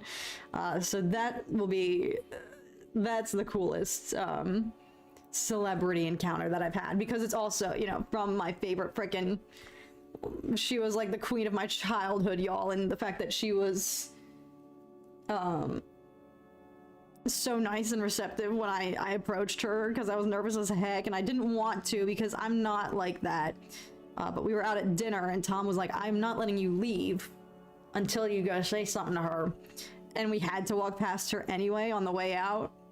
And so I was like so nervous and shaking, because I wouldn't, if Tom hadn't forced me, I would not have, because I believe in letting them live their lives. Respecting their privacy as just a human being who wants to go out in public and not always be. recognized or followed around, but she was so receptive and so nice. Like, she was talking to me. I kept being like, oh my God, thank you. I'll let you go. Like, blah, blah, blah. And then she kept asking me, she was like, oh no, what's your name? Blah, blah, blah. Like, do you come here a lot? And I was like, oh my God, she was so nice. So that was an instance of meet your heroes, if they're as nice as Miranda Otto. But I know that's not the case, unfortunately. That's the other thing too. I'm like, I'd rather live in ignorant bliss and not learn whether this person is mean or not. Not that they're mean. And granted, like I just said, I fully believe in respecting and validating the privacy of celebrities who just want to be able to live like a normal person, because I think that's something that we take for granted, us normal people, and you don't realize what you have until if you were to lose it, and then realize, oh, I can't do anything anymore. But she is by far the coolest person I've seen out in the wild. Not even just in the wild, at one of our favorite restaurants in our neighborhood.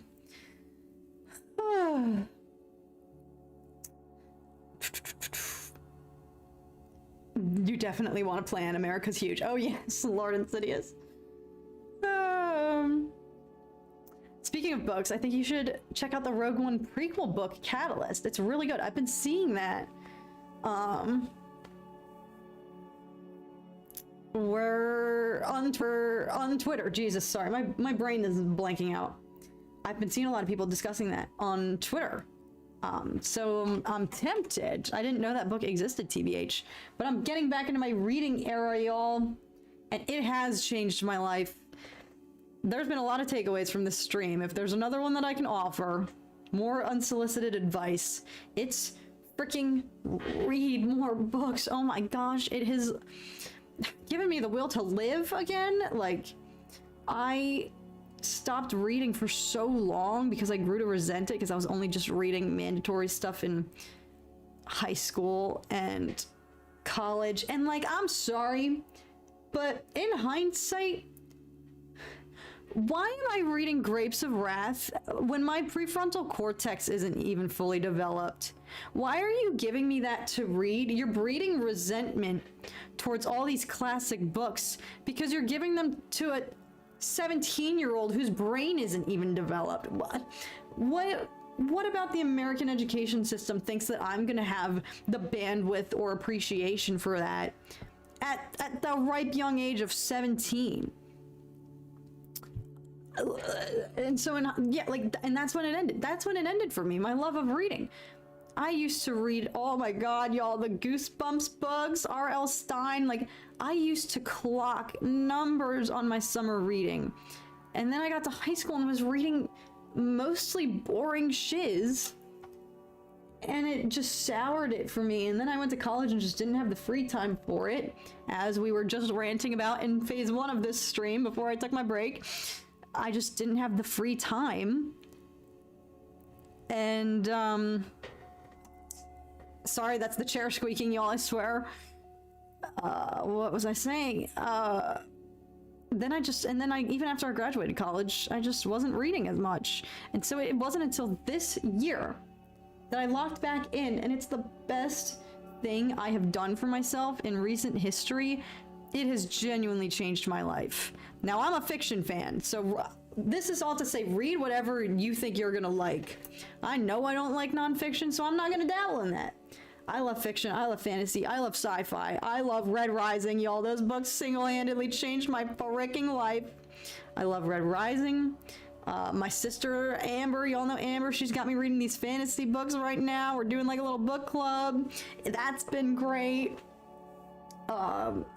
And it's just been changing, it's just changed my life.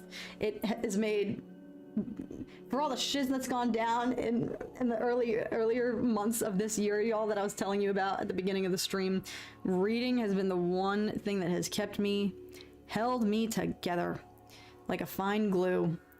Oh, peace out, Chopper. Sorry, I missed you. Song of Ice and Fire review incoming. Oh, I still gotta tackle those ones. I still gotta tackle those. They choose the worst books to make people in high school read. Amen, Daddy Josh. You would know, you would know. Ooh, Nick Gundy's reading The Hobbit, Fahrenheit 451. No, that was a good book. I was reading that in middle school. Those books were good. Everything I read in middle school was so much better than what I was doing in high school. Because we had Fahrenheit 451,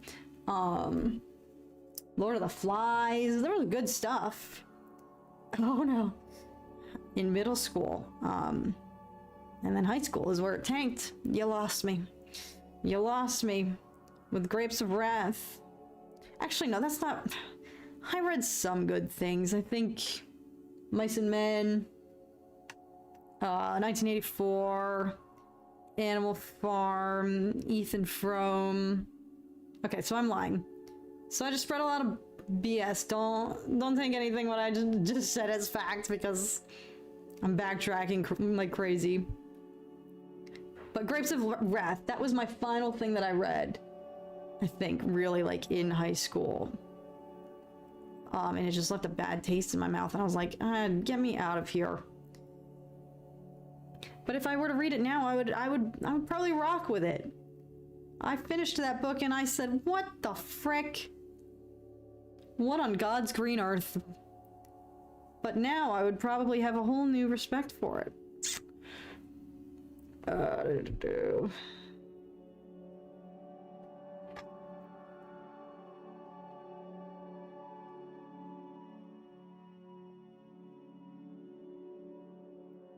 Where are we? What am I doing now?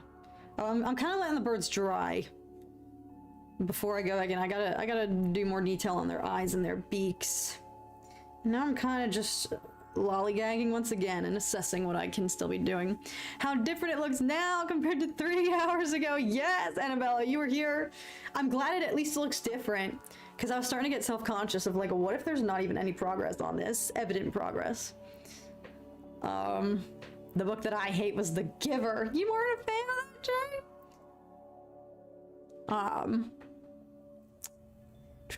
I only started reading again this year. 2 Star Wars books. It's mad how much there is. There is so much. It's like a whole other section of Star Wars I had never tapped into. Yes, literally. That's my experience every time I read the Star Wars stuff. It's like, holy shnikes. I never have to feel like I'm in a Star Wars drought, because I can just pick up these. And I know Charlie's gonna back me up on this, but the audiobooks in particular, because they play like the Star Wars licensed music, you know, the narrators do the voices. If there's a droid speaking, they'll like modulate the voice. It really, it's like you're listening to a movie. But it's a great overall experience.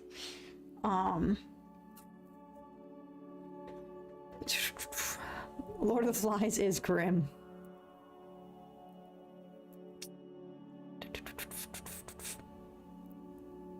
We had to read Frankenstein and Dracula. Oh, Frankenstein I think I actually read. I think Frankenstein's actually pretty good. But it's because it was forced on us that I hated them. I wonder if I would have liked them if I read them outside of school. Yeah, like so many things I feel like I deserve to be reread by my adult brain now that isn't reading these because of an assignment, you know? I feel like I would have a newfound appreciation for so many classics that I just didn't give a fair chance because I was just like, whatever. Because of school. Not Lenny. Of Mice and Men. Oh dear. How do you know when the painting is finished? $1,000,000 question, Toads My Goats. I don't know is the answer. I know right now that it's not because I've been neglecting the birds. I think that's really the main thing I still have to do is get them to a place of finished. Like this one is very evidently not finished right now. Then the rest of that is like, you kind of get a feel for it. I'm actually going to do something. No, I was going to get in my head of myself. No, I will. No, should I? I was gonna maybe take off this blue tape because that also throws me off personally a lot. Like it just messes with your eye, like having this harsh saturated blue tape. And sometimes when I tear that off, I'm able to like get a better grasp of what the piece actually looks like without this messing with the color scheme in my eye visually. But I'll let that sit for a little bit longer in case I decide to tamper with anywhere more down here, but I don't think I'm going to. Oh, I like the light shades of hair in the dark areas. Nice touch. Thanks, Sean. I was just winging it there. I didn't know what I was doing for those, but I felt like it needed something. The darkness was too much. And yes, maybe the lore, the messaging of this piece is a little bit dark. But I just needed to break up. It was getting too dark in some of the areas of the hair, so I'm glad that you like that. Ever read Throne of Glass? Annabella, I'm currently doing ACOTAR right now, and I'm hearing about Throne of Glass being a good segue after that. So I will see. I did ACOTAR. I was never gonna read those books, y'all, and I'm sure even the men here know what I'm talking about because it's so famous on Book Talk and whatnot. Or if you've read it too, it's not just for girls, but I'm pretty sure the fandom is mostly girls. And the books actually surprised me. I was never gonna read them, but that's what my sis Amber got me into. And I've actually been enjoying. I like the characters a lot, and I like the fantasy of it. And so that was kind of. I was gonna keep up on my sci-fi kick after finishing Red Rising, because I had heard, actually sound off if you've read this book, The Will of the Many. I had a lot of people telling me that that was a good cure for the Red Rising hangover. And so I'm gonna maybe segue to that after. I have a few books left of ACOTAR. But if I can finish them in a timely fashion, then I might do Will of the Many next. But I'm about to clock my reading goal for this year, y'all. All of this was to say my goal for this year was to read more. And I set a goal for 10 books, and this will be my 10th one, the one that I'm currently about to finish. And so I'm proud. I'm happy and proud, because I haven't even read 10 books total for leisure since I graduated from college. And as we were saying earlier, it's been a long hot minute since that happened. That's old news. So I'm just feeling very grateful and happy that I thought it was lost. As we were saying, like you have to read all this shiz in high school that you don't have an appreciation for, and then it brews resentment and it turns you away from all of these classics and great books. Now, granted, I'm not out here reading classics. I'm doing sci-fi and fantasy, but it totally shuts your brain off. And I thought that part of my brain was just permanently off forever. Like, I genuinely was like, I don't know if I'm ever going to be able to rekindle my love of reading the way I would clock books when I was frickin' like 11 and 12. I was getting numbers. Because also there was an incentivized aspect of it too, even from a young age, even in elementary school. Did y'all have to do that? You would have like summer reading rewards depending on how many books you read. Oh my god. Did anybody else do this? Holy frick, that sounds so dystopian now that I just said that out loud. But that's how it used to be, which I understand. It's not meant to come from a malicious place of only rewarding the good kids who spent their whole summer freaking reading.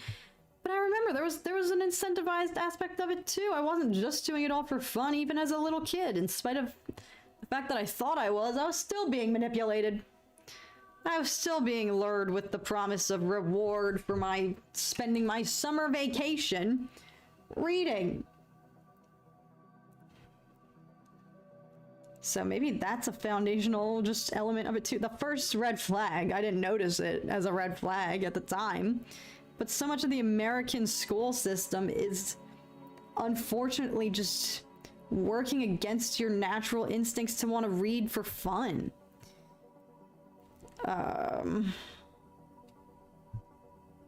So anyway, Throne of Glass I might do after ACOTAR. Annabella, sorry, that was a long-winded answer. Scholastic book fairs. Okay, no, those were goated. The Scholastic book fairs those are living legends. Those are core. You could have lied and nobody would know. That's right. Those are core memories right there. Those were the best. Nobody was going for the books though. You were going for all the special like trinkets and erasers and like all these fun nifty things. You know, all the toys and stuff. What, your parents didn't give you the money, you know, to spend on like freaking toys and trinkets and STEM toys, like all this other extraneous stuff. But still. Okay, I'm gonna do it and take this blue tape off. You guys get to witness the satisfying moment. Because I feel like I've reached, I don't want to tamper with the background anymore. I think we're getting almost to a stage of it could be done soon. And so I want to get a better handle of what it actually looks like. But yeah, Scholastic Book Fairs, those were goated. You only had a summer reading list starting in high school, Matthew? Lucky. Just what I want to do on my summer day. Homework. Exactly, Jay. I love the Scholastic Book Fairs. That and the weekly reader newspapers. Yeah, those were where it was at. All right, here we go. Oh, so satisfying. Ooh. And you'll see how the blue just like kind of messes with your eye. And sorry, I just totally banged the mic. And you want to get a better, it just gives you a better idea of like what the piece actually looks like without this throwing you off. Oh, it's so satisfying. Sorry. You had those in Canada as well. I love those so much. It was one of the few things that my parents would give me money for because it was hype. Maybe that's why I love going to Barnes and Noble so much, y'all. It makes me feel like I'm back at the Scholastic Book Fair just with stimulation and fun and things to buy and books and toys. Animorphs, Lord Insidious, Deep Cut, holy shiz. Those books are goated. I wanna, what the frick would it be like to reread one of those now as an adult? The clean edges, now we're on the home stretch. Amen. All right. Now we are cooking. And y'all, it worked. Because 9 out of 10 times I pull that strip of tape and it's not a clean edge. It's like bled over into the... Oh, guys. I actually like it. Okay, we're not done. Stay locked in though. Stay locked in. I gotta finish the birds. Okay, I'm gonna do that. I have to finish them. And I have to finish... Okay, first, before... Something else first. What was the inspiration for the artwork? Asks the Stanleys. Sorry if y'all have heard me say this many times, but it's... Alright, I should learn how to be able to say this briefly. This is a good exercise. It is inspired by... It's a manifestation of real-life events that happen to coincide with, as I've explained to you guys, the significance of the baby eagles. And to me, how it kind of represents death and loss, because I experienced that early this year in my life, and then as I've explained to you guys throughout the stream, there is another live stream, a 24-hour one that is run by Big Bear in California, 2 hours outside of LA, that we would just watch all the time for fun, for hours on end. It's this gorgeous footage of this family of eagles who had 3 babies, but this past winter, one of them fled the nest and unfortunately was lost to the elements, to the wild. And I said it, I haven't repeated this part though, the very beginning of the stream I said, the real thing that inspired this was all of this happened shortly after I had lost a very close family member, and I was kind of still reeling from that. And then I learned about these baby birds who we watch on like a daily basis on this live stream. And I snapped and I just lost it. It made me break down, but in the article, the press release that I had been reading, you know, one of the scientists or one of the good folks at the Big Bear organization said something along the lines of like, it's tragic, but it's a reminder of, you know, the constant presence of nature and how, you know, we will all return to it one day. And that's what got to me, and that's what resonated with me. And so it was kind of like the crossover of these events happening in my real life. Like, yes, it wasn't I was already emotionally fragile enough from the loss of a family member, but it was something about the loss of this baby bird at the same time. Like, I'm talking within days.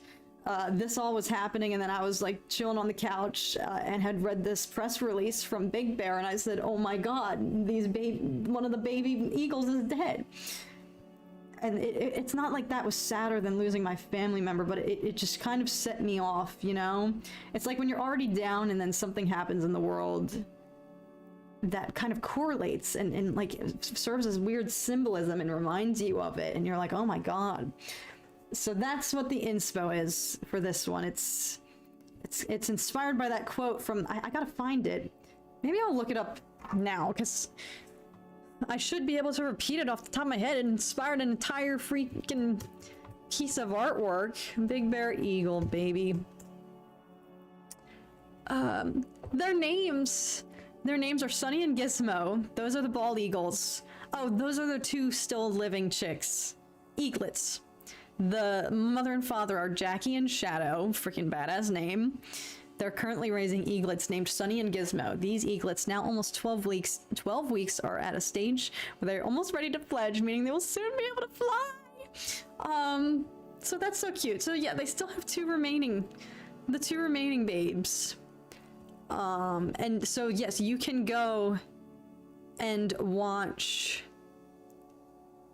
a 24-hour stream of this family of eagles, and it's just so beautiful. I'm trying to find where the article baby, here we go.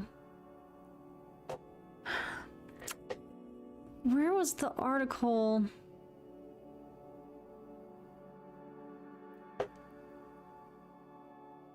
Dismay for Big Bear Bald Eagle family as eaglet dies in a winter storm. Maybe this is the one. Hang on. Oh my God, I'm gonna cry all over again. We do not know what happened or why it passed, the organization said. We understand completely how hard this is to hear. Please allow yourself to grieve and feel whatever you feel. Please honor the chick for its courage in getting as far as it did and doing whatever it came to do. Yeah, because it fled the nest prematurely, I think. And that's how it came to be presumed deceased. Okay, here it is.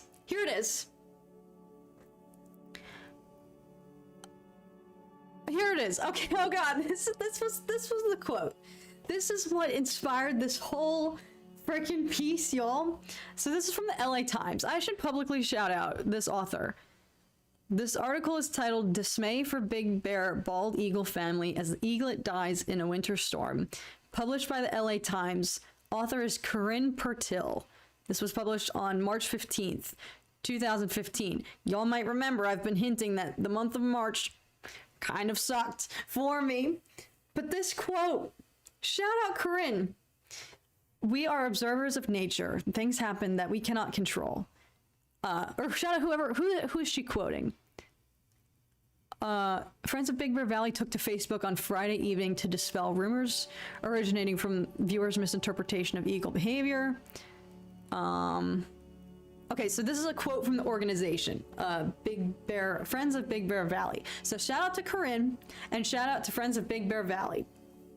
We are observers of nature. Things happen that we cannot control. We do not know the entirety of the current situation at this time. Even when our emotions are running over, drama, worry, and assumptions do not change any situation or help anyone. We have the opportunity to observe the miracles of nature in all of its aspects. Please approach it with patience, understanding, and heartfelt kindness to those around you. Like, holy frick, can y'all imagine me reeling from... That's what inspired this. So close to crying, literally. I had just lost... I had just undergone perhaps the the biggest loss I've been through in my life, and that's lucky to say, because y'all know I'm pushing 30. Like, I'm a grown adult, so to have made it this far in my life and just now be experiencing a loss as big as the one that happened for me early this year, to go through that, like, this is a healing piece. I know all of this, everything I've been sharing is like rooted in sadness, but that hits hard. That goes so hard. I was to come off of all of that, to see, like, oh my god, the one thing in this world that brought me happiness, these freaking eaglets, this beautiful eagle family, and now this, like, there's freaking, I can't catch a break, this is awful.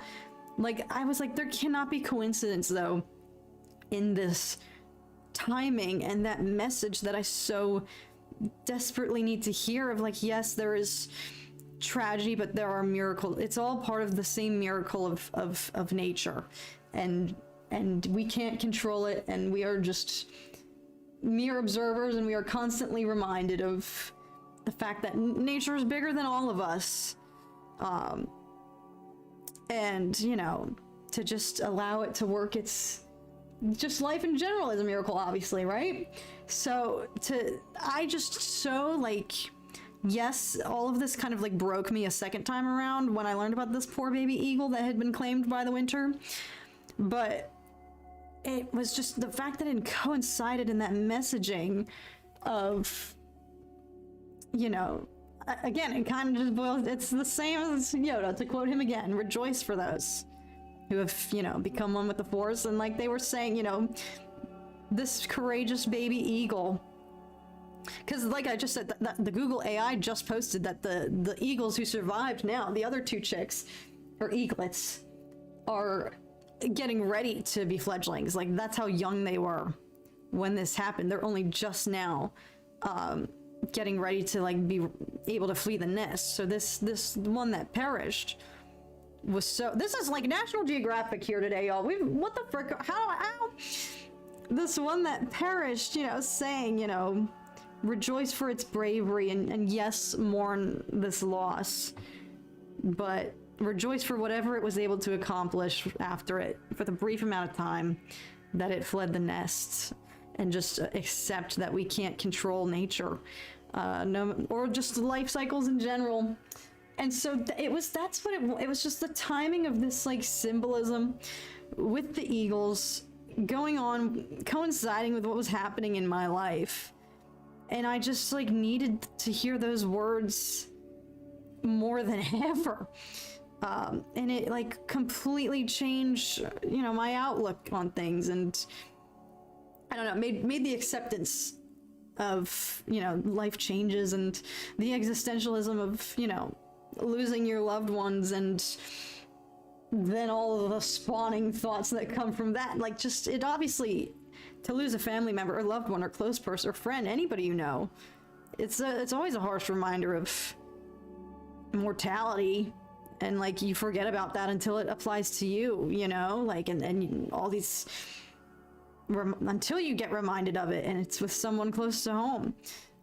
And so it was just like a great, I know I've gone on so many tangents about this, how that inspired this piece, and to try to, you know, justify like why I'm drawing this kind of macabre illustration of eagles resting in this woman's, you know, red cage.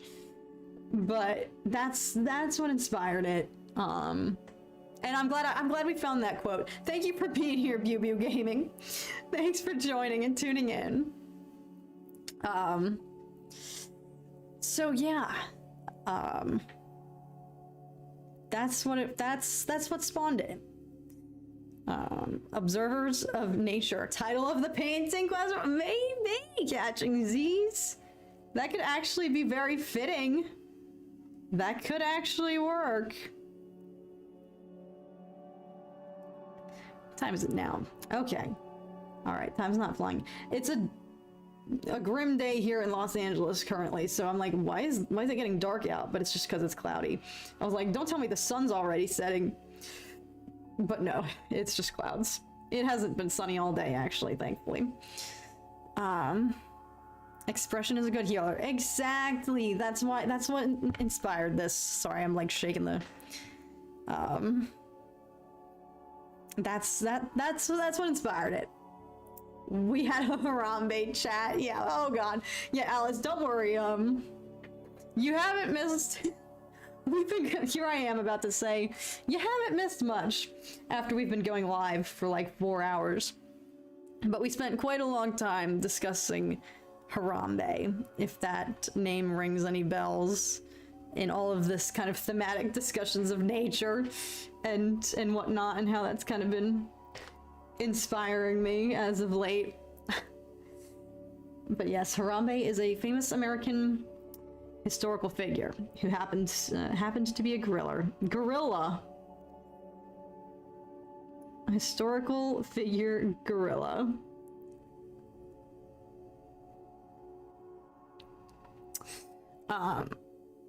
But yes, we've covered so many interesting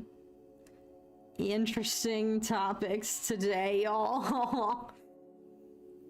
But that's the other thing too. I was like, what am I even gonna talk about on this just chit chat, hangout, casual painting stream? Well, clearly there was no shortage of crazy discussions.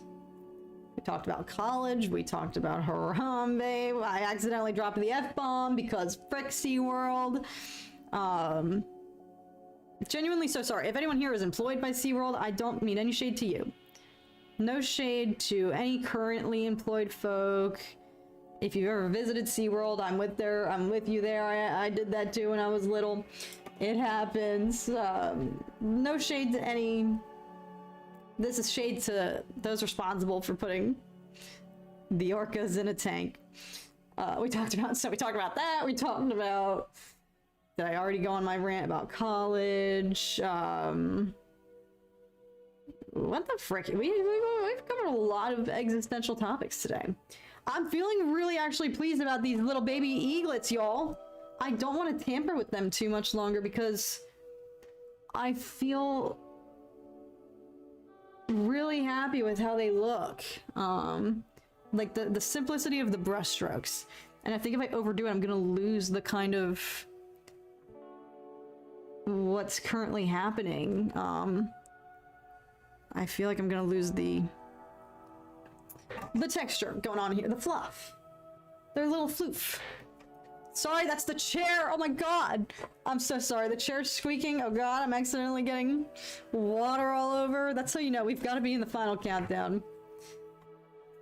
We've got to be getting close to endgame. Let me do another... I'll do another quick little pause. We'll do another quick little... We need more painting streams. Well, I think I'm gonna do them. I think I'm going to do them, Zesty, so fear not. The moral from today is that you guys showed up and showed out. This was such a fun... I mean, it's still not done, but we made a lot more progress than I thought, and I feel like it's nearing a good place. Like, I like the kind of... I don't want to overdo everything too much because I already felt myself getting carried away with the portrait, and I think the center of gravity, your focus goes to this triangle of movement here, which was the intention. Oh, I know what I still have to do. A few other little details. But I feel like... Alright, let me try to... Alright, fear not. We're just gonna...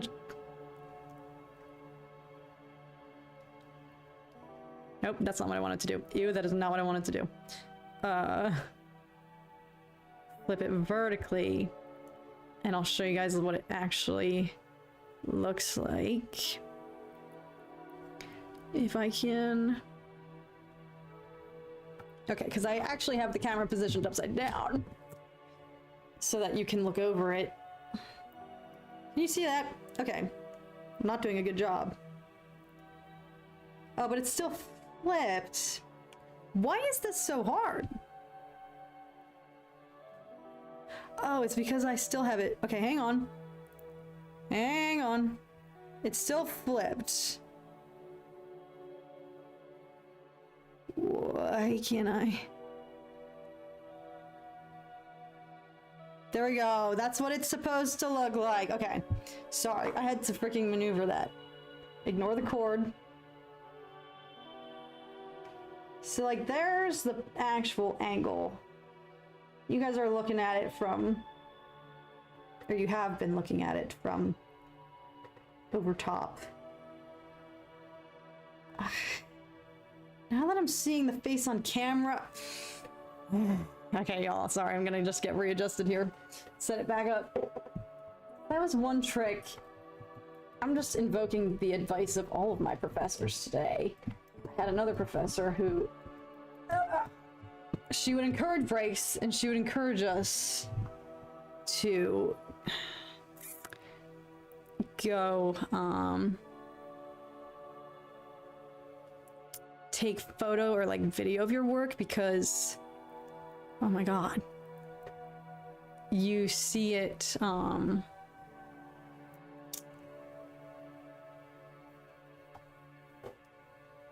you can see things on camera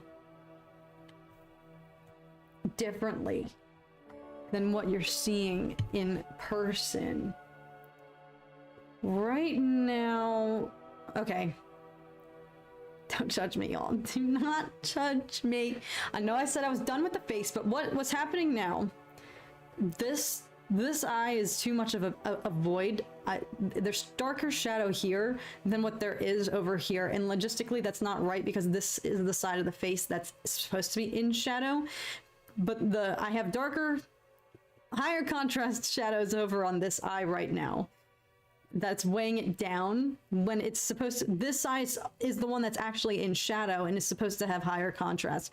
So I think what I want to do is just bump up the shadow more on this side because there's stronger shadows over here that are dragging this eye, dragging your attention to this eye when... does any of that make sense? This is the eye that's actually in shade right now. And the shadow over here that was stronger. I don't know if I articulated that correctly, but I got to do that, and I've got to do... what else did I have to do?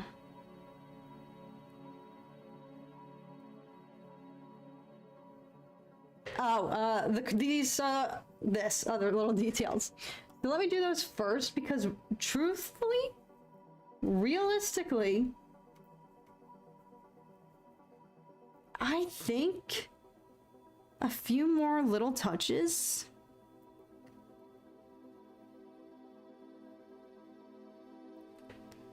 and it could be done, team.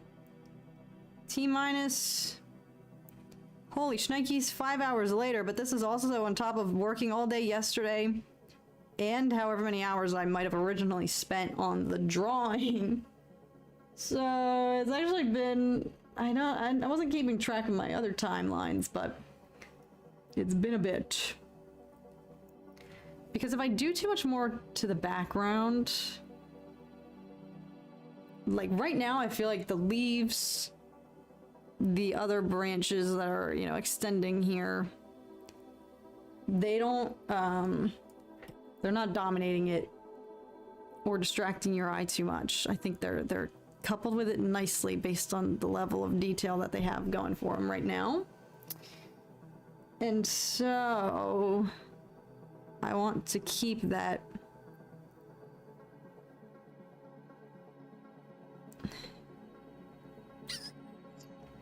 And I also like that they're still painterly. Like the face I tried to blend and have like smoothness to it, realism, but like what's going on here that you can still see, like the blots of the paint, you can still see the medium like free flowing. It's not super like crisp. It has that you know what I'm trying to say, like the evident brush strokes, stuff like that, whereas I tried to minimize that in the facial, you know, blending. Everything on her face, I tried to keep it smoother, and so I feel like there's a nice contrast of the textures that's happening, you know what I'm saying?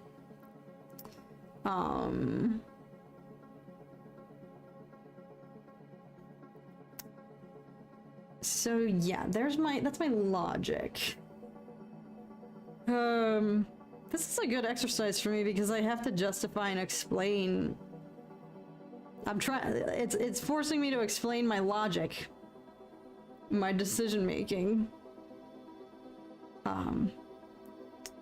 Not necessarily justify it, but in being able to explain it to you guys, I can see, okay, like, why am I making the decisions that I'm making, you know? Does that make sense? I think I'm gonna just shadow this a little bit more.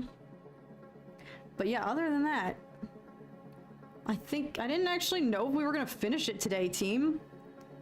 But we locked in. So stay tuned. For those of y'all, shout out. Freaking shout out. Genuinely. Truly, y'all, I was like I was shaking in my boots before going live.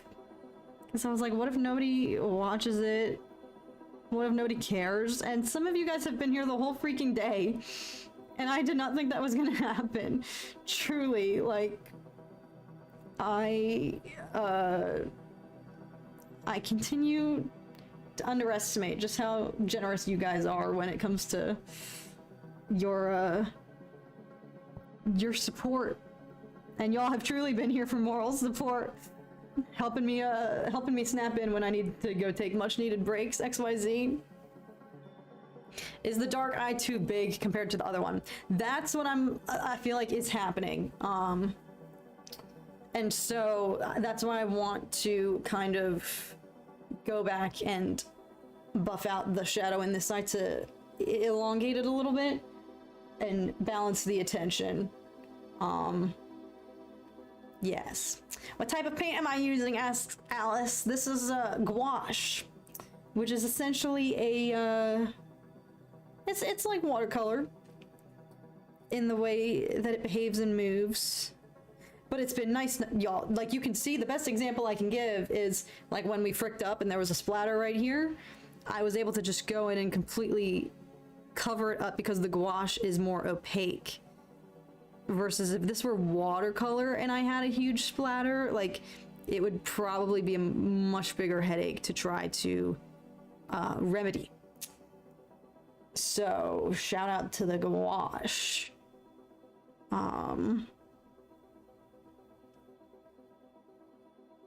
What am I doing?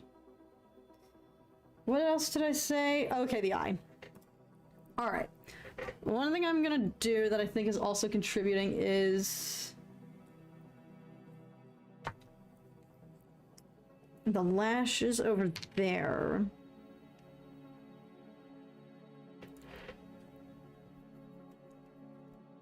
I'm going to shrink this eye a bit. Oh, okay, not too much. Okay. Deep breath. Steady. Steady. No.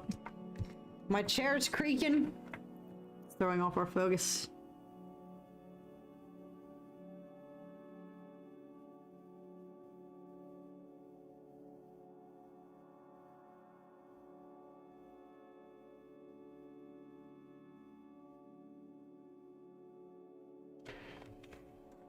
Okay. I might hate that. I might actually hate what I just did. It's okay. Everything... See, we've entered the stage now where it's like, alright, we're on the cusp of being done. What other forms of self-sabotage can I employ to push that back? To, delay that.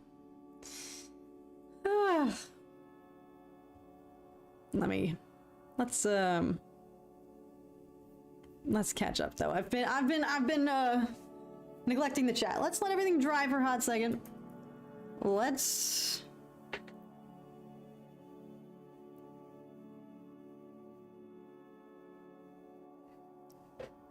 okay. Let's let that sit. Sorry, I keep freaking banging on the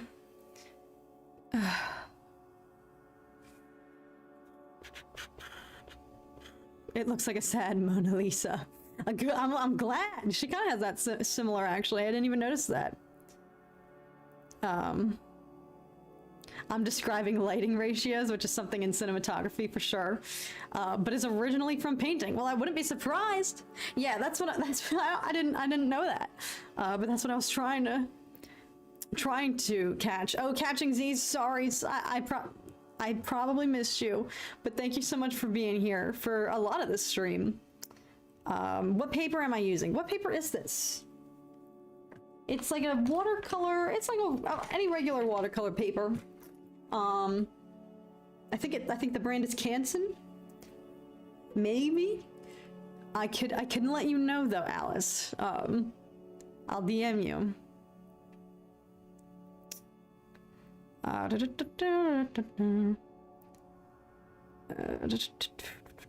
The painting is down to the cleanup stage. Exactly. We're in the end game now. Where it's like, okay, I've done everything I've wanted to do. It is mostly presentable. We'd watch you sitting on a chair in a corner, not talking for hours if you wanted to. Oh, Alice. I'm glad that if that would be entertaining for y'all.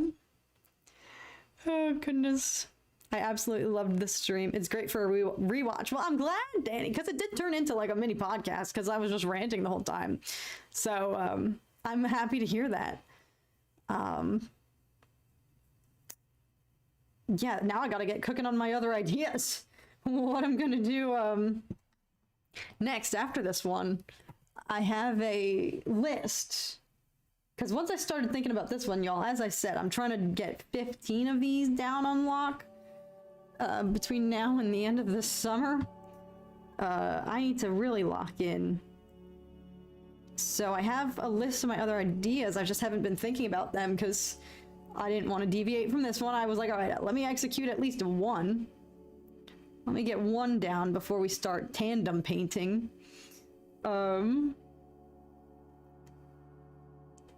So maybe I'll take a poll. But we also have the commissions from you guys. Holy frick, I gotta lock into those as well. So yeah, I need to email you guys back. Email other really important people back. Oh God, pray for me. Pray for me, y'all. My darn email has been busted.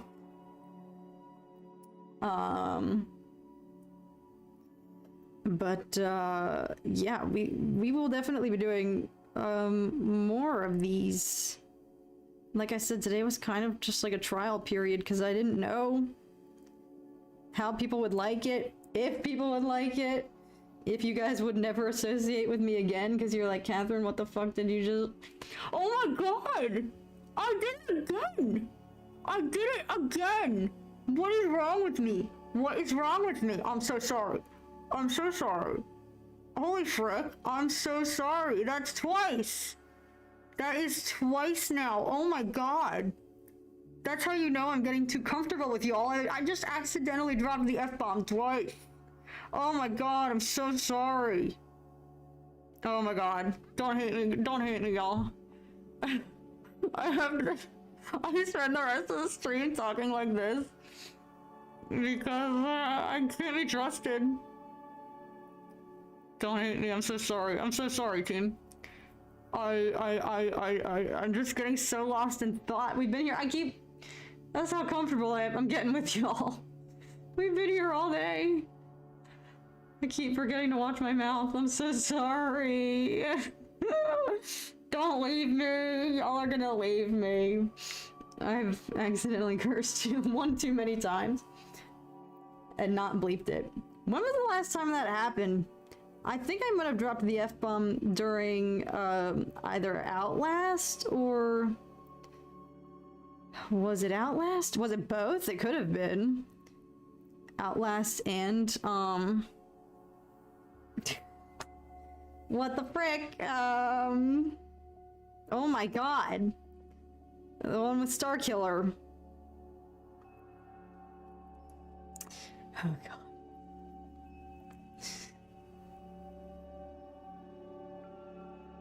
Well, thank you, Cichlid. reward my cursing. Don't reward my F-bomb.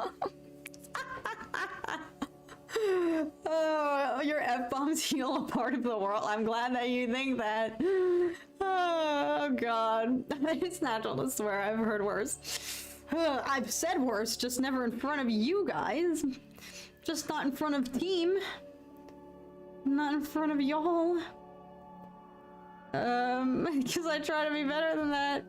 Because we're family friendly. That's how you know I've gotten too comfortable with you guys. I'm letting it rip. We're letting loose.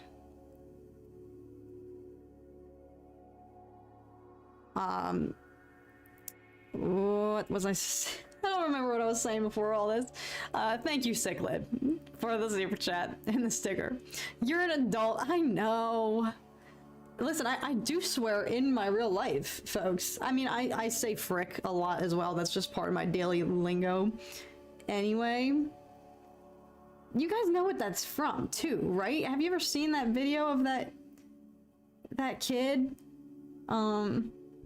You freaking fricks! It was viral when I was in, like, middle school. So whatever he's doing now with his life, I hope he's happy. That's what inspired where frick came from, where I learned that. It just stuck. It was a core memory. It's actually really sad because I think in that video that kid is like venting about being bullied. So that's why I'm like, I hope he's okay wherever he is. But that video altered my psyche, clearly. So I do say frick in my day-to-day as well. But I do also say the real F-bomb if I'm truly feeling passionate, hence why on my rants today, FUC world, we were accidentally dropping it. Okay, alright. I've been stalling the eye over here. That's what I've been stalling. Forgot about it. Every F-bomb dissolves a plastic straw in the ocean. Well, if that's the case... It's been an honor to watch you work and give you inspiration and encouragement. Nico, I would not have been able to done this without you. I can't even speak proper English anymore. I would not have been able to do this without you. You've been such a beacon of hope and positive reinforcement and motivation. And it's just been great. I feel like somebody's got my back. Having fellow artists in here, I feel like we've all just been able to commiserate and help each other. Okay, I think what is also throwing me off is there's this bright highlight there, and that wouldn't be happening.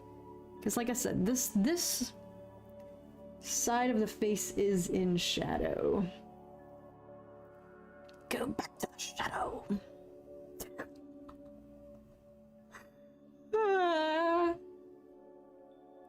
It's gonna be the new shtick on this channel. We're just gonna have painting streams and find ways to quote Loader and Star Wars. Okay, I'm not hating this. I think now we've transitioned into the stage where it's like, frick it, the only way out is through, and we're almost frickin' there. The only way out. But I like this. Okay, this darker shadow that we just did, hang on. Because that's one thing in my work that I'm always scared to send it. I usually don't have much contrast, I feel like, because I'm afraid of darker shadows. But hold the front door. Just embrace it, just send it. Okay, that did something.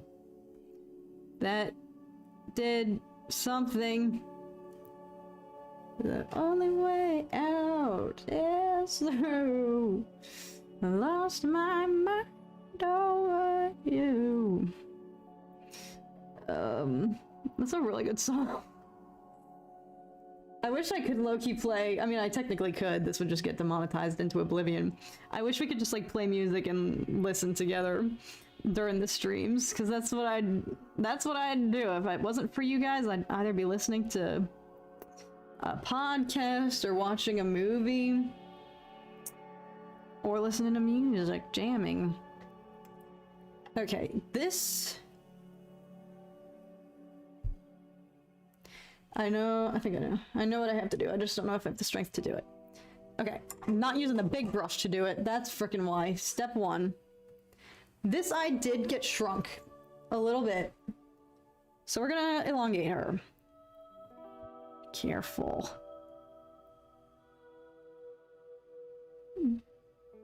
Gonna just add ever so slightly. That's really dark, that's really dark, that's really dark. Hang in there, hang in there, hang in there, hang in there. Hang on now. Jesus, take the wheel. Okay. Breathe. Breathe. Reach out.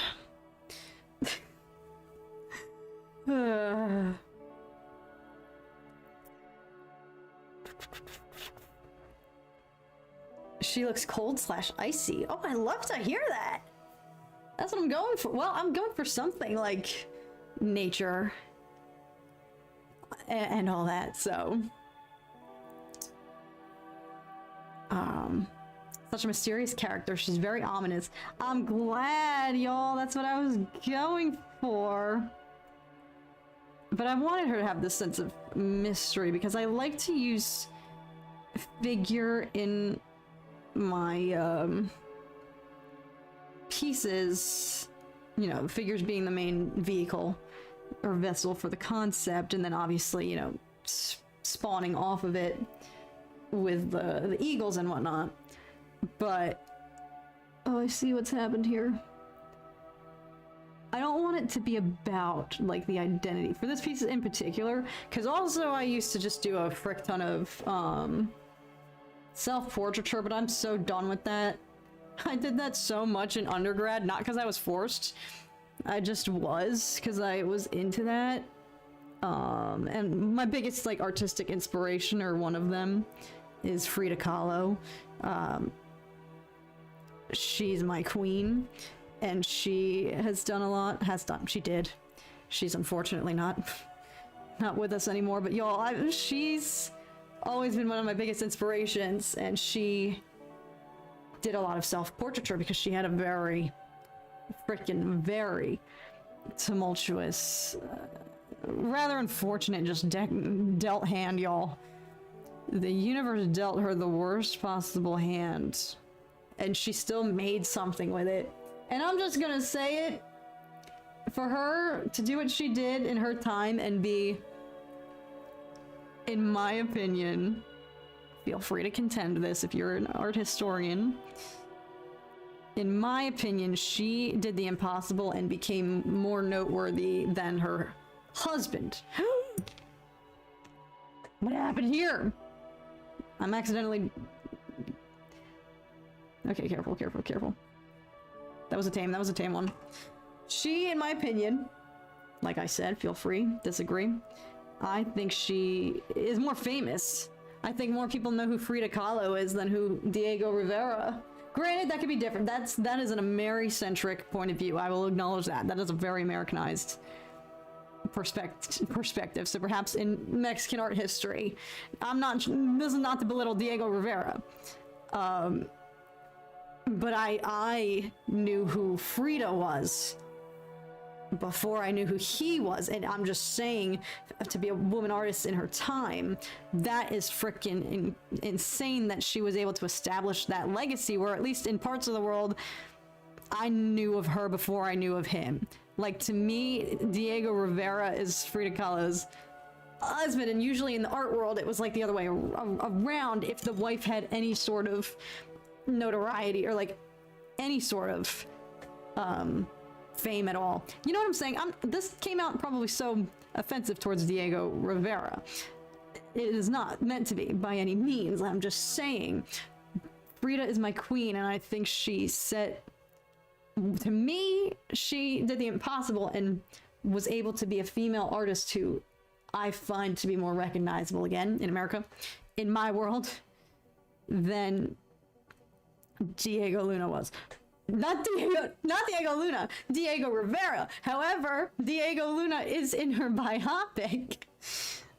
He plays her early boyfriend before she meets, and he's so young. Oh my God, Diego Luna was probably like 20 years old in that role, and he's her boyfriend before she really meets Diego, and they kick things off. But I do believe that they were soulmates in a way. At least the movie frames it to be like that. Do I know how accurate the film actually is compared to her real life? I'm not sure, but I do think it covered quite a lot of the main events. But anyway, all this is to say, she had a bad hand dealt to her, and expressed a lot of it through self-portraiture. So that's why I like to do self-portraits. She honestly really inspired a lot of that. Yeah, but I didn't want to do that for this. So I'm glad that she looks instead like this icy queen, princess, enchanted forest, something. That's not exactly what I was going for.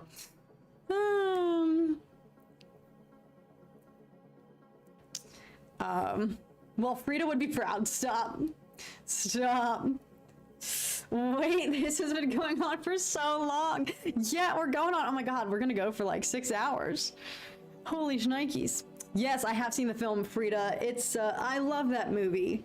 I unfortunately watched it a while ago when I was younger, before I learned Harvey Weinstein's attached to it. I'm pretty sure he was a producer, and I'm pretty sure also, I don't know, there's more to be uncovered about the filmmaking process. But I think, didn't Salma Hayek win? I think she received at least a nomination for her job, for her performance as Frida. And I like the movie, but I acknowledge that there were perhaps problems in the film making. But that film, am I terrible if I say it's one of my favorite movies? That's what's tough. It's like, ugh, can I say that's one of my favorite films? I don't know if I can still say that anymore, but I really liked it. And I rewatched it again recently, and I cried my eyes out.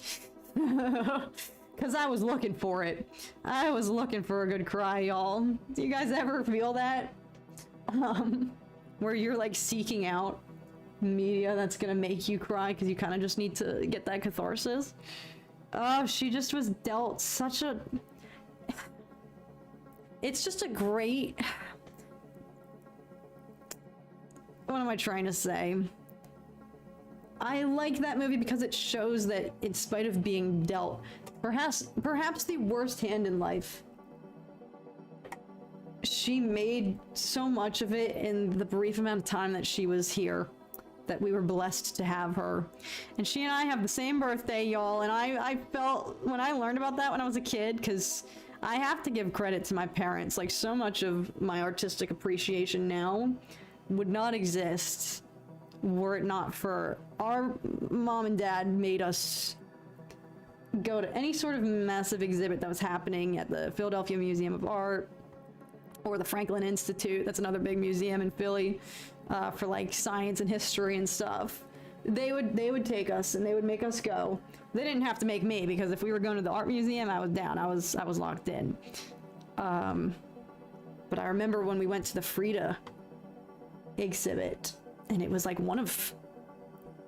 was like a big deal, I remember, because it was only on like select showings in museums across the US. And that is when I was exposed to her work. I was like 8 years old. And it just changed me. It changed my life. And it is my biggest bucket list item, y'all, is to go to her home in Mexico City, which is now, I think, just the Frida Kahlo Museum. Oh, I would love to go. I would love to go. It is truly, I don't really believe in bucket lists, because I don't think your life fulfillment has to be, you know, you can live a perfectly great life even if you don't accomplish everything you ever wanted to. And so I've never like subscribed to like my bucket list, but that if I had to choose one thing, it's that. Oh, I'll cry, I'll transcend, I will achieve my final form, and I'll be able to die happy. There I am saying don't have bucket lists because you can die happy without having achieved everything you wanted to, but oh, that would be life altering for me. It's like my biggest. Okay, let me let that simmer for a sec. Still going. We are, Sal, we are. Oh, she looks like she is nature. Oh my god, Bird Church, thank you. That's maybe, oh my god, you guys are gassing me up. Oh, I have so much difficulty painting eyebrows. These eyebrows look so good. Well, thank you, Alice. I kind of just wung it. I kind of was just now I kind of want to go back and tamper with them even more. I like to do brows, but I think I had freedom with hers because I was like, I'm not afraid to let them look natural and, you know, not groomed. She's a woman of nature, y'all. She's not gonna have tweezers. It is not a self-portrait, and it's not a commission. It's just a personal piece. It's just for fun, Taco. Peace out, Chazarus, although you probably left forever ago. I'm so sorry.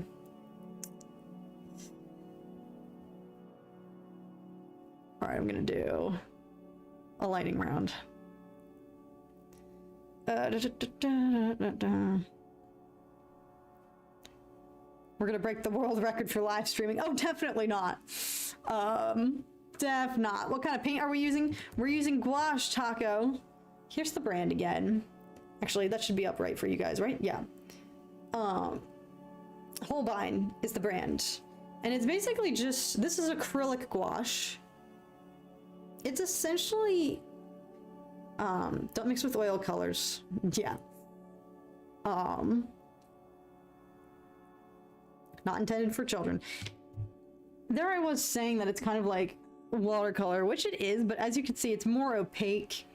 You can water it down like we did here and build upon it and layer it, or just go in like we did with the little fluffies with our little birdies and just make it pure, you know, the pure color. Which is, I think, the way it's intended to be used, because I remember the first time I used gouache in college and my professor was like, more! Like, he was like, you're being too precious with it. It's not like watercolors. He's like, you gotta use that, pour it out. I was like, are you serious? I just spent all my money on these paints. And he's like, more! But, so yes, I guess even some might say I'm diluting it too much to get it to mimic the appearance of and behavior of watercolors, but I'm not in college anymore with anyone telling me what to do, so. And yeah, I'm trying to not use all my materials immediately, because art supplies ain't cheap, y'all.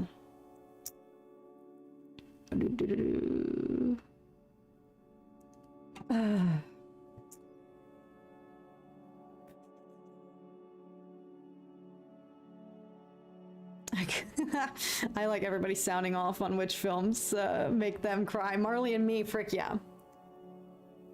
What's up, Wickety Split? What's up? Thanks for being here. I don't think I'm gonna do anything to the leaves, Stanley's. I think I'm actually hashtag done with the leaves. I think I'm not gonna touch them. Oi! Got the stream on my TV and the piece looks good. Thanks, Nick. Thank you. Yeah, now y'all are witnessing the next stage of, are we done? Is it finished? I think...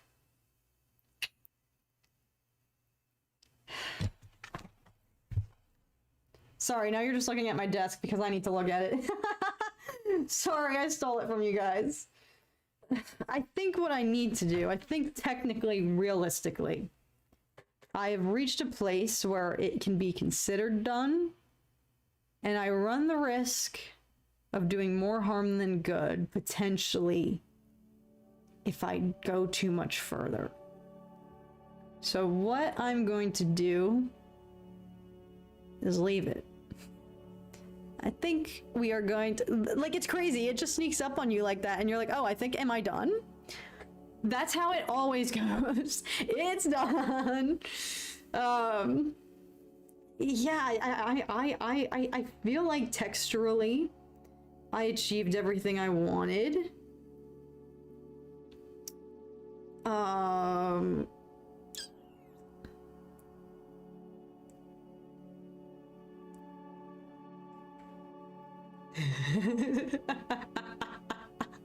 I think it looks perfect as it is. Thank you, Alice. I think what I did actually fix the eye issue. I think so too, Matthew. I had to finagle. I had to finesse, and I think what happened was this eyelid got too big, and the eyelids were no longer even. The shadows had shrunk down this eye too much. I thought I needed to add more shadow, but I needed to just expand the eye. Like, this eye was too small, not as wide. The eyelids were different sizes. So that was cool. Y'all got to see me lock in and troubleshoot, problem solve, figure out where the frick I messed up, and see what happens. So I feel, I'm not gonna say it's done, but I feel done. And I think, like I said, we've crossed into a point, we phased into, if I were to continue, I run the risk of doing more harm than good. Because I'm just looking for things now to nitpick and touch up on. And at this point in the piece, it's like everything you could have done, you already did. You're not going to improve the composition, the concept, the design, everything else. All your pre-planning's done. And now you're just kind of tampering with it. And if you keep tampering, it means you think something's maybe missing. And so then for me, it's like, okay, well, that's a design piece. It's like, all right, maybe I could have added different things to the composition if I feel like something's still missing now. Like, you never know how the finished thing's gonna look when you just have a little sketch. But so that's why I'm like, all right, this is just coming from a need to just want to tamper with it, but not actually add anything else. I think everything that needs to be there is there. So I'm gonna call it. Is any piece ever done? I don't believe that. Who's to say? But this piece just very well may be. Holy frick, y'all! What time is it? Whew! What a day! My neck. I need a neck massage. Holy shnikes, I haven't sat down and locked in and painted like that in so freaking long, and oh my god, I can't even tell y'all how much of a treat it was to do it alongside you amazing people. Guys, why have I... Quick, laminate it before the urge to mess with it takes over. Exactly, Stanley's, I gotta put a glaze on it now. Oh god. Wow, thank you, Alice. This is infinity out of 100, looks amazing. Oh my god. Done, girl. I think it's as good as can be. There's no need to continue. This one might be. Wow, thank you. This... why the frick haven't I been roping y'all in from the start? You guys are amazing. You guys were amazing. This whole thing was amazing. From a fun stream to a fun day, literally, Danny, when I sat down, I was like, all right, we'll go for 3 hours maybe, but we freaking locked in. That's crazy. This was the whole day. Thanks for spending today with me, guys. Well, this is crazy. Alice, I am gonna do it again. And I'll give you guys more of a heads up next time, yeah. But like I was saying, y'all, we have other commissions in the queue now that you guys have generously said and given your permission that we could stream it, which is so freaking cool. Absolutely. Thank you, Insidious. George Lucas said one time that films aren't finished either, which is why the original Star Wars special edition came out. Exactly. Is any piece of art ever truly finished? I think the artist will always want to tinker with it. Tinker? but I'm going to not do that. Go get a steak and potatoes. we fueled off of PB&J, y'all. But I've drank 0 water today. I've got 0 hydration, so I gotta go do that. But yes, I will be, all of this is to say, I'm gonna be doing more of these. Similar ones to this. Like I said, I had a lot of different ideas to cook with, and I was like, okay, no, finish this one first, Catherine, and then see what happens. So I have, like I said, if I want to form some sort of portfolio to submit to potentially, that's gonna be real embarrassing if here I am sitting with y'all and saying I want to go to grad school, and then if I get rejected, which could very well happen, which would be fine, but if I would like to go to grad school, and if I want to have some form of portfolio to show for it, I need to make 15 more pieces, y'all. So this was one down, 14 to go, but we have other commissions along the way. I want to be here for the next one. Annabella, thank you for being here for this one. We are gonna, I'll be back next week, y'all. At this rate, you guys are gonna get sick of me because, we have a lot to do. I'm curious to see your artistic process and your paintings. Yeah, we got a lot of it today. This was even educational for me, just hearing my own thought process and trying to learn how to be able to formulate it to you guys. And 14 more streams to go. Yeah, y'all are gonna be sick of me. And that's if we can finish each piece within the span of one stream. Like I said, I started this one without you guys and had done all of yesterday working on it as well, but maybe I won't do that next time.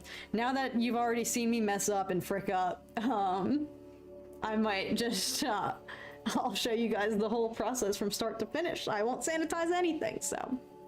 The new Bob Ross. We try, Matthew. Nobody can replace the goat, though. Number 2 on the way. Stay tuned, y'all. I have 3 films to make for grad school. Brutal. And Taco, we're there. We're in the trenches together. Let's do it. Let's lock in. This is our summer of locking in, everybody. This is the summer to lock in. This is the summer to say frick SeaWorld. This is the summer to say, what else was the moral of this stream? Be weird, be you, be cringe. To be cringe is to be free. This is the summer to say frick AI. Frick AI. Assume your battle stations, y'all. We're at war with AI. This is the summer we fight back. This is, we reclaim our weirdness. We reclaim the art world. We're gonna stick it to the man, stick it to AI. AI wishes it could. It can never.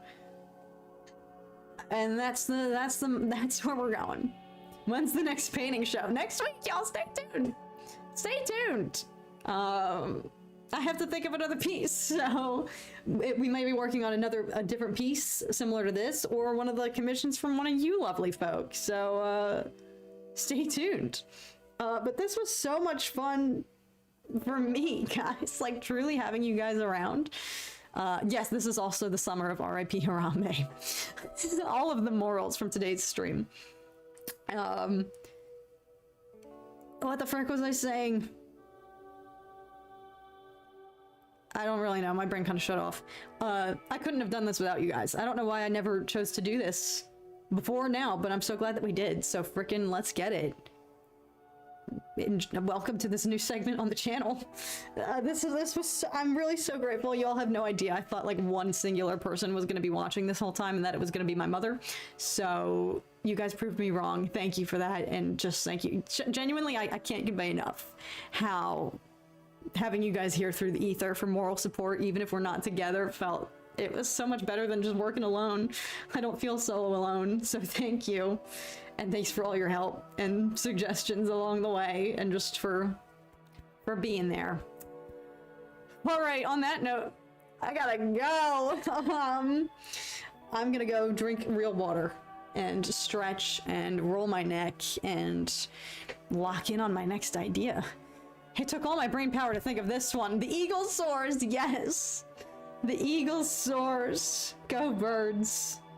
And go nature. And go forth, honestly, with that. Shall we read it again one more time, y'all? No, I won't. But what's the moral? What's the lesson of that? We are observers of nature. And we might not be able to control it, but we can appreciate it. We shouldn't strive to control it. And there are things in our own lives that we can't control. But keep on and carry on? Is that what they used to say? Is that what they used to say during World War II? Hang on. Not my internet being slow when I need this precious... I need this precious knowledge. Because I know that was like a big thing when I was in middle school. All that like British, keep calm and carry on. Yes.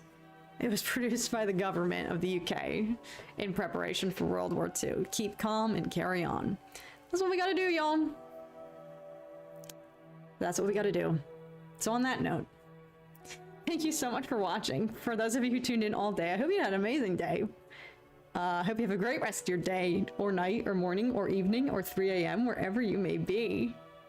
And we'll see you guys for another one of these. I can't wait. You guys are the best. I'm delirious. I'm gonna go. Sorry. Cracked my fingers one last time. Charlie, don't come for me. I'm so sorry. Had to. We have carpal tunnel after all in a day's work. And I'll see you guys again very soon. Oh gosh. Bye friends, and thank you so much for being here. Love you guys. Take care, y'all.